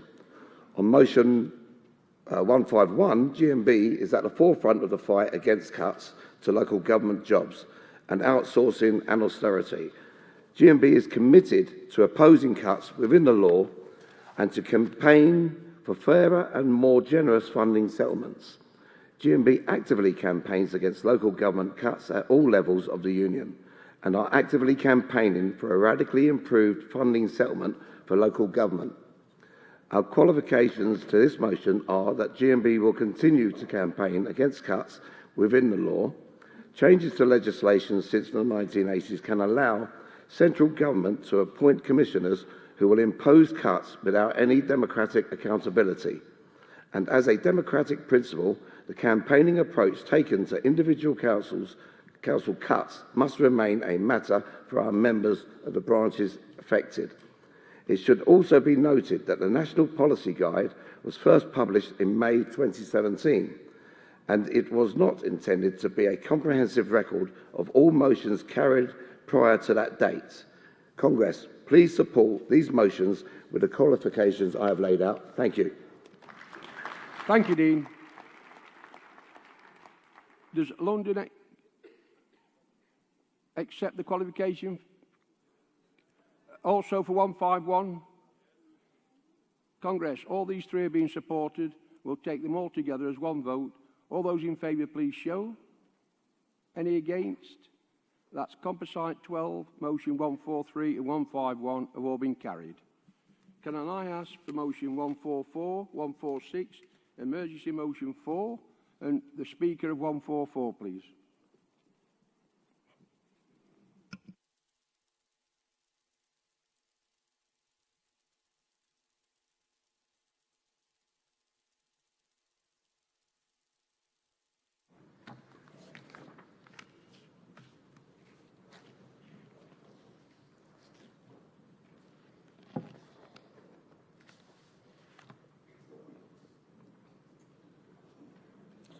Good afternoon.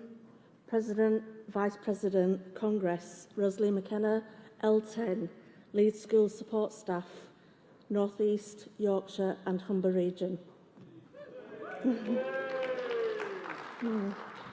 Firstly, we would like to thank Congress for your support in voting to put motion 144 back on the agenda, allowing me to speak and giving us all a vote.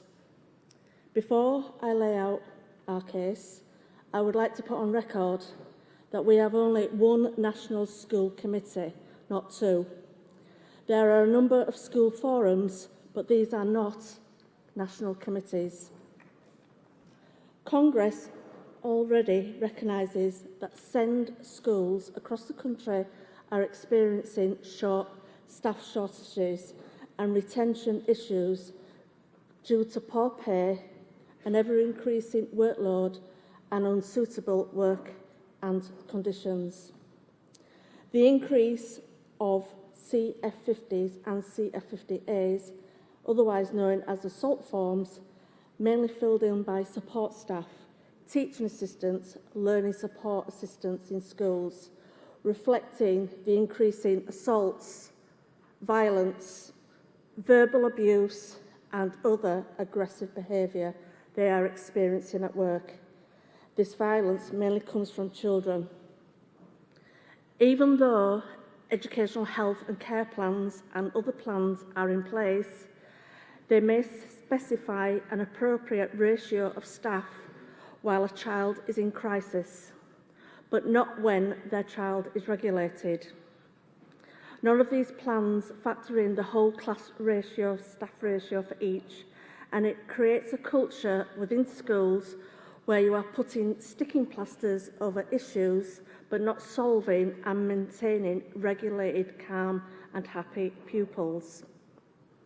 I call on Congress to help us rectify this situation by encouraging government, local councils and school governors to adopt risk assessments for staffing ratios in the UK. Violence in schools is on the increase. We must challenge and change this. We want local authorities to protect support staff by closing classrooms if staff-to-pupil ratios are not in place. This escalates verbal and violent abuse to protect both staff and children. The CEC is concerned that there is a risk that this motion will give the government and authorities an excuse to close SEND provision down if they are not meeting the staffing ratios. But schools and SEND units are already closing. We are asking for legal change to protect our hard-working, overworked and underpaid support staff. We need your support to make work better for all school support staff, especially in SEND schools. Our first duty is to protect our members from harm and abuse as per the Health and Safety at Work Regulations 1999. Please support this motion. I move. Thank you, Rosalind. Seconder.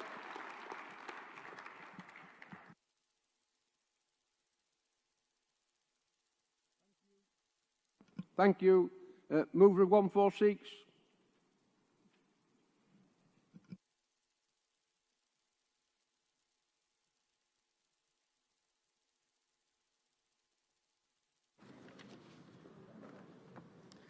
Good afternoon, President, Congress.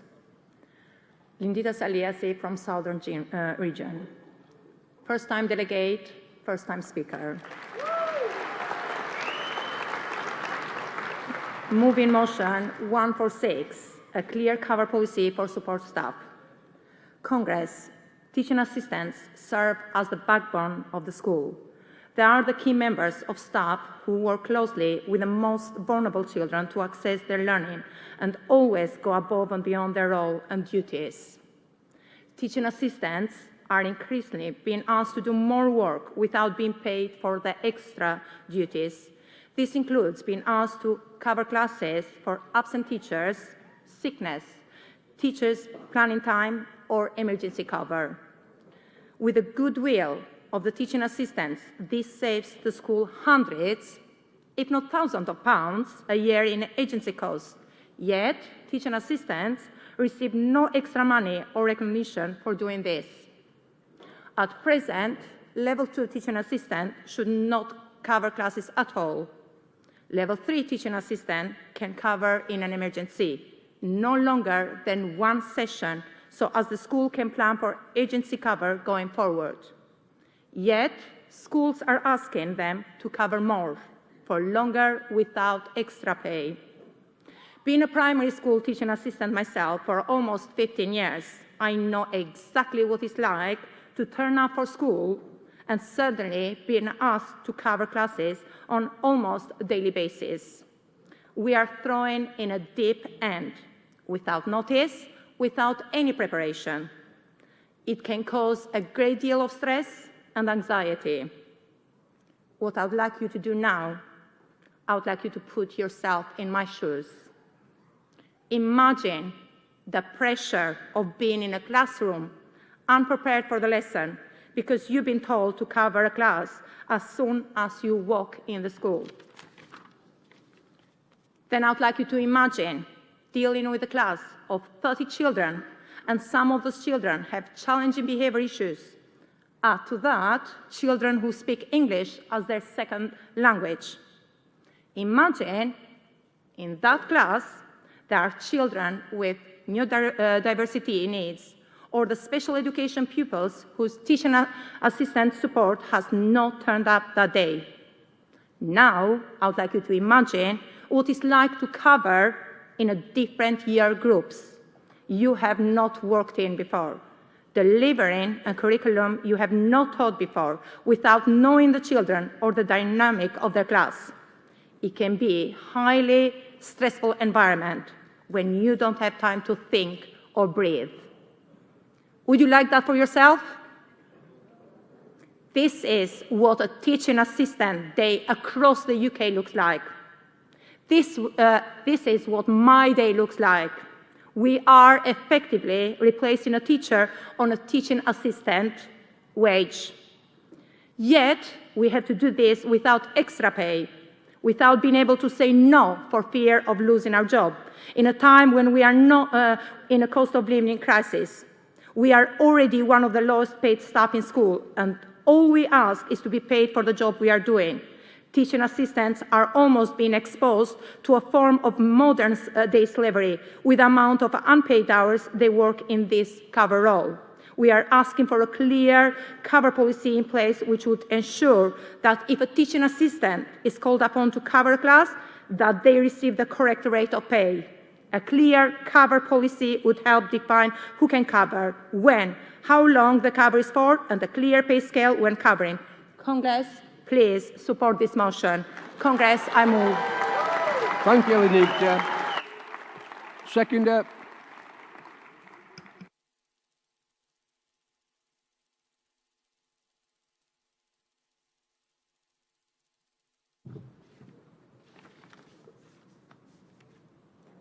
Congress, President, Vice President, Marzena Zborowska-Haget, Southern Region, seconding motion number 146, clear cover policy for school staff. Teaching assistants, lowest pay sector, prorated wages, key workers, working with your children, women, used by schools as a free source of cover in place of teachers' absence. How often TAs are taking classes without extra pay? And let's get this straight. I'm not only talking about occasional cover, but also about cases of long-term sick absence and maternity leave. It is hard to ask for pay when you're told by a head teacher who earns 8 times more than you in how difficult financial situation school is and how much school will save but not employing agency. The Workforce Agreement Monitoring Group produced guidance. The workload agreement on TAs, signed by then Labour government and GMB, covering roles of TA level 3 and 4 on providing emergency short-term cover. From this guidance, 2 new rules were created, cover supervisor and HLTA. Brilliant, isn't it? But this document was produced 20 years ago and is only guidance that majority of staff never heard of, and clearly school management is either not aware of it or choose not to follow. Too many TAs are working for free. That's why we are asking for policy. Congress is 2023. We must, and I repeat, we must have clear cover policy as guidance is clearly not fit for purpose, and TAs must be paid for the role they do. Congress, I'm calling you to stand up for our TAs. They deserve better. Congress, please support this motion. I second. Thank you, Marzena. Mover of emergency motion 4.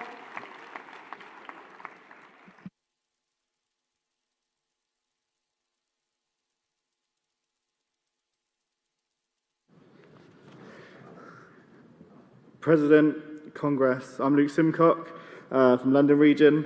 I'm moving the emergency motion for reforming Ofsted inspections and raising standards and supporting schools. Ofsted. Its mission statement claims that it improves lives by raising standards in education and insists that their inspections help education recover and improve. However, we cannot ignore that the fact is that this reality falls very, very short of their promises. The name Ofsted causes me frustration and stress. My brain links it with excessive workloads, pressure, that accompanies an impending Ofsted inspection. Countless hours spent preparing, gathering evidence, ensuring that everything is perfect for the inspectors, and despite our best efforts, we schools are demoralised by just being given a simple rating that fails to capture the essence of the school and the exceptional work done by my colleagues. My experience is not unique. Many support staff face similar challenges, with the fear of poor inspection looming over them, and constant state of anxiety and stress that takes a toll on mental health and well-being, impacting on their ability to provide the best education for our children. Additionally, the impact of Ofsted's expectations extends beyond the classroom. I have the privilege of working with dedicated teaching assistants whose work goes above and beyond to support our students. They lack recognition, they lack support during inspections. These essential individuals who work so closely with our most vulnerable children deserve acknowledgement for their invaluable contributions. A recent poll conducted by London Region revealed that 70% of support staff in schools work extra hours to prepare for Ofsted inspections. Shockingly, only 87% of them received any kind of additional compensation for their work. I just had Ofsted and I got offered a pizza, so, that's something, I guess. Not good enough. Such undue pressure on our education professionals is unacceptable. It is disheartening to note that 8 out of 10 members believe that Ofsted has not provided a positive impact on our schools and that it placed undue pressure on them. The current system of inspections, with its simplistic ratings, lack of engagement, and requires radical reform. These ratings fail to provide a comprehensive overview of the school's performance, and a poor rating can be devastating to a school. It can include job losses if our dedicated members, if the pupils' numbers decline as a result of this unfair rating system. Therefore, I call on this esteemed Congress and our union to work alongside the Department of Education to take the following steps. Firstly, we must establish an inspection service that is fair, supportive, and emphasises collaboration with schools before and after inspections. A new system that would involve the agreement upon a programme of review, allowing schools to actively participate in the process and work towards improvements rather than being subjugated to arbitrary judgments. Secondly, we create a system that recognises the invaluable work carried out by our support staff, particularly those that work with our most vulnerable children. This recognition should be... Sorry, I've lost my place. This recognition should extend beyond just teachers and include the ongoing support of support staff, mental health and well-being, by acknowledging the crucial role they play in the school staff. We can foster more inclusivity and supportive education system if this goes through.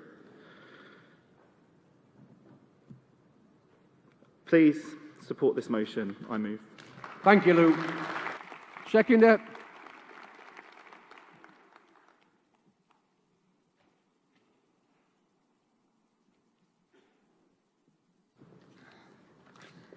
Vice President, Congress. Catherine Hanlon, seconding our emergency motion on Ofsted, speaking as a member of support staff myself.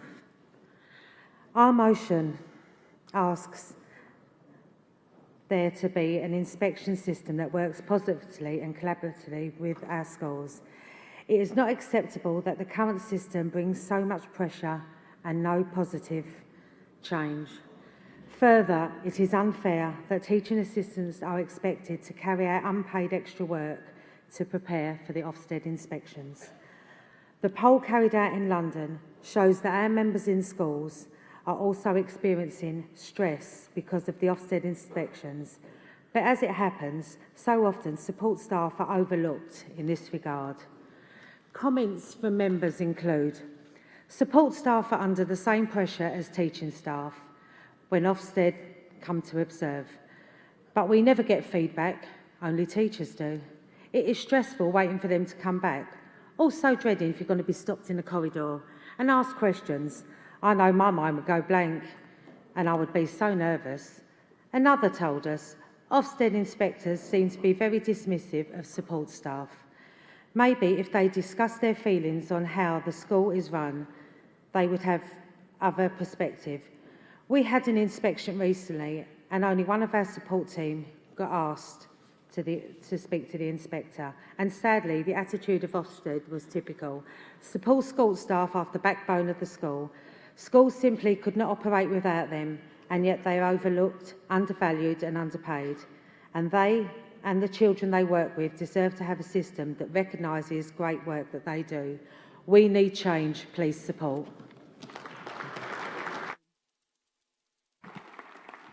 Can I call Dee Gilligan now?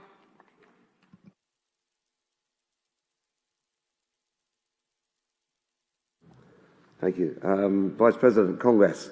Dean Gilligan, responding to the debate on schools for the CEC. Congress, the CEC is asking you to support all motions with a limited number of qualifications. On motion 144, we fully support the objectives of the motion. No one should feel unsafe at work, including in our schools. Our qualifications are that further investigation needs to be done to establish what the cut-off risk levels that the motion calls for should be. These levels may vary, for example, by type of primary need in special schools. We must also be mindful of the potential political risk associated with introducing requirements that could be used as an excuse to close some types of provision, including potentially whole SEND classes or units, or to illegally off-roll some children. We therefore suggest that the matter should be looked into in more detail by the National Schools Committee.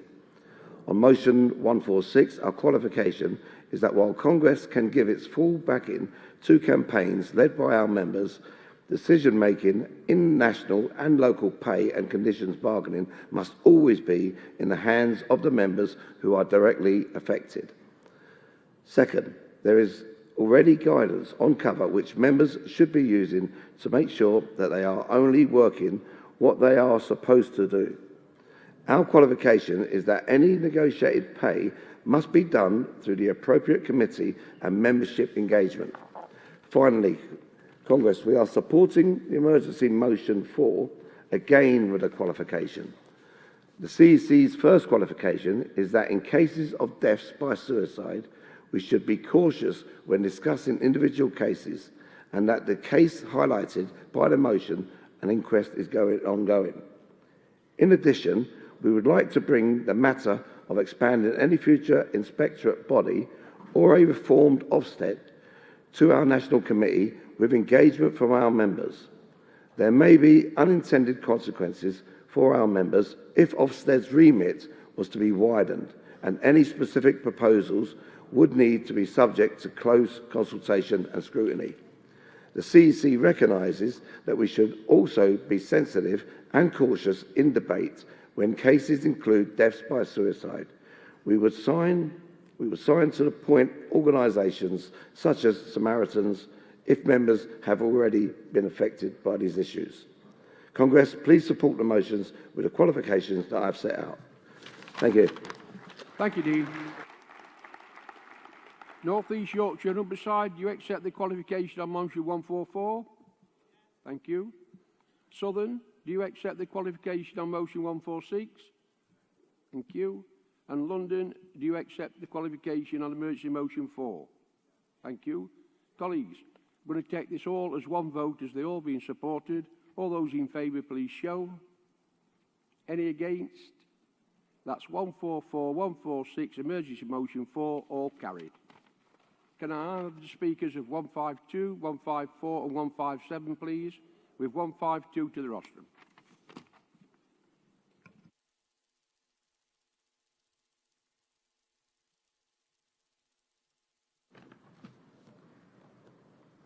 President, Congress, my name is Melanie Gale, GMB Scotland. Moving motion 152, where is the duty of care? Where is the duty of care? First time delegate, first time speaker.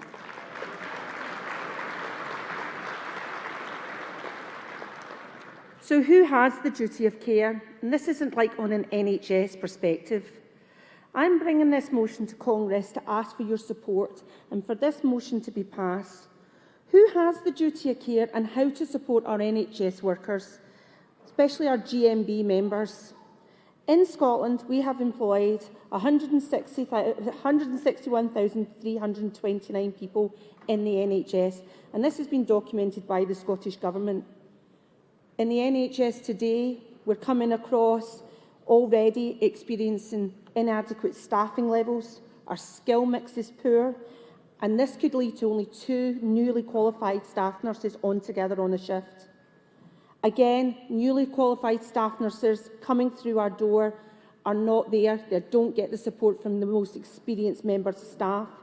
Sickness, vacancies, our continuous use of bank and agency staff that we are using at the present moment to fill these gaps. This in turn leads to poor care, and this then leads on towards our patients, and we're failing our patients by not providing that duty of care. I've been a nurse for many years. My common joke is I'm 261 years old and I trained with Florence Nightingale. That's how old I feel. And I've seen the pressures within our NHS and how much pressure, especially for our NHS workers. COVID was one of the biggest. You've got no idea what NHS workers went through COVID. We've already gone through poor PPE, staff sicknesses, vacancies and people not being able to be there. It was the burnout from COVID. Our staff were on our knees. We're still on our knees. Our staff vacancies, because we are losing so many experienced staff up and down our NHS because they don't want to work there anymore. They've had enough. And then this in turn leads on our student nurses and our newly qualified staff nurses not having that support from our experienced nurses. And this is just not acceptable. And also our high sickness rates. It needs to stop. I myself have experienced burnout. I was tired, I caught COVID, I was off for 4 months, I felt exhausted all the time. I couldn't even walk a length to the bathroom. I would rather sit in the bathroom because I didn't want to go back because I was so done. Every day coming to work, I may be the only staff nurse on a shift for 30 to 28 patients. And waiting for staff to come on for a shift, if you're that night shift worker, and everybody knows night shift, you want to go home, you're knackered. But you're waiting for that nurse to come in and take over from you. And likewise, on the other side, you're waiting for your night shift to come in for you to be able to go home. And sometimes it was only our healthcare support workers that was on that floor waiting for a trained member of staff. Now, this in turn is not really good. And then this could lead to us working, and I have worked 14, 16, 17, 18 hours waiting for somebody to relieve me, or I don't want to leave that newly qualified staff nurse being there by themselves. Now, normally our process in Scotland is we would fill out a DTEX, but it's not called that all across Scotland. It's our online incident reporting. And in turn, then from there, is the shortage of staff to see if we can push. So from this, we have a duty of care, and I promise I will speed up. I do apologise. For this, we have a duty of care to ensure our staffing have the proper measures put in place. I'm asking Congress, please support this motion. We need to stand by our members. We need to stand by our NHS. Thank you. I move this motion. Thank you, Melanie. Second that.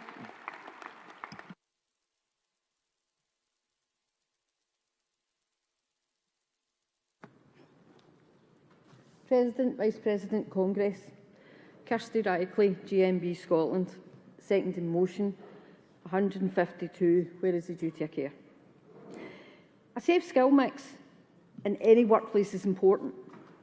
Within the wards and the departments of the NHS, it is fundamental to patient safety. We, as clinical staff, have a duty of care to our patients, and our comprehension of the emphasis of that has brought my colleague and I to the podium today. But where is the duty of care to workers? A poor skills mix is dangerous for patients, yes. However, the stress felt by inexperienced workers thrust into a more senior workplace expectation is disproportionate to their knowledge and skills. I ask again, where is the duty of care to our workers and our members? And Congress is not just confined to the NHS, let's face it. What we need is closer examination of staffing numbers and skills in the NHS. As trade unionists, we should be protecting and supporting our members from this type of dangerous exposure to potential disciplinary action. We also need thorough analysis of managerial evasion of this situation. And we do this, Congress, by holding NHS management and health boards or trusts to account by permitting these incidents occurring all too regularly in our NHS. Congress, they too have to learn that they have a duty of care. Please support this motion. Thank you, colleague. Mover 154.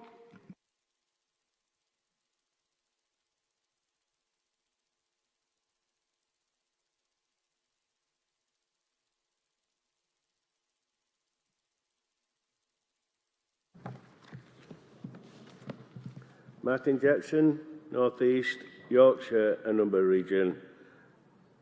President, Congress, moving motion 154. Congress, an ICS is an integrated care system and an ICB is an integrated care board.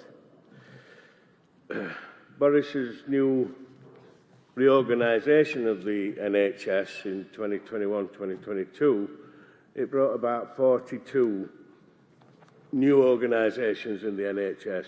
That's 42 integrated care systems, and each integrated care system has an integrated care board. The chairs of these integrated care boards are on between 200 and 250 grand apiece. Massive resources moving out of NHS direct patient care into administrators' pockets. Not only have we got 42 chief execs, we've also got the integrated care board. Now, these people are on between 150 and 200 grand apiece, and there's about 10 to 15 people on each board. Again, massive amounts of money being taken away from direct patient care in the NHS.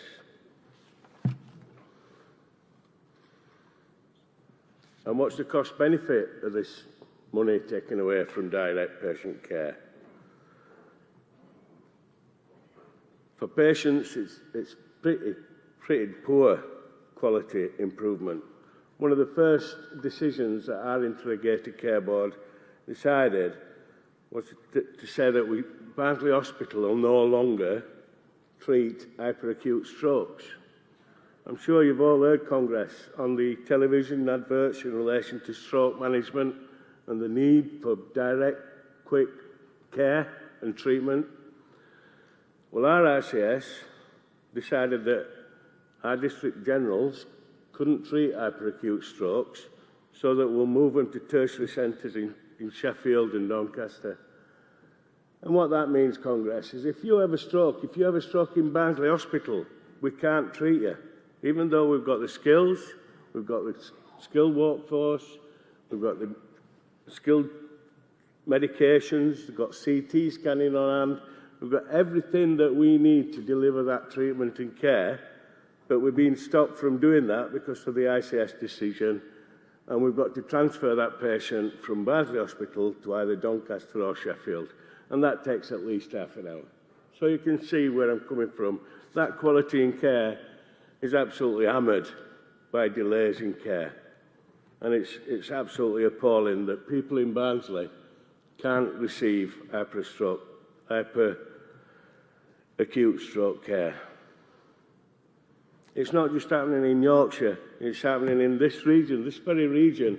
All the patient transport services in the ambulance services are being outsourced because the ICS has decided, due to deficit issues, that they're going to outsource all the PTS systems. And Congress, we've been assured by Tony Blair, very similar to Tony Blair, Keir Starmer today, that they'll end a two-tier workforce.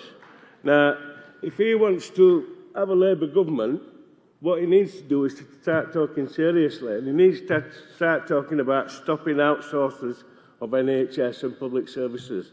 And he wants to start talking about renationalising water and gas industries, etc. That's the only way that he's going to get re-elected.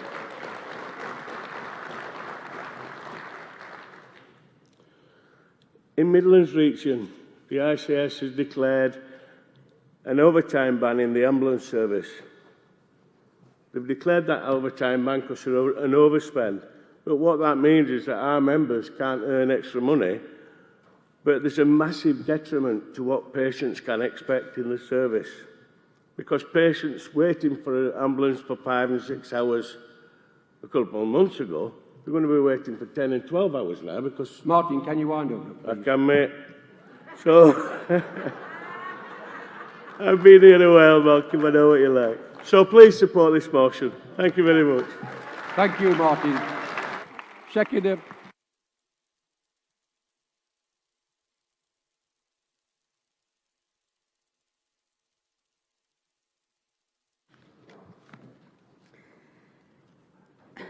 Christine Letting, B14, North East Yorkshire Number Region, seconding motion 154.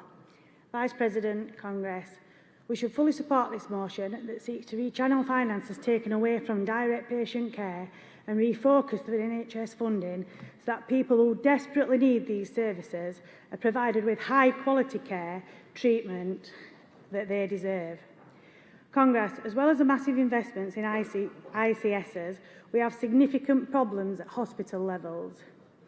10 to 15 years ago, HR departments would have 5, maybe 6 people in post. Today, these are often in excess of 50 staff in these departments. Then we have project managers. This role was non-existent 10 years ago. Now 15 to 20 are employed directly in each district general hospital. These are employed at a great cost. The purpose of these, to reduce costs in hospitals. It is these people in these roles that are attacking our members' terms and conditions. There are huge increases in the workforce in finance departments, in roles for quality, auditing and administration, whilst there are massive reductions in the delivery of patient care due to staff shortages on the wards. There's privatisation in the so-called soft service department, catering, cleaning, portering, sterile services and procurement. All of these staff groups have a positive effect on the quality of patient care, yet the funding afforded to their work is reduced significantly year on year. As a proud patient-facing NHS worker, I second. Thank you. Thank you, Christine. Mover of 157, please. And could I ask for 160, 161, 164 and 165 come to the front?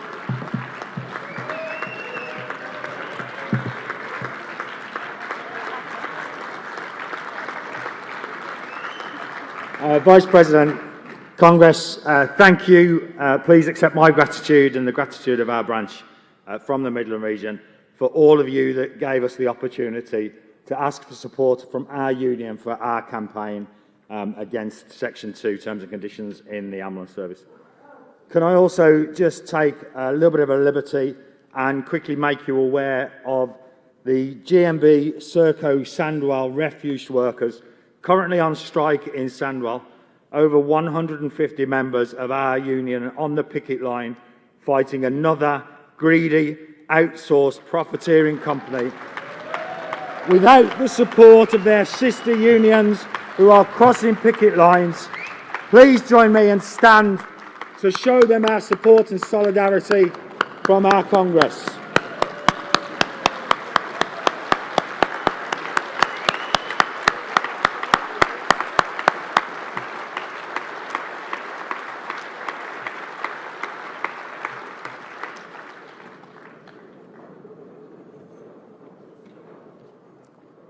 Thank you. Do I get extra minutes for that, Vice President? No?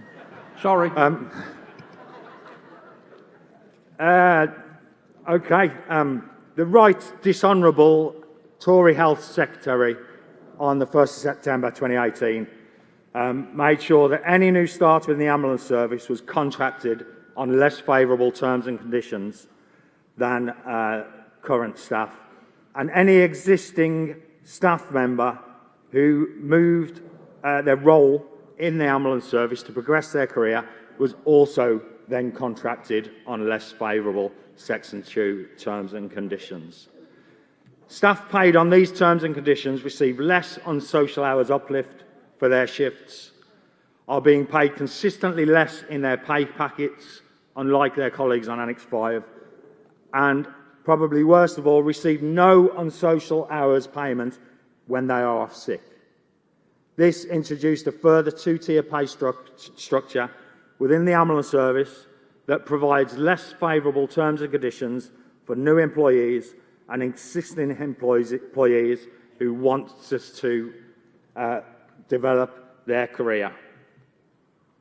It was a despicable passing on of efficiencies and cost savings to the pay packets of our members in the ambulance service and is fundamentally unacceptable. It's repeatedly proven to be detrimental to the remuneration of new staff, repeatedly proved to be a bullying tool for employees to keep staff at work when they are not fit to do so and should be off sick.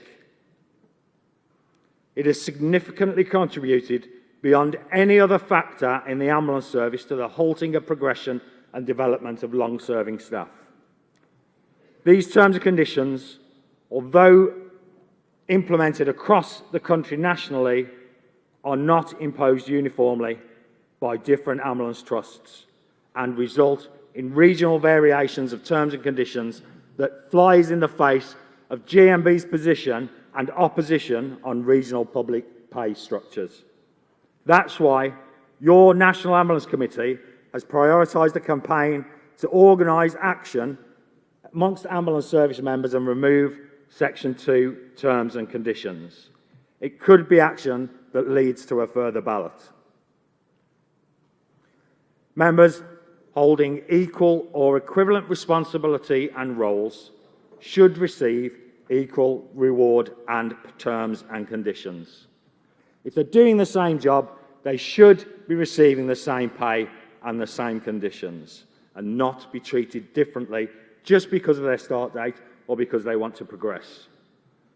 Members who wish to progress in their career should not be put at a financial detriment as a result. It's worth noting at this point that a recent national survey conducted by NAC found that 86% of long-serving staff who responded to the survey would not develop their career because of these horrendous terms and conditions. But a massive 93% of that group would develop their career if they remained on the more favourable Annex 5 terms and conditions that ambulance service staff have historically been paid. Oh, sorry, I've lost my place. It's all gone to pot. Thank you. That's very kind. These terms and conditions have led to our members being treated very unfavourably indeed, and I'm sure that you will agree that not only should new staff not be paid worse and existing staff who want to develop their careers not be paid worse, but no set of terms and conditions should put an employee and one of our members in a situation where they can be bullied into staying at work when they're sick and not fit to. It's unethical, it's divisive, and it's a cost-saving system that is causing ambulance members grief. Congress, I'm still struggling with my computer. We would hold GMB to its commitment to make work better. I'm going to finish now. We request that GMB advocates for support with its Labour Party members and seeks at every opportunity and at every level to promote better terms and conditions, Annex 5 terms and conditions for ambulance service staff. Congress, I move this motion. Thank you very much. Thank you, Simon. Seconder.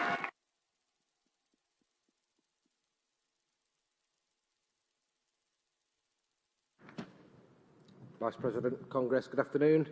Ian Burton, President of the East Midlands Ambulance Service branch in the Midlands region. First time delegate, second time on this stage this week. Thank you. On Sunday, I stood here and talked about pay and the ambulance service, and since then I've been receiving quite a few messages of support after I shared my experiences, so I thank you all for those. Today, though, I'm supporting my colleague from the West Midlands and all ambulance services with motion 157. Fair and equal pay for all should mean exactly that. Now, I was going to talk about ambulance drivers, or paramedics, technicians, emergency care assistants, as we prefer to call them.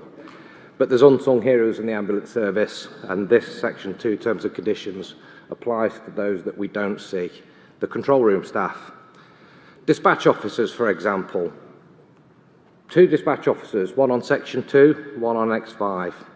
In real terms, the one on Section 2 will be earning between £2,000 and £2,500 a year less than the person on Annex 5.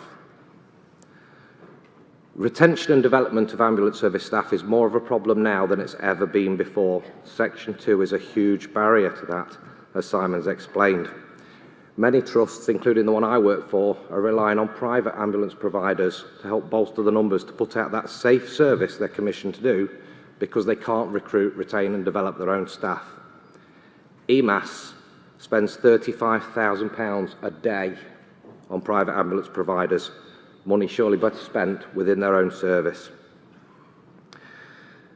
The complicated pay scale also makes it difficult for them to get right, so people are paid incorrectly, with the burden being placed on the staff themselves to prove that they've been paid wrong. If the GMB support this fully, support the NAC with their mission, this is going to recruit new members to the GMB, and everyone is going to feel more supported by their union that they love. Congress, please support this motion. I second. Thank you. Can I now call Margie Clark?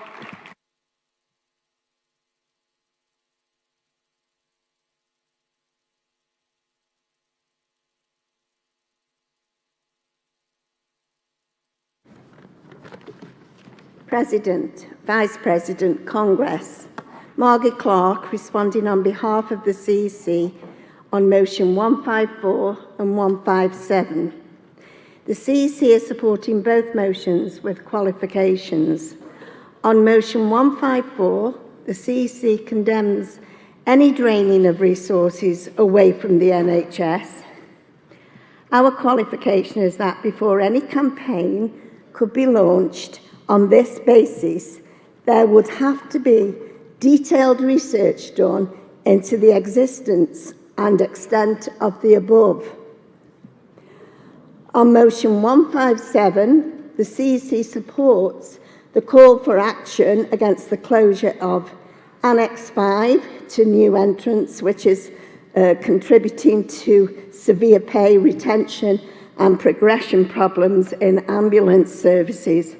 GMB is the lead union in opposition to the enforced transfer of ambulance staff onto Section 2 Terms and Conditions, including following a change of contract. We were the only ambulance union to reject the 2018 settlement. GMB has consistently raised this issue through national pay negotiations, the NHS pay review body process, and our political work. We are seeking to support this motion with 2 qualifications. The first is to note that this is already a priority campaign within the NHS for GMB, and we can take forward that commitment with a renewed focus as a result of this motion. The second qualification is record that while Congress can give its full backing to campaigns led by our members, as we do here, decision-making in national and local pay and conditions bargaining must always be in the hands of the members who are directly affected, and that our campaigning work in ambulance services must be led by our members. Therefore, Congress, please support motions 154 and 157 with the qualifications I have just set out. Thank you. Thank you, Margie. North East Yorkshire and Humber, do you accept the qualification on 154? Thank you. Midlands, do you accept the qualification on motion 157? Thank you. Colleagues, all these three motions have been supported. I'll take them in one vote. All those in favour, please show. Any against? 152, 154 and 157 have all been carried. Can I now ask for the motion, mover of motion 160 to come to the rostrum?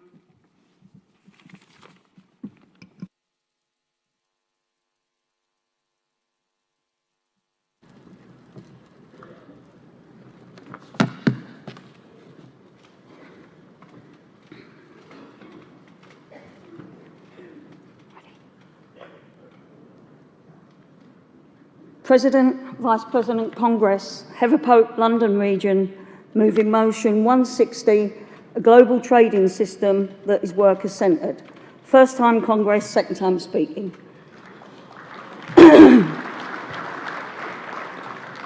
Congress, the World Trade Organization sets the rules for international trade. It sets the rules.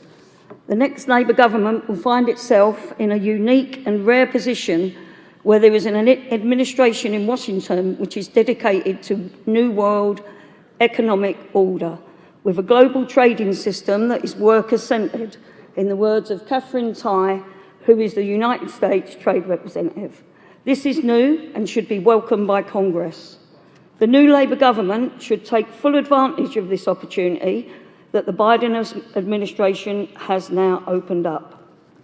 Trade policy is often seen as arcane and a specialist subject, and those versed in the finer points are considered to be a bit nerdy.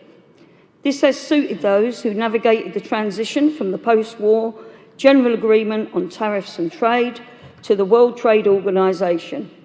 There is continuity between the two, but there are important differences too. However, there is nothing nerdy or arcane about those trade rules.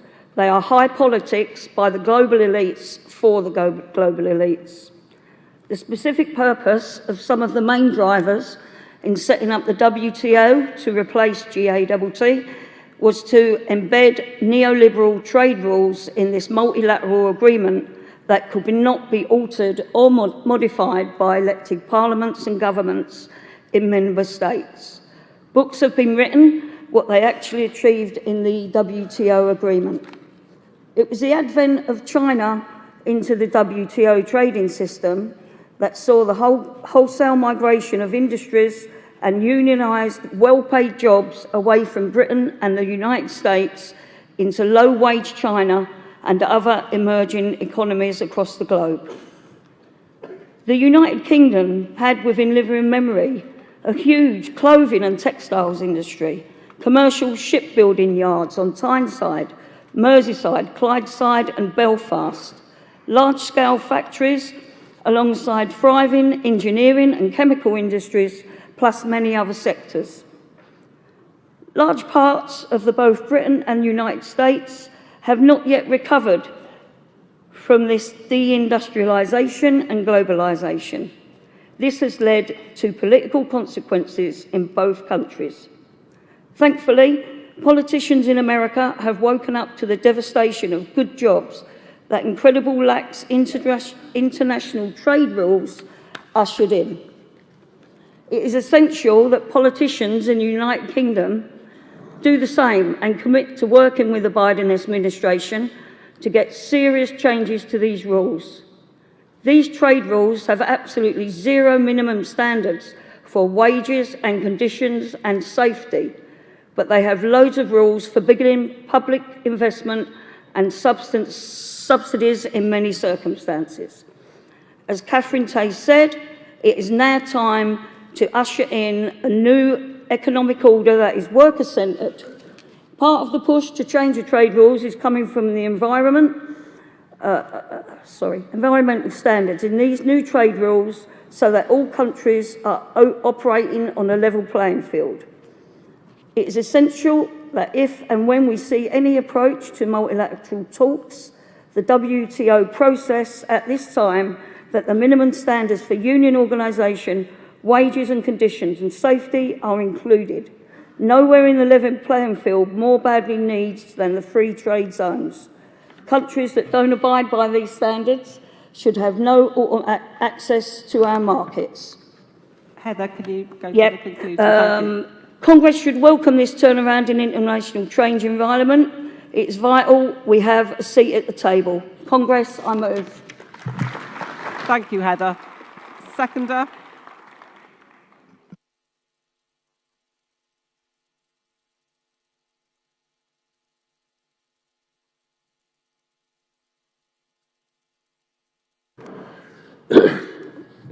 Congress, President. Dave Levy, London Region, seconding motion 160, a global trading system that is worker-centred. The proposer has explained that the designed and effective role of the World Trade Organization is in regulating world trade in the interests of capital and contrary to the interests of workers and even democracy. The World Trade Organization, unlike some trade agreements, such as the EU single market, has no popular democratic oversight, and globally, most trade policy developments are the domain of governments and conducted in secret. This is certainly so in the United Kingdom. There is no doubt that the WTO is part of the legal infrastructure which permits the offshoring of jobs to locations with poor employee protection laws and weak and often brutally suppressed unions. I was reminded of those brutal suppressions that occur when I attended the Justice for Colombia fringe yesterday. The price paid there for organisation has so frequently been death. And it's one of the important reasons that international trade union solidarity is so important. Their fight is our fight. The outlawing of employment protection law, even when guaranteed by international treaty, is being pursued by so-called free trade zones, which are coming to the UK soon and have already started in the North East. The evidence that these even meet the needs of their supporters is scant, and the evidence that they are a sink for crime significant, usually smuggling, but latterly corruption. We should be careful of the initiatives of the US in the areas of international trade. Its commitments to workers' rights abroad is, to say the least, variable. The need for workers' rights to be at the centre of world trade governance is obvious and just. I second. Please support this motion. Thank you, Dave. Mover of motion 161.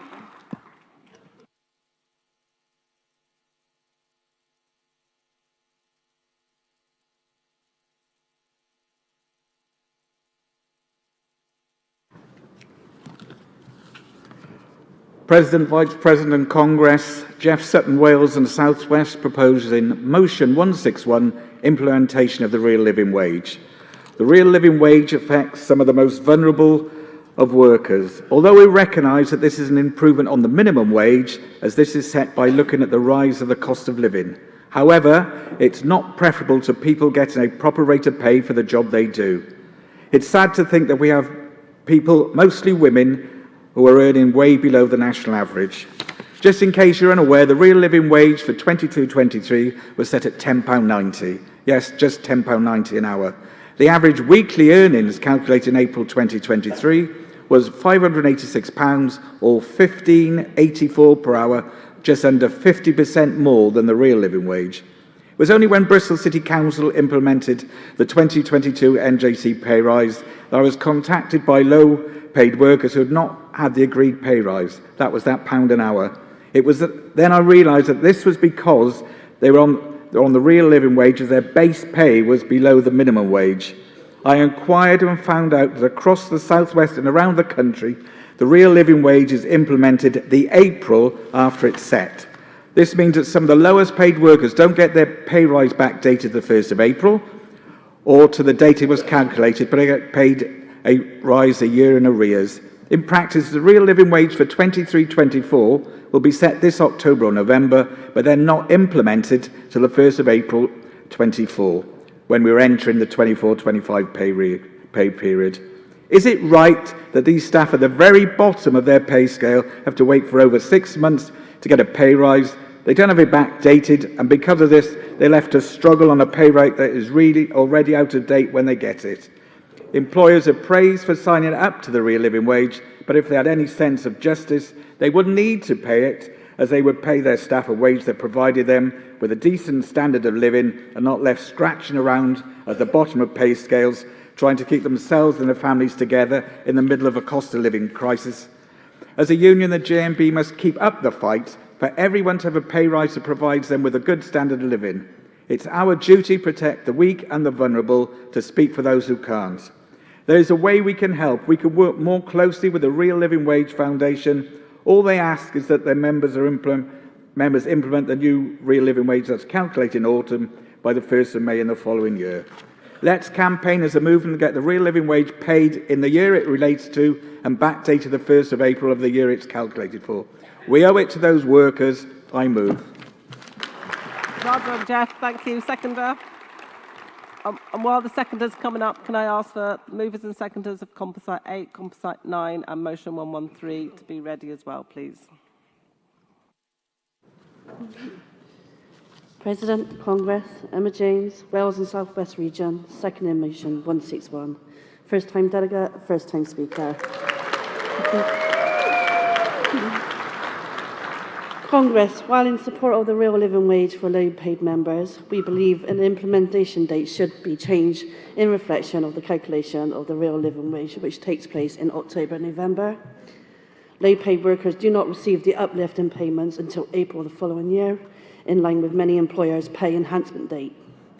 We would like to see that the RLW implemented at the time of announcement. However, understand that some companies undertake their pay reviews regarding the new tax year anniversary date, so many workers are missing out 6 months increased wages. Work can and should be a reliable route out of poverty, but many living in poverty with the cost of living continuously rising. Whatever the real living wage amount, it should be paid directly to cover the increased rises that working people must pay throughout the year. Colleagues, many people are suffering in work poverty with low income and pay rises failing to keep up with the rising of cost of living. The delay in implementing real living wage payback causes financial hardship by enforcing setbacks in personal circumstances such as relationship breakdowns, bereavements or illnesses. The real living wage is based on annual living costs and consider any influence in these costs such as rent, childcare, travel, food and household bills. These continue to rise throughout the year, not just from October to November of that year. We welcome that the work that the GMB are currently campaigning on regarding this matter and understand that this will not be a quick fix. We must continue to fight for the real living wage to be backdated to April of the year it was announced. Please support this. I will second. Perfect, Emma. Mover of 164, please.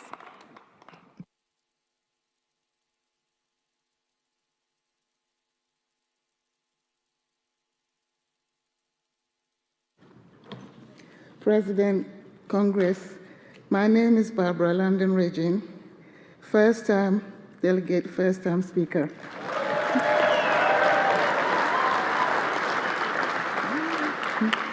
Moving motion 164 on living wage. Congress, the Living Wage Foundation working with ensuring employers pay a wage that can support our members with the cost of living is crucial. Low pay workers say that the cost of living crisis is the worst financial period they have faced. 78% of workers pay below the real living wage, which 3.7 million workers nationally say the cost of living crisis is the worst they have faced. The rapid rise in the cost of living is having a serious negative impact on everyone's well-being and mental health. The impact is still felt by most households on low incomes. 3.7 hardworking people are struggling at the moment to attend to their basic needs of food, shelter, and warmth. Poverty breeds anxiety and increases the risk of depression. In November 2022, the Trusa Trust recorded giving out 1.3 million emergency parcels in just 6 months, many to those who had not only one but 2 jobs. many members are taking 2 to 3 jobs just to pay electricity, council tax, food, schooling costs, and housing costs. However, we know that both the Living Wage Foundation's UK-wide and London rates remain far below GMB's policy of what a real living wage should be, which is currently £15 per hour. This is GMB's core wage demand. It is essential that raising workers' wages best achieved through collective bargaining for all workers. The CEC's qualification that any campaign in action in the motion should, in the first instance, focus on those signatories who employ our members is welcome. The campaign is for all living wage employers to pay our members the living wage from the date of announcement, which is September 2022, or at least backdated the increase from the day of announcement, not delay these much-needed pay increases as long as they can get away with it. Please support this motion. I move. Well done, Barbara. And a seconder?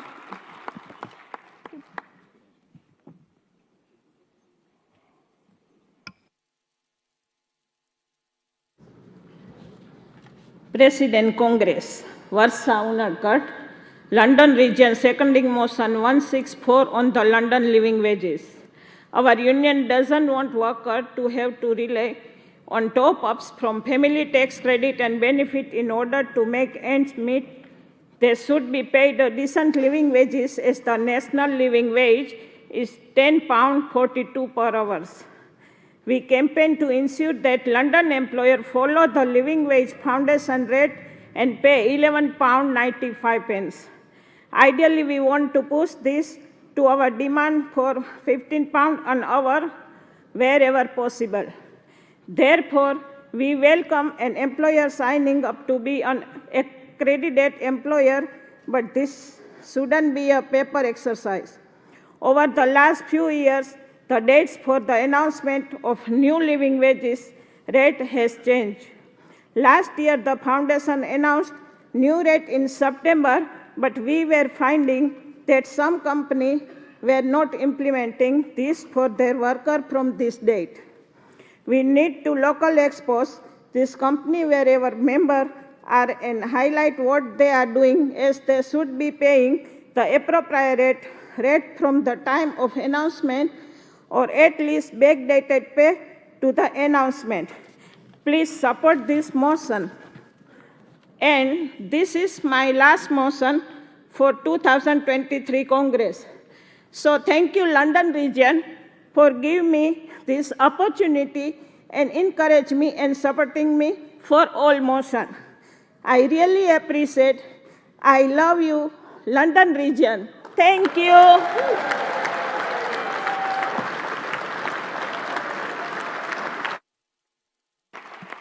Thank you, Barsha. And mover of motion 165.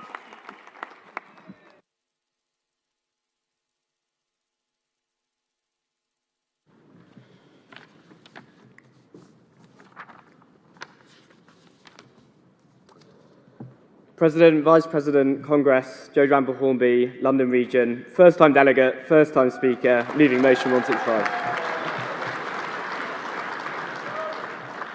Young people have made huge sacrifices in recent years while facing cuts to youth services, stagnant wages, and the tripling of tuition fees.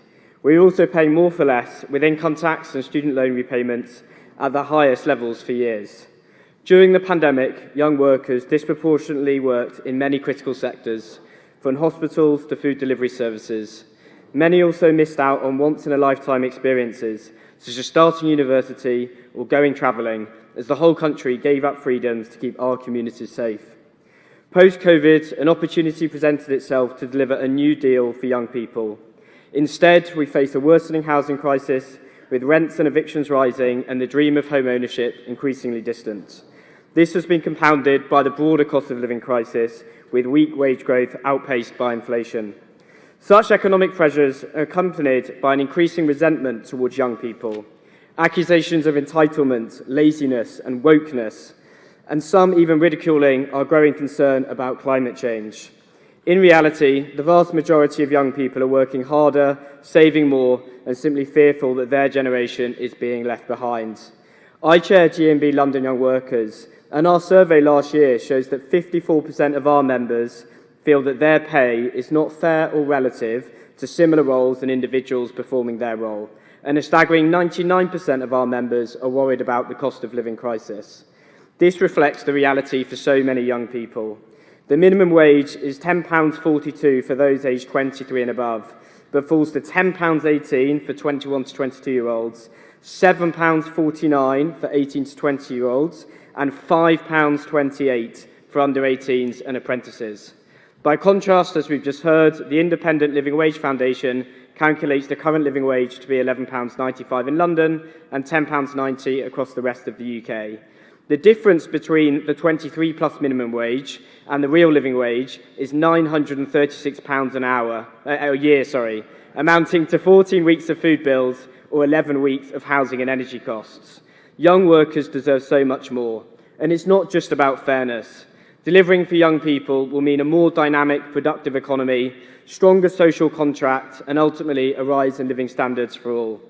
GMB London Young Workers is calling for all employers to pay all employees a genuine living wage, and for the government to legislate for a universal genuine living wage, and finally, for young workers to join and become active in trade unions.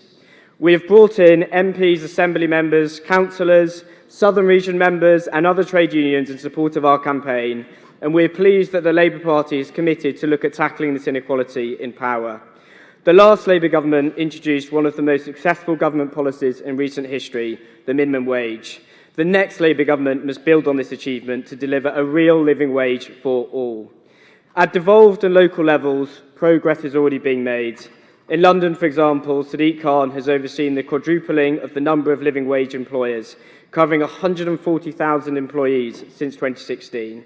But despite this progress, many young people continue to face wage inequality and lack true dignity in work. It's time to fully recognise their contribution and demand fair play. Please support our motion. Well done, Joe. Thank you. And a seconder, please. Formally, that's grand. Thank you. Nobody in speaking opposition. Then I'll ask Kevin Buchanan to come up.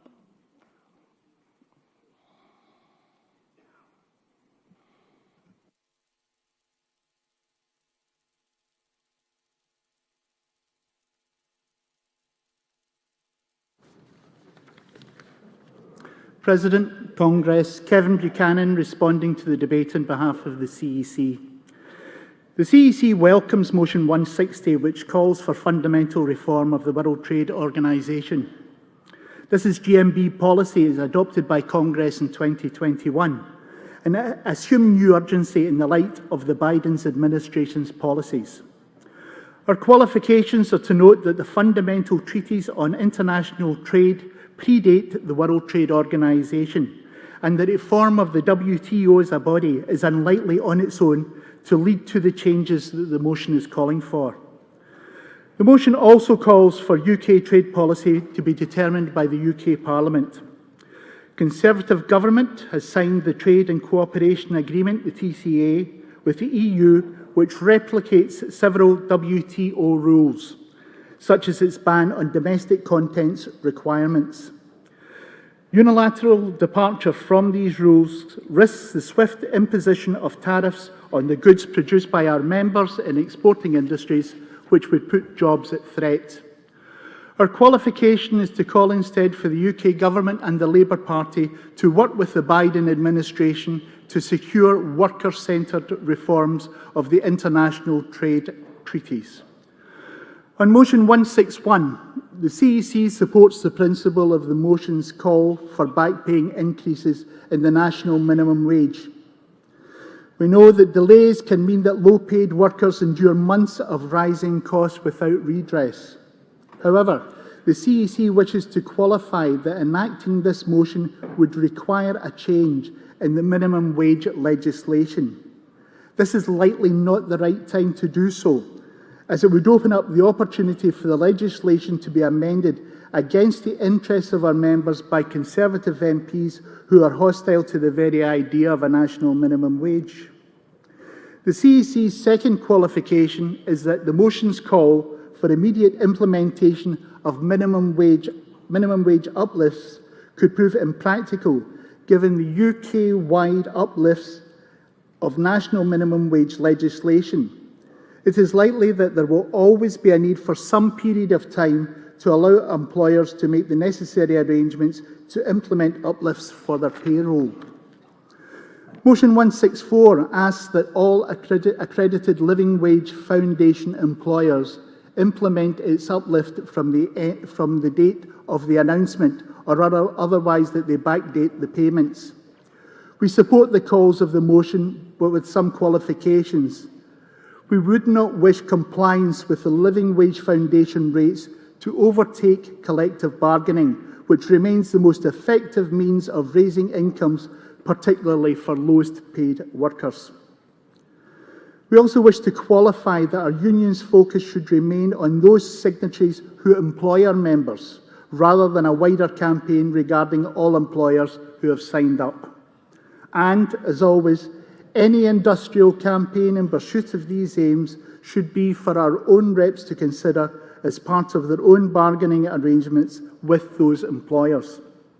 Finally, it's important to note that both the Living Wage Foundation's UK-wide and London rates remain far below GMB's policy of what a real living wage should be, which is currently at least £15 per hour. Turning to motion 165, submitted in support of GMB, London Young Workers Demand Fair Pay campaign. The CEC commends the campaign and we stand against age-based discrimination in pay rates. Our qualifications are to restate that a universal genuine living wage should be £15 an hour in line with established GMP policy. The second qualification is to note that the motion calls on GMB to take certain actions at Labour Party conference and at other Labour Party bodies. Our voting positions at Labour Party conference are always set in line with this Congress's policy.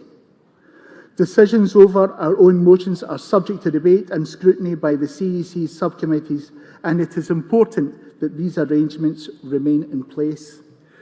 GMB also needs the freedom to cooperate with other unions and establish joint trade union priorities through TULO in order to get its own policies adopted at Labour conference and in Labour Party's manifesto. It is therefore important that GMB's representatives have the freedom to pursue our policy priorities through that process of negotiation. Congress, please support the motions with the qualifications I have outlined. Thank you, Kevin. Does London Region agree the qualification on motion 160? Yes? And 164? And 165? Thank you. And Wales and South West, do you accept the qualification on motion 161? Thank you. Take them all as one vote. All those in favour, please show. Thank you. Anyone against? They're all carried. So that's 160, 161, 164, 165. We now move on to section 14, Employment Policy, Rights at Work. Can I call the mover of Composite 8, please? I think that's Wales and South West. Yep. President, Congress.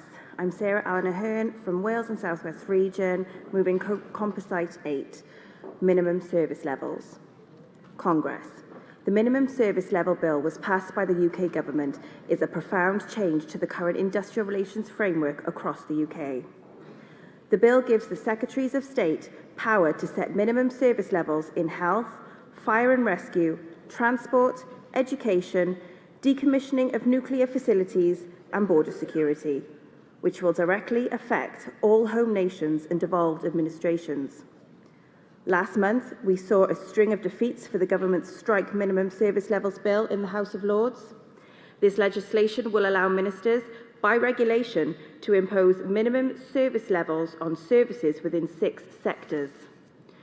A work notice issued by the employer would then name those individuals required to work and the duties to be undertaken. Those workers deemed to have breached a work notice would lose the legal protection usually given to strikes and could be sacked directly. We've said all along that this bill threatens our fundamental right to strike. It's unnecessary and counterproductive, even in accordance to the government's own impact assessments.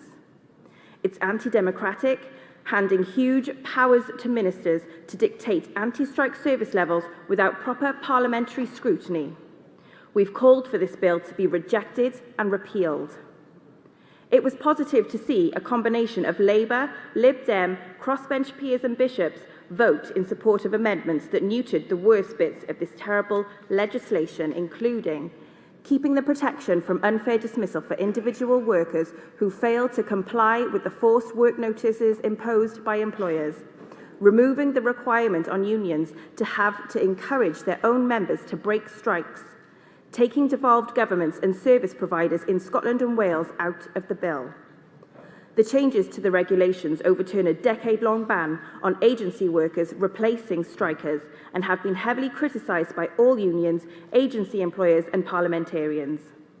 We have warned that the changes to the law will worsen industrial disputes, undermine the fundamental right to strike, and could endanger public safety if agency staff are required to fill safety-critical roles but haven't been fully trained. The Recruitment and Employment Confederation, which represents suppliers of agency workers, described the proposals as unworkable. The Lords Committee, charged with scrutinising the legislation, said the lack of robust evidence and the expected limited net benefit raised questions as to the practical effectiveness and benefit of the new rules. Colleagues, the Secretary of State for Business failed to consult unions as required by the Employment Agencies Act 1973 and violated fundamental trade union rights protected by Article 11 of the European Convention on Human Rights. Congress, this Tory government will continue to attack the rights of working people and suppress them into a controlled, exploited and unsafe world of work. And we will not let them do this. Please support this motion. I move. Well done, Sarah. And move a seconder, please.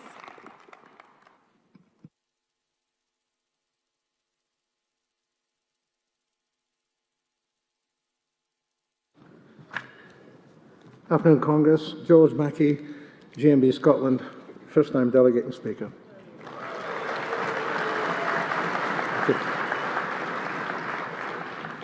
Congress, the Tories state that their minimum service level bill will limit the impacts of strike action and strike a balance between the rights of workers and the wider public. But Congress, union members are the public. Each of us here not only work in public services, we rely on healthcare workers, teachers, transport workers, more so than any Tory MP does. When a public sector union member goes on strike, they don't just do it for themselves. They do it to preserve the services that the Tories are attacking. The bill, therefore, threatens more than workers' collective right to strike. It threatens our ability to protect our public services for the generations to come. Article 11 of the European Charter on Human Rights outlines clearly the rights of freedom of assembly and association. It reads, "Everyone has the right to freedom of peaceful assembly and to freedom of association with others, including the right to form and to join trade unions for the protection of their interests." The House of Lords have attempted to amend the bill based on the Charter. They've been ignored by the Tories. They've also ignored honestly held concerns of their own backbenchers, the opposition in the House of Commons. No doubt this whole bill has been planned and executed in a WhatsApp group on another phone which no one can switch on again in the interests of national security. This is the thin edge of the wedge with many layers of a vaguely disguised agenda designed to strip trade unions and their members of hard-fought-for rights. These rights that, although written in charters and statutes, they can easily be taken away. We can't rely on politicians or parliaments.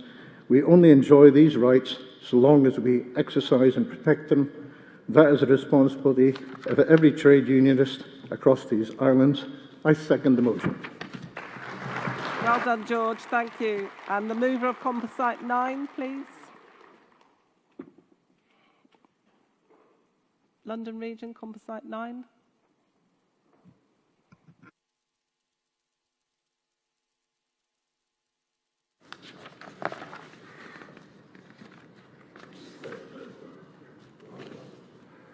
President Congress, Wayne Oswick, London Region, moving motion, Composite 9.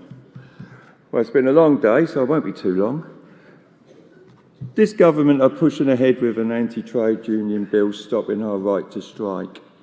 The nasty party's rhetoric is based on taxpayers' inconvenience. Well, we've got an education lesson for Sue Naked. I have an education for everyone in this hall are taxpayers.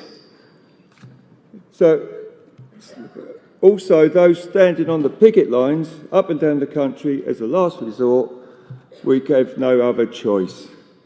Our nurses, ambulance workers, junior doctors, teachers, Amazon workers, rail workers, and the list goes on as comrades stand strong against this government and their employers.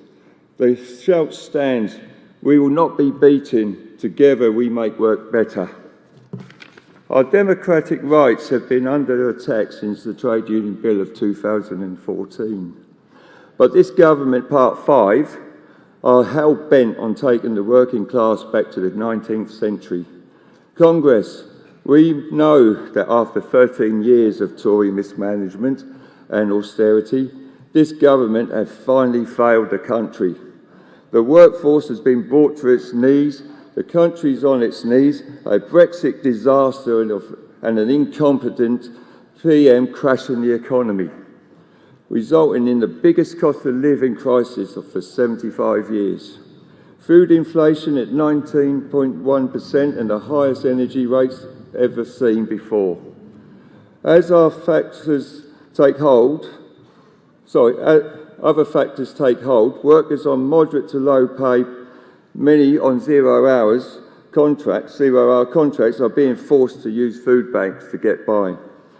What alternative do we have other than to demand an inflation-beating pay rise? We, the workforce, in both the public and private sector, have suffered a real terms wage stagnation since 2016. Congress, this is a call for action. Let's not meekly accept these attacks from the far-right authoritarian Mad Hatter called Rees-Mogg and his cronies from the ERG. Don't let our great founder turn in his grave in the thought that the great GMB have lost their fight. We have the tools to campaign and show our strength. We will organise, we will grow, we will rally and march on Parliament, showing our disapproval and defiance. And also, let's sign a petition of no confidence in this government. We can campaign for an urgent general election. Our working people can't afford another 5 years of a Tory government, and it's time for them to go. Vote Labour, repeal the Trade Union Bill, save our working rights, and let's get Britain working again. Congress, I support. Thank you, Wayne. I hope you were moving that, so there should be a seconder. Was that? Yep.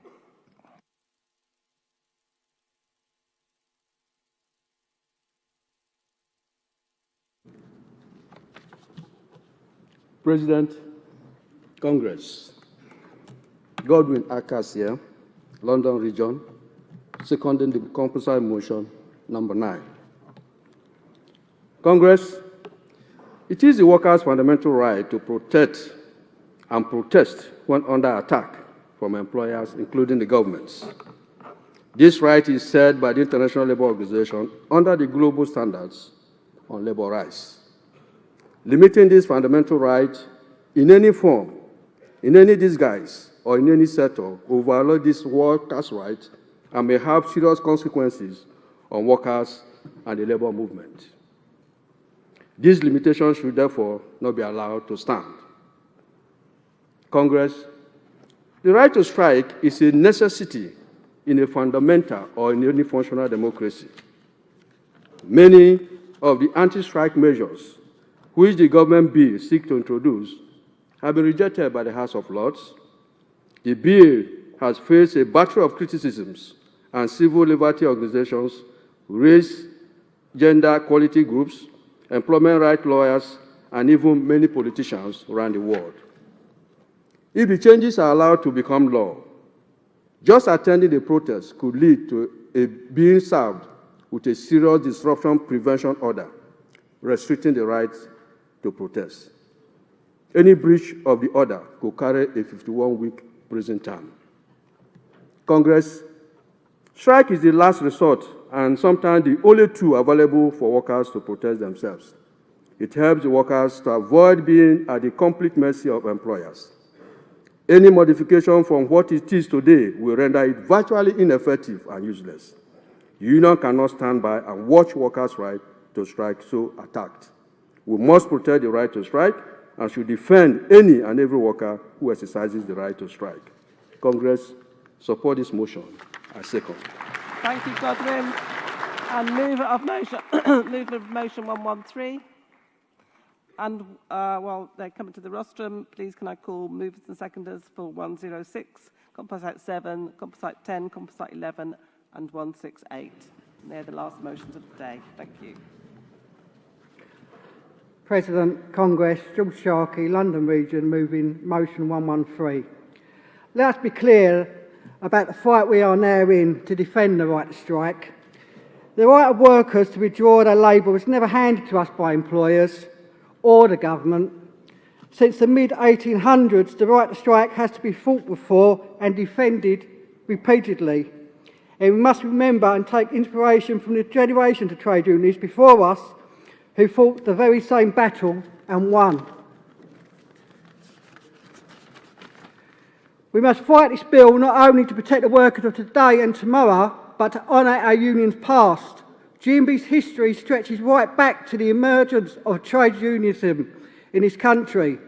Since the London dock strikes in 1889, which our founder, Will Fulk, helped organise, to the strikes of today in workplaces like Amazon, GMB have never been afraid to support our members' courage and strength in standing up to low pay and poor working conditions. Strikes have had the power to make substantial changes to better working conditions throughout history. Here's just two. The match girl strike, 1888. After one worker was dismissed from the Brandon and May factory in Bow, London, some 1,400 workers, predominantly women, staged a walkout. Within a couple of weeks, the company bosses had agreed to reinstate the worker, as well as offering the workers improvements in pay and conditions. The Battle of George Square in 1919, when unemployment rising due to the reduction of the military needed after the war, trade union groups hoped to increase the number of jobs by reducing the number of working week hours. Strike action was called by those in shipbuilding and engineering industries. The strike was centred on Glasgow's George Square, and in the end, workers secured a guaranteed 47-hour week. Look how far we've come from now. There is one reason and one reason alone why the government wants to make it more difficult to organise strikes. It's because strikes work. They improve the life of working people. Some examples of what's become legislation and law because of action taken: the Health and Safety Act, the Equality Act, the National Minimum Wage, the National Living Wage, maternity pay, Working Time Directive, Agency Directive. To GMB members on strike now and in the future, the message of this Congress is clear and loud. From the picket line to Parliament, we will fight with you and we will win. Please support President, Congress, I move. Thank you, George. Seconder, please.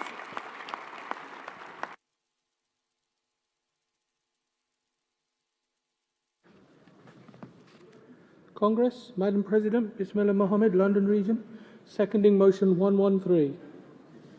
Defence of right to strike. Instead of doing their job and getting to grips with the cost of living crisis and public services that are stretched to breaking point, the Tories are playing politics by attacking working people and the right to strike.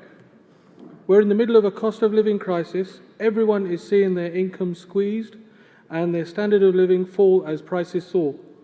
That's why working people and their unions are standing up for proper paid rises. Nobody takes strike action lightly. Only ever as a last resort when the government have refused, I can't read my own writing, refused to negotiate on pay. What other choices do workers have? The new legislation proposed by the Tory government intends to override a worker's right to withdraw their labour, forcing them to work against their will. The right to strike is a fundamental democratic right. It underpins our ability to win dignity in the workplace and to earn a decent standard of living.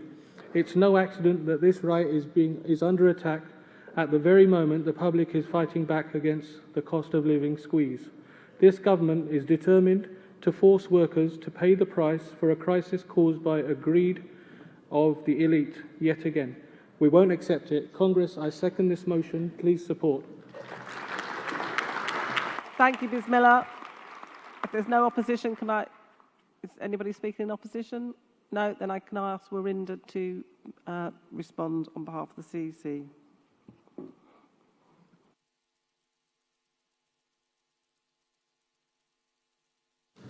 President, Congress, Warinda just speaking on behalf of the CEC and responding to Composite 8, Composite 9 and Motion 113. The CEC is supporting Composite 8 with just a couple of qualifications. The GMB has been steadfast in our opposition to the Strikes Minimum Service Levels Bill, and we have already been working to oppose it, including working with the TUC. The first qualification relates to the cost implications of the further demonstrations which will need to be considered. The second qualification is in relation to the motion asking the GMB to potentially withdraw support from some of the politicians. We believe that political affiliation and support for individual candidates should remain a regional matter, so that we as a union can advance our members' interests in the most effective and best ways possible, whilst taking into account the decisions made at Congress. The CEC is also supporting Composite 9 with a minor qualification, and that is that we may not always be aware of the strike actions being undertaken by other unions, and so it's not always going to be possible for us to issue bulletins or briefings. Workplace reps are best placed to be aware of the industrial action taken by other unions and to inform members accordingly. The CEC is also supporting Motion 113 with a qualification. The motion refers to judicial review. This judicial review is actually in relation to an ongoing case about the use of agency workers during industrial action, with which the GMB is also involved. We have already been campaigning strong and hard against this bill, and we have been working with the TUC, other trade unions, and with the Labour Party in our opposition to this bill. So, Congress, please support these motions, subject to the qualifications that I've outlined. Thank you so much. Thank you, Warinda. Does Wales and South West accept the qualification on Composite 8? And Scotland? Thank you. And London on the Composite 9 and Motion 113. And then I put all those to the vote. All those in favour, please show. Thank you. Anyone against? Thank you. All three motions are carried. That moves us on to Section 15, which is Employment Policy Rights at Work. Can I have the mover of Motion 106, please?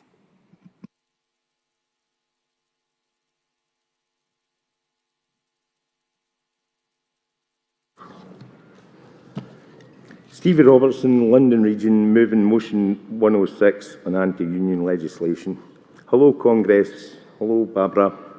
Brothers, sisters, comrades, this Congress welcomes that the current Labour Party leadership has spoken out against the latest shocking proposed Tory anti-strike legislation, and they have told us that if this legislation is passed, when they're elected, into government, they will repeal this, along with the 2016 Trade Union Act. Even though the Labour Party has committed in the New Deal for working people at Labour Conference that was developed in partnership with us, the trade unions, and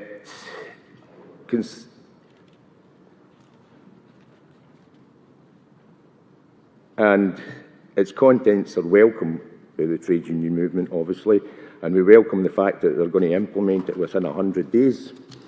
It claims that the Labour Party will strengthen trade union rights and repeal anti-trade union laws, and they will, quote, will update trade union legislation so it is fit for a modern economy to empower working people, whatever that means.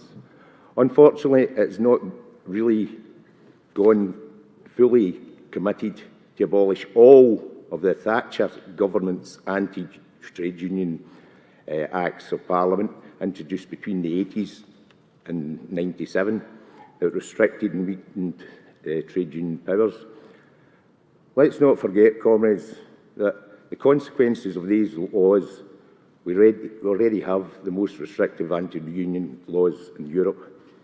Therefore, this Congress demands that the Labour Party go into the next election without any backtracking or watering down this new green paper and New Deal green paper. They must fully commit in their manifesto to ensure that they fully implement the New Deal as agreed at the Labour Party conference.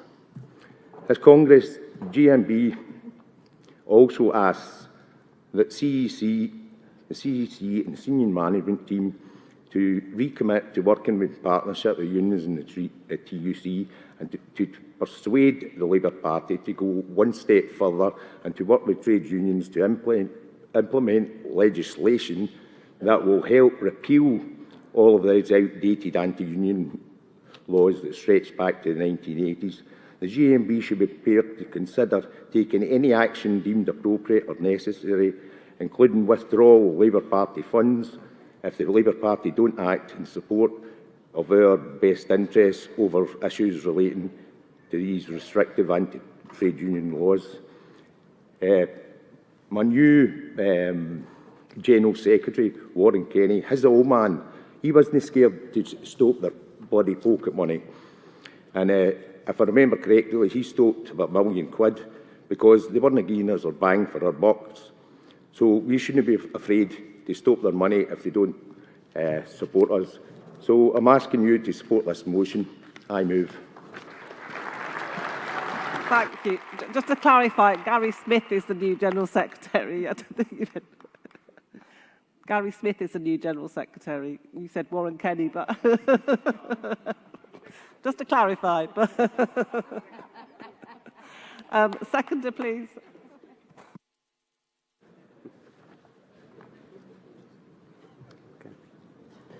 President, Congress, Tom Rednall, London Region, first time delegate, seconding our motion on union laws.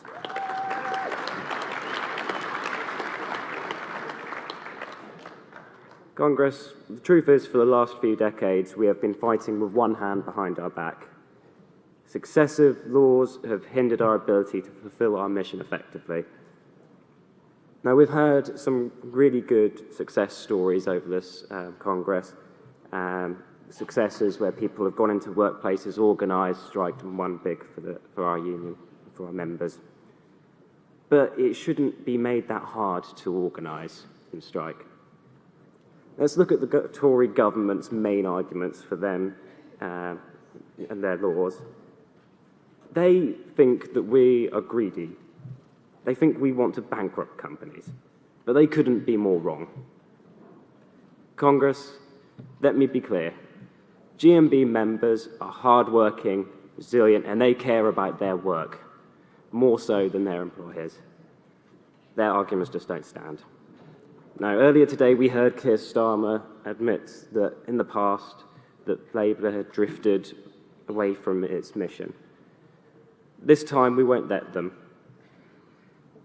We will make sure that they repeal anti-trade union laws going back to the 1980s. Congress, I second this motion. Thank you. Cheers. Thank you, Tom. Mover of Composite 7.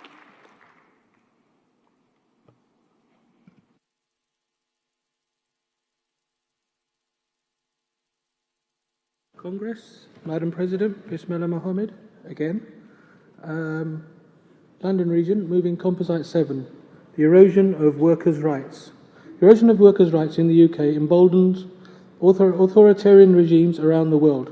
It is quite unusual for the International Labour Organization, the ILO, to get name-checked in Parliament, but earlier this year the Secretary for State, Grant Shapps, declared that the ILO, or Guardian of Workers' Rights around the world as he calls them, believed that his proposal for minimal service levels to be enforced in the event of strikes in 6 different sectors were, and I quote, appropriate ways of balancing the right to strike with the need to protect the wider public.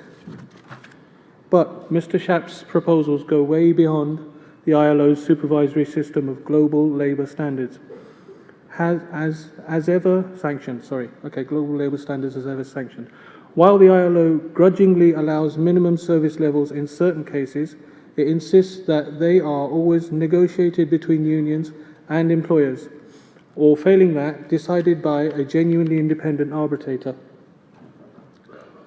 The government's proposals, on the other hand, would hand that power to just one individual, the Secretary of State himself, with little or no accountability but a good deal of vested interest. Mr. Shapps will be able to set a minimum service level that potentially renders the strike utterly ineffective and essentially meaningless. The right to strike, enshrined in many international human rights instruments, has always had to be fought for, but in recent years there has been a grim struggle for unions to defend their most significant means of demonstrating the power of the working people. We call upon Congress to lobby GMB-backed MPs to call out the power grab at the centre of his plan. I move. Thank you, Bismillah. GMB Scotland to second.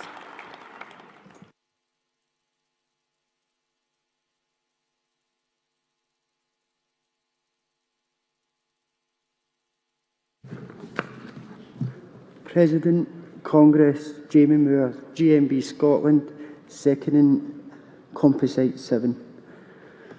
Richie Sunak's Tory government is trying to force his anti-union law to sack key workers through Parliament as quickly as possible. The government are trying to take away our freedom. The freedom to be heard, the freedom to declare an opinion, and the freedom to stand up and make a noise and refuse to accept what we are told is acceptable. We live in a country divided by those who have and those who have not. When it is estimated that 22% of the UK's population are living in poverty, that is an estimated 14.5 million people in this country struggling to feed their children and meet the ever-increasing cost of living. Is there any wonder that our NHS workers, ambulance drivers, train drivers are saying enough is enough? GMB members are making their voices heard by taking to the street in protest and picketing their workplaces. This is their right. Their right to demand change, their right to challenge conditions, their right to expect a better standard of living for their family. It is their right to strike. It is fair to say that this country has not seen so much protest and disillusionment in 30 years. We have nurses grappling with their conscience on whether to walk out. We have teachers leaving the classroom to picket at school gates. We have transport workers bringing this country to a halt, all because they need to be heard. And Congress, this government, are not listening. Striking as a form of expression, as a recognised way of employing the tool of freedom of speech, is in jeopardy. Workers are at risk of being silenced.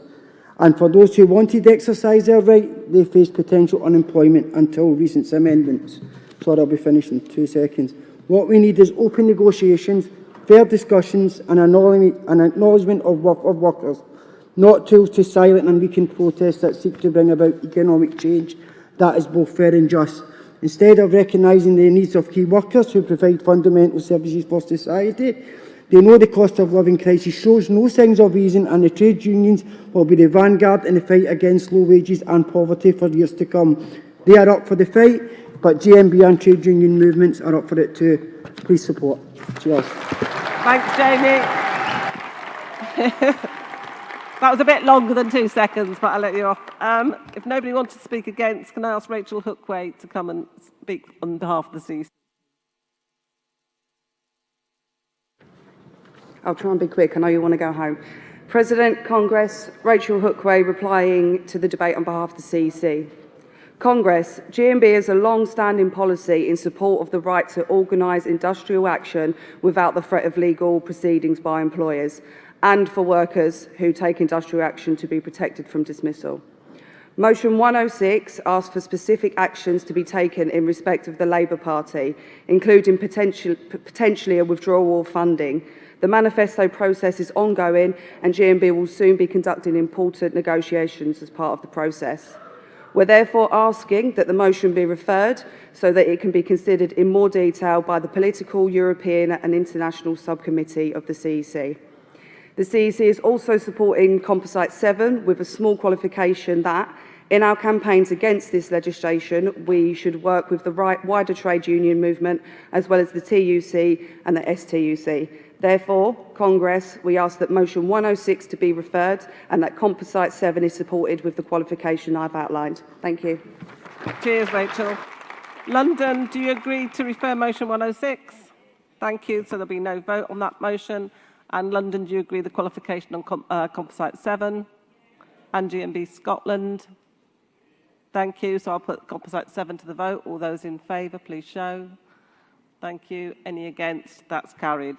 We now have our final group of 3 motions this afternoon. So on employment policy, rights at work, can I move of Composite 10, please? And I think every second will count now in about how what time we finish. Congress, Madam President, Bismillah Mohammed, London Region, again, 3rd time's a charm. This Congress notes that the Tory plans to scrap most EU laws by the end of 2023 to show that Brexit is being delivered, risk causing untold legal chaos and yet more damage to British businesses. With the country still reeling from the effects of Liz Truss's and Kwasi Kwarteng's, I can't even say his name, disastrous mini-budget last year, followed by Jeremy Hunt's autumn statement where he pickpocketed the working masses to pay for Tory mistakes. Ministers are facing mounting opposition from business groups, environmentalists and legal experts, unions and opposition parties to what is being described as another dangerous, ideologically driven experiment by pro-Brexit Tory right-wingers. The retained EU law, Revocation and Reform Bill, spearheaded by Jacob Rees-Mogg, is one of the most significant bills ever to come before MPs, with powers to expunge laws ranging from workers' rights to regulatory protection for the environment without even a debate in Parliament. Under the bill, British workers will lose the following rights: pay-related rights from the first day of employment, working time rights from the first day of employment, family-related rights from the first day of employment, equal treatment rights for atypical workers from the first day of employment, rights for agency workers after 12 weeks in the same job for the same hirer, equality rights for first day of employment, job protection rights, trade union rights from day one of employment. GMB calls on the government to stop this bill as it will further destroy our country. These are just some of the rights that this bill will abolish. Let's abolish the bill. I move. Brilliant. Thank you, Buzz Milton. And the seconder.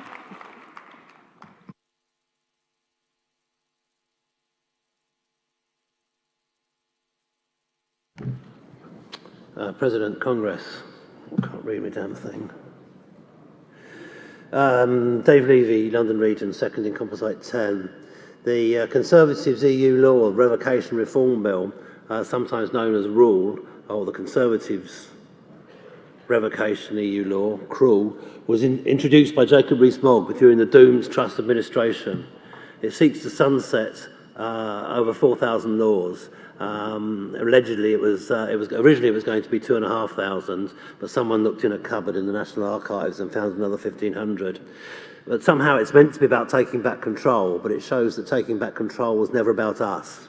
It was about the implementation of a fake nirvana for the vulture capitalists of a Singapore-on-Thames, with zero employment protection laws, weak unions, a strong and violent police force, an oppressive criminal code, and a subjugated working class. The law repeals these laws, unless saved or varied by the government ministers. The variation powers are known as Henry VIII powers, because that's when they were invented, and that's where they should have stayed. It's government by decree, so extreme that businesses are lobbying against it. It came from the fevered imagination of one of the most inappropriate people ever to become an MP, Jacob Rees-Mogg, and this award is a difficult one to win, given the lack of talent and propriety in today's parliamentary Tory party.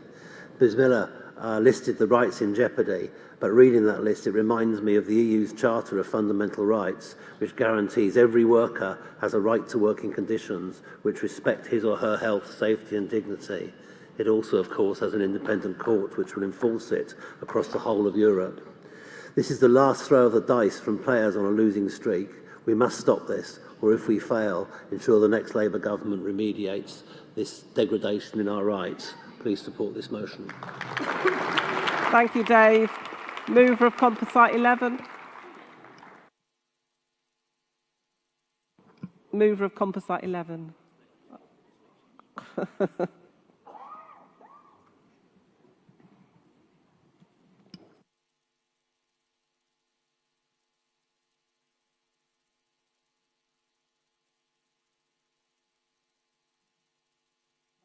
I'll take my, oh no, you ready? You ready? Okay.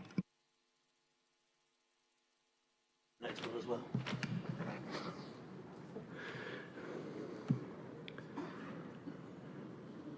Okay, so President Barbara, Congress, thank you for your tolerance.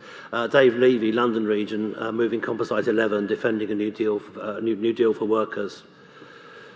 The best defence against poor working conditions and low wages is a strong union movement. It has been since the Labour Party's foundation, and that political and legislative programmes are also needed. It's a fundamental principle of the organisation of the Labour Party and the establishment of political funds by trade unions. There are many wrongs in UK employment protection law, and those members whose cases I help to manage are often deeply upset that Britain, their perceived home of fair play, has so few remedies for the poor, disgraceful treatment they were suffering. One of my fellow delegates from London yesterday talked about the bullying and victimisation, the causing of mental health, the destruction of a life. This is not uncommon. I see a lot of it. Labour's A New Deal for Working People is an important statement of the Labour Party's intent to rebalance the scales, and I congratulate those GMB activists and officers that participated in its development, and it includes an important commitment to meeting long-standing GMB policies. The document proposes the repeal of anti-trade union laws, and our motion calls on the GMB-sponsored MPs continue to oppose further restrictions, including rule, which we've just dealt with, and the Strike Minimum Services Bill, which we've also just dealt with. GMB policy includes calling for the lifting of restrictions on solidarity action and for broader social and political action for broader social and political aims. It's really important that where we're strong, we can support those that are weak. GMB policy calls for unions to be able to choose how they consult their members on industrial action. This is equally important where instantaneous response is required to management provocations. We welcome the commitment to establish employment rights on day one, and note that Labour's National Policy Forum repeats this commitment. The two documents also promise to abolish zero-hour contracts. These are good documents, but we need to ensure that the promises made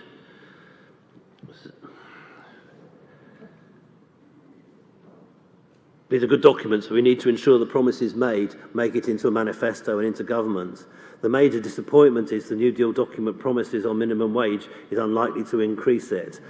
We must note the Tories have stolen the living wage label and apply it to the minimum wage. GMB policy is that it must be £15 an hour. We must reiterate this, and we must push the Labour Party to adopt this position.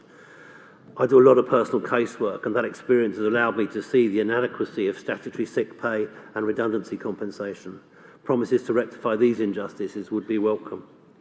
The MPF report is also weaker on trade union rights than GMB policy. GMB should be looking to push the Labour Party to do better. The continued use of specific and unlimited lists raises fear that Labour's leadership's growing reputation for flexibility will mean we don't get what we need and won't get what is right. The purposes of this motion is to restate our position, to increase the negotiation power of our representatives in Labour's policy-making process. London Region has agreed to accept the CEC qualification, and while we accept the need for agility, the reason for moving the motion was hopefully passing it to establish our demands. I'm assured that the Policy Department ensures the policy is known by our representatives, and Kevin Buchan's earlier commitment that policy would be on the table and would be negotiated. But he too asked for flexibility to allow a consistent two-low position. Agility, though, must not become supine compromise. The reason we pass these motions is to have them implemented into law. I move. Well done, Dave. Thank you. And the seconder from North East Yorkshire Humber.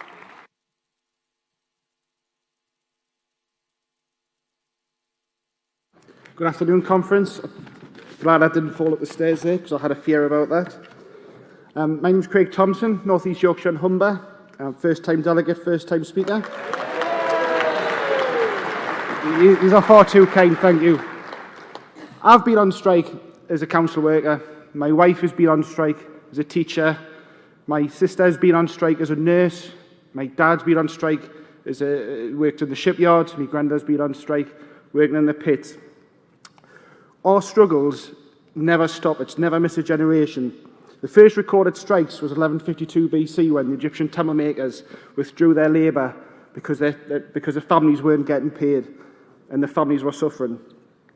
This deal, we've heard Keir Starmer talk about this deal today, the new working deal for people. I don't have to go on and talk about how much of a benefit it is to us, scrapping zero-hour contracts, the ends of bogus self-employment. It's really, really good. So what we need to do is we're going to get a lot of protest about this. There's going to be a lot of things written in the press. There's going to be a lot of things trying to stop this going through. When I went on strike in 2011, a commentator on BBC said that I would take, we're talking on strike workers, he said I would take them outside and execute them in front of their families. This is the type of thing that we're going to face. So what we call for today is Congress, I call GMB Union to prioritise the commitments on trade union collective rights, individual workers' rights as set out in the new Labour deal for working people and future manifestos. I call for the Labour Party to resist attempts to reduce or weaken Labour's commitment to legislate the new working deal for people in within 100 days and to work with unions and other allies and defend their commitments.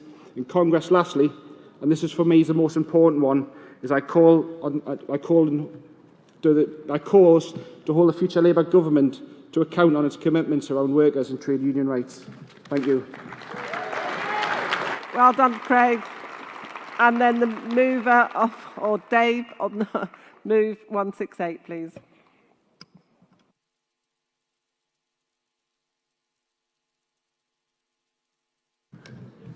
So, hang on a second. Here we go. Barbara, Congress, Dave Levy, London Region, moving motion 168 on trade, jobs in the European Union. I need to thank my co-delegate, Biz Miller, for the joke about three's a charm. But as I've said previously, when I've had to speak so frequently in a single debate session, I don't do the timetables.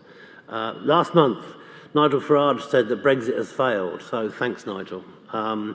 There's a growing realisation that this is actually so, and they say that even a stopped clock is right twice a day. The UK is 4% poorer from being outside the European Union's customs union and single market. There is reduced foreign inward investment, jobs are moving overseas, the inequality in the UK means that our poorer cohorts are now poorer than Poland, and Ireland is growing economically at a faster rate than the UK.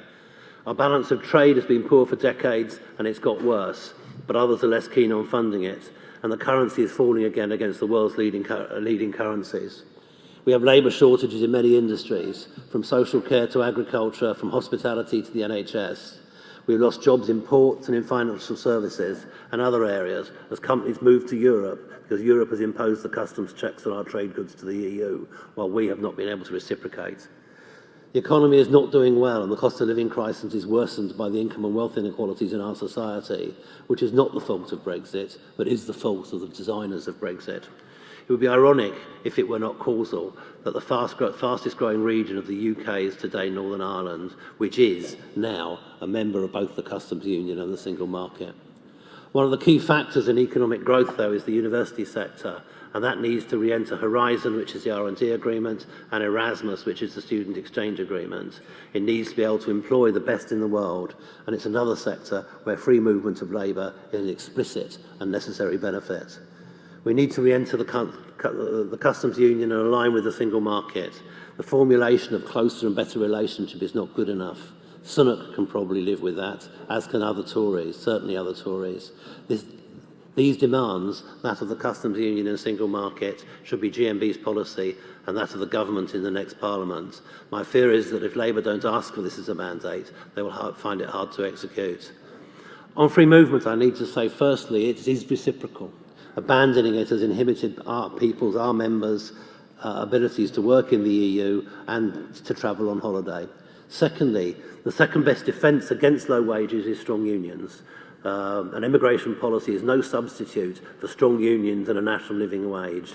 We should note that the current working visas that exist today tie people to jobs and thus inhibit them in joining a union and fighting for their rights. This discrimination damages our ability to organise.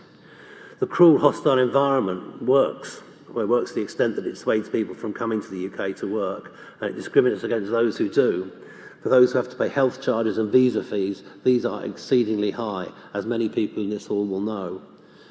And they are designed to be cruel and punitive. The idea of charging people thousands of pounds for health treatment for their children is just, it's just beyond the pale, really. GMB has policy to oppose the cruel or the hostile environment, but we need Labour frontbench to say so too. We need to get this right, and so does the Labour Party. Please support this motion. Thank you, Dave. Is there a seconder?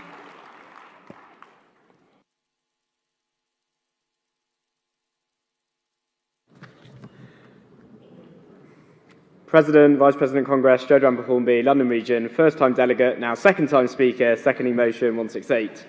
Around three-quarters of people aged 18 to 24 voted to remain in the Brexit referendum, believing that opportunity and prosperity for them and their generation lied in the EU. Sadly, the Tories' hard Brexit has so far proved them right. The UK's withdrawal from Horizon Europe and Erasmus has weakened opportunities in academic and scientific collaboration. Musicians, performers and other artists now find it much harder to travel and work throughout Europe, likewise for European artists seeking to perform in the UK. The cost of living crisis has been worsened by the increased barriers to trade for UK businesses into the EU and vice versa, and it's become much more difficult for UK residents to live and work in the EU, prevented from sharing ideas, culture and experiences. Our country voted to leave the EU and we have now left. This motion does not seek to change that. Instead, this is about making Brexit work for millions of people, young and otherwise, across the country. This means improving trade relations, strengthening scientific collaboration, and ridding our immigration and refugee systems of any hostile environment policy. To build a stronger economy, increase opportunity, and improve our relationship with our European partners, please support this motion. Thank you, Joe. I'm presuming, Andy, you're coming up to oppose? Yep.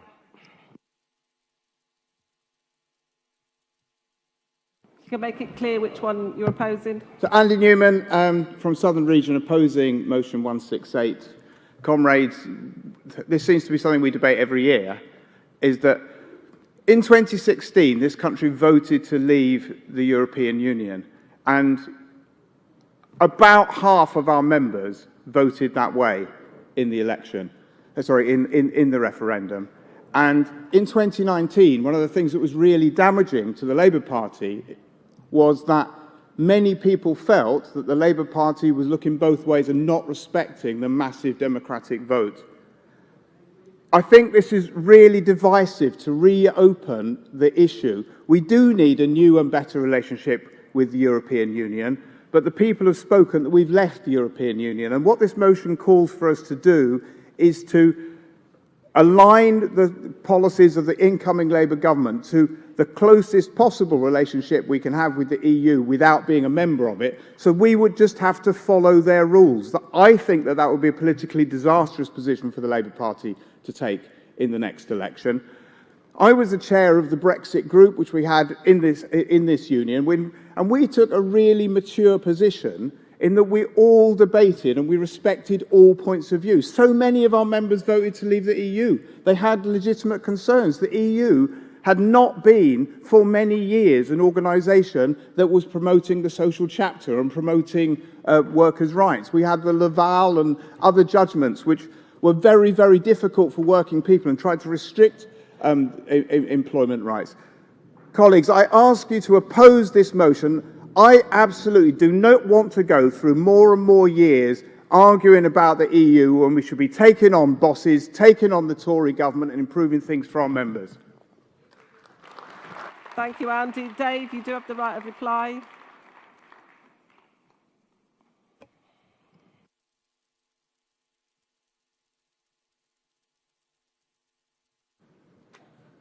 How much time have I got? Put something up? 2 minutes. 2 minutes.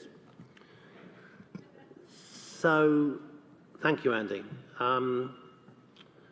We had a spat last year about this issue. I mean, the fact is I and the people that have supported this motion and brought it here consider leaving to be a disaster. And what I said to you last year is that was then, this is now.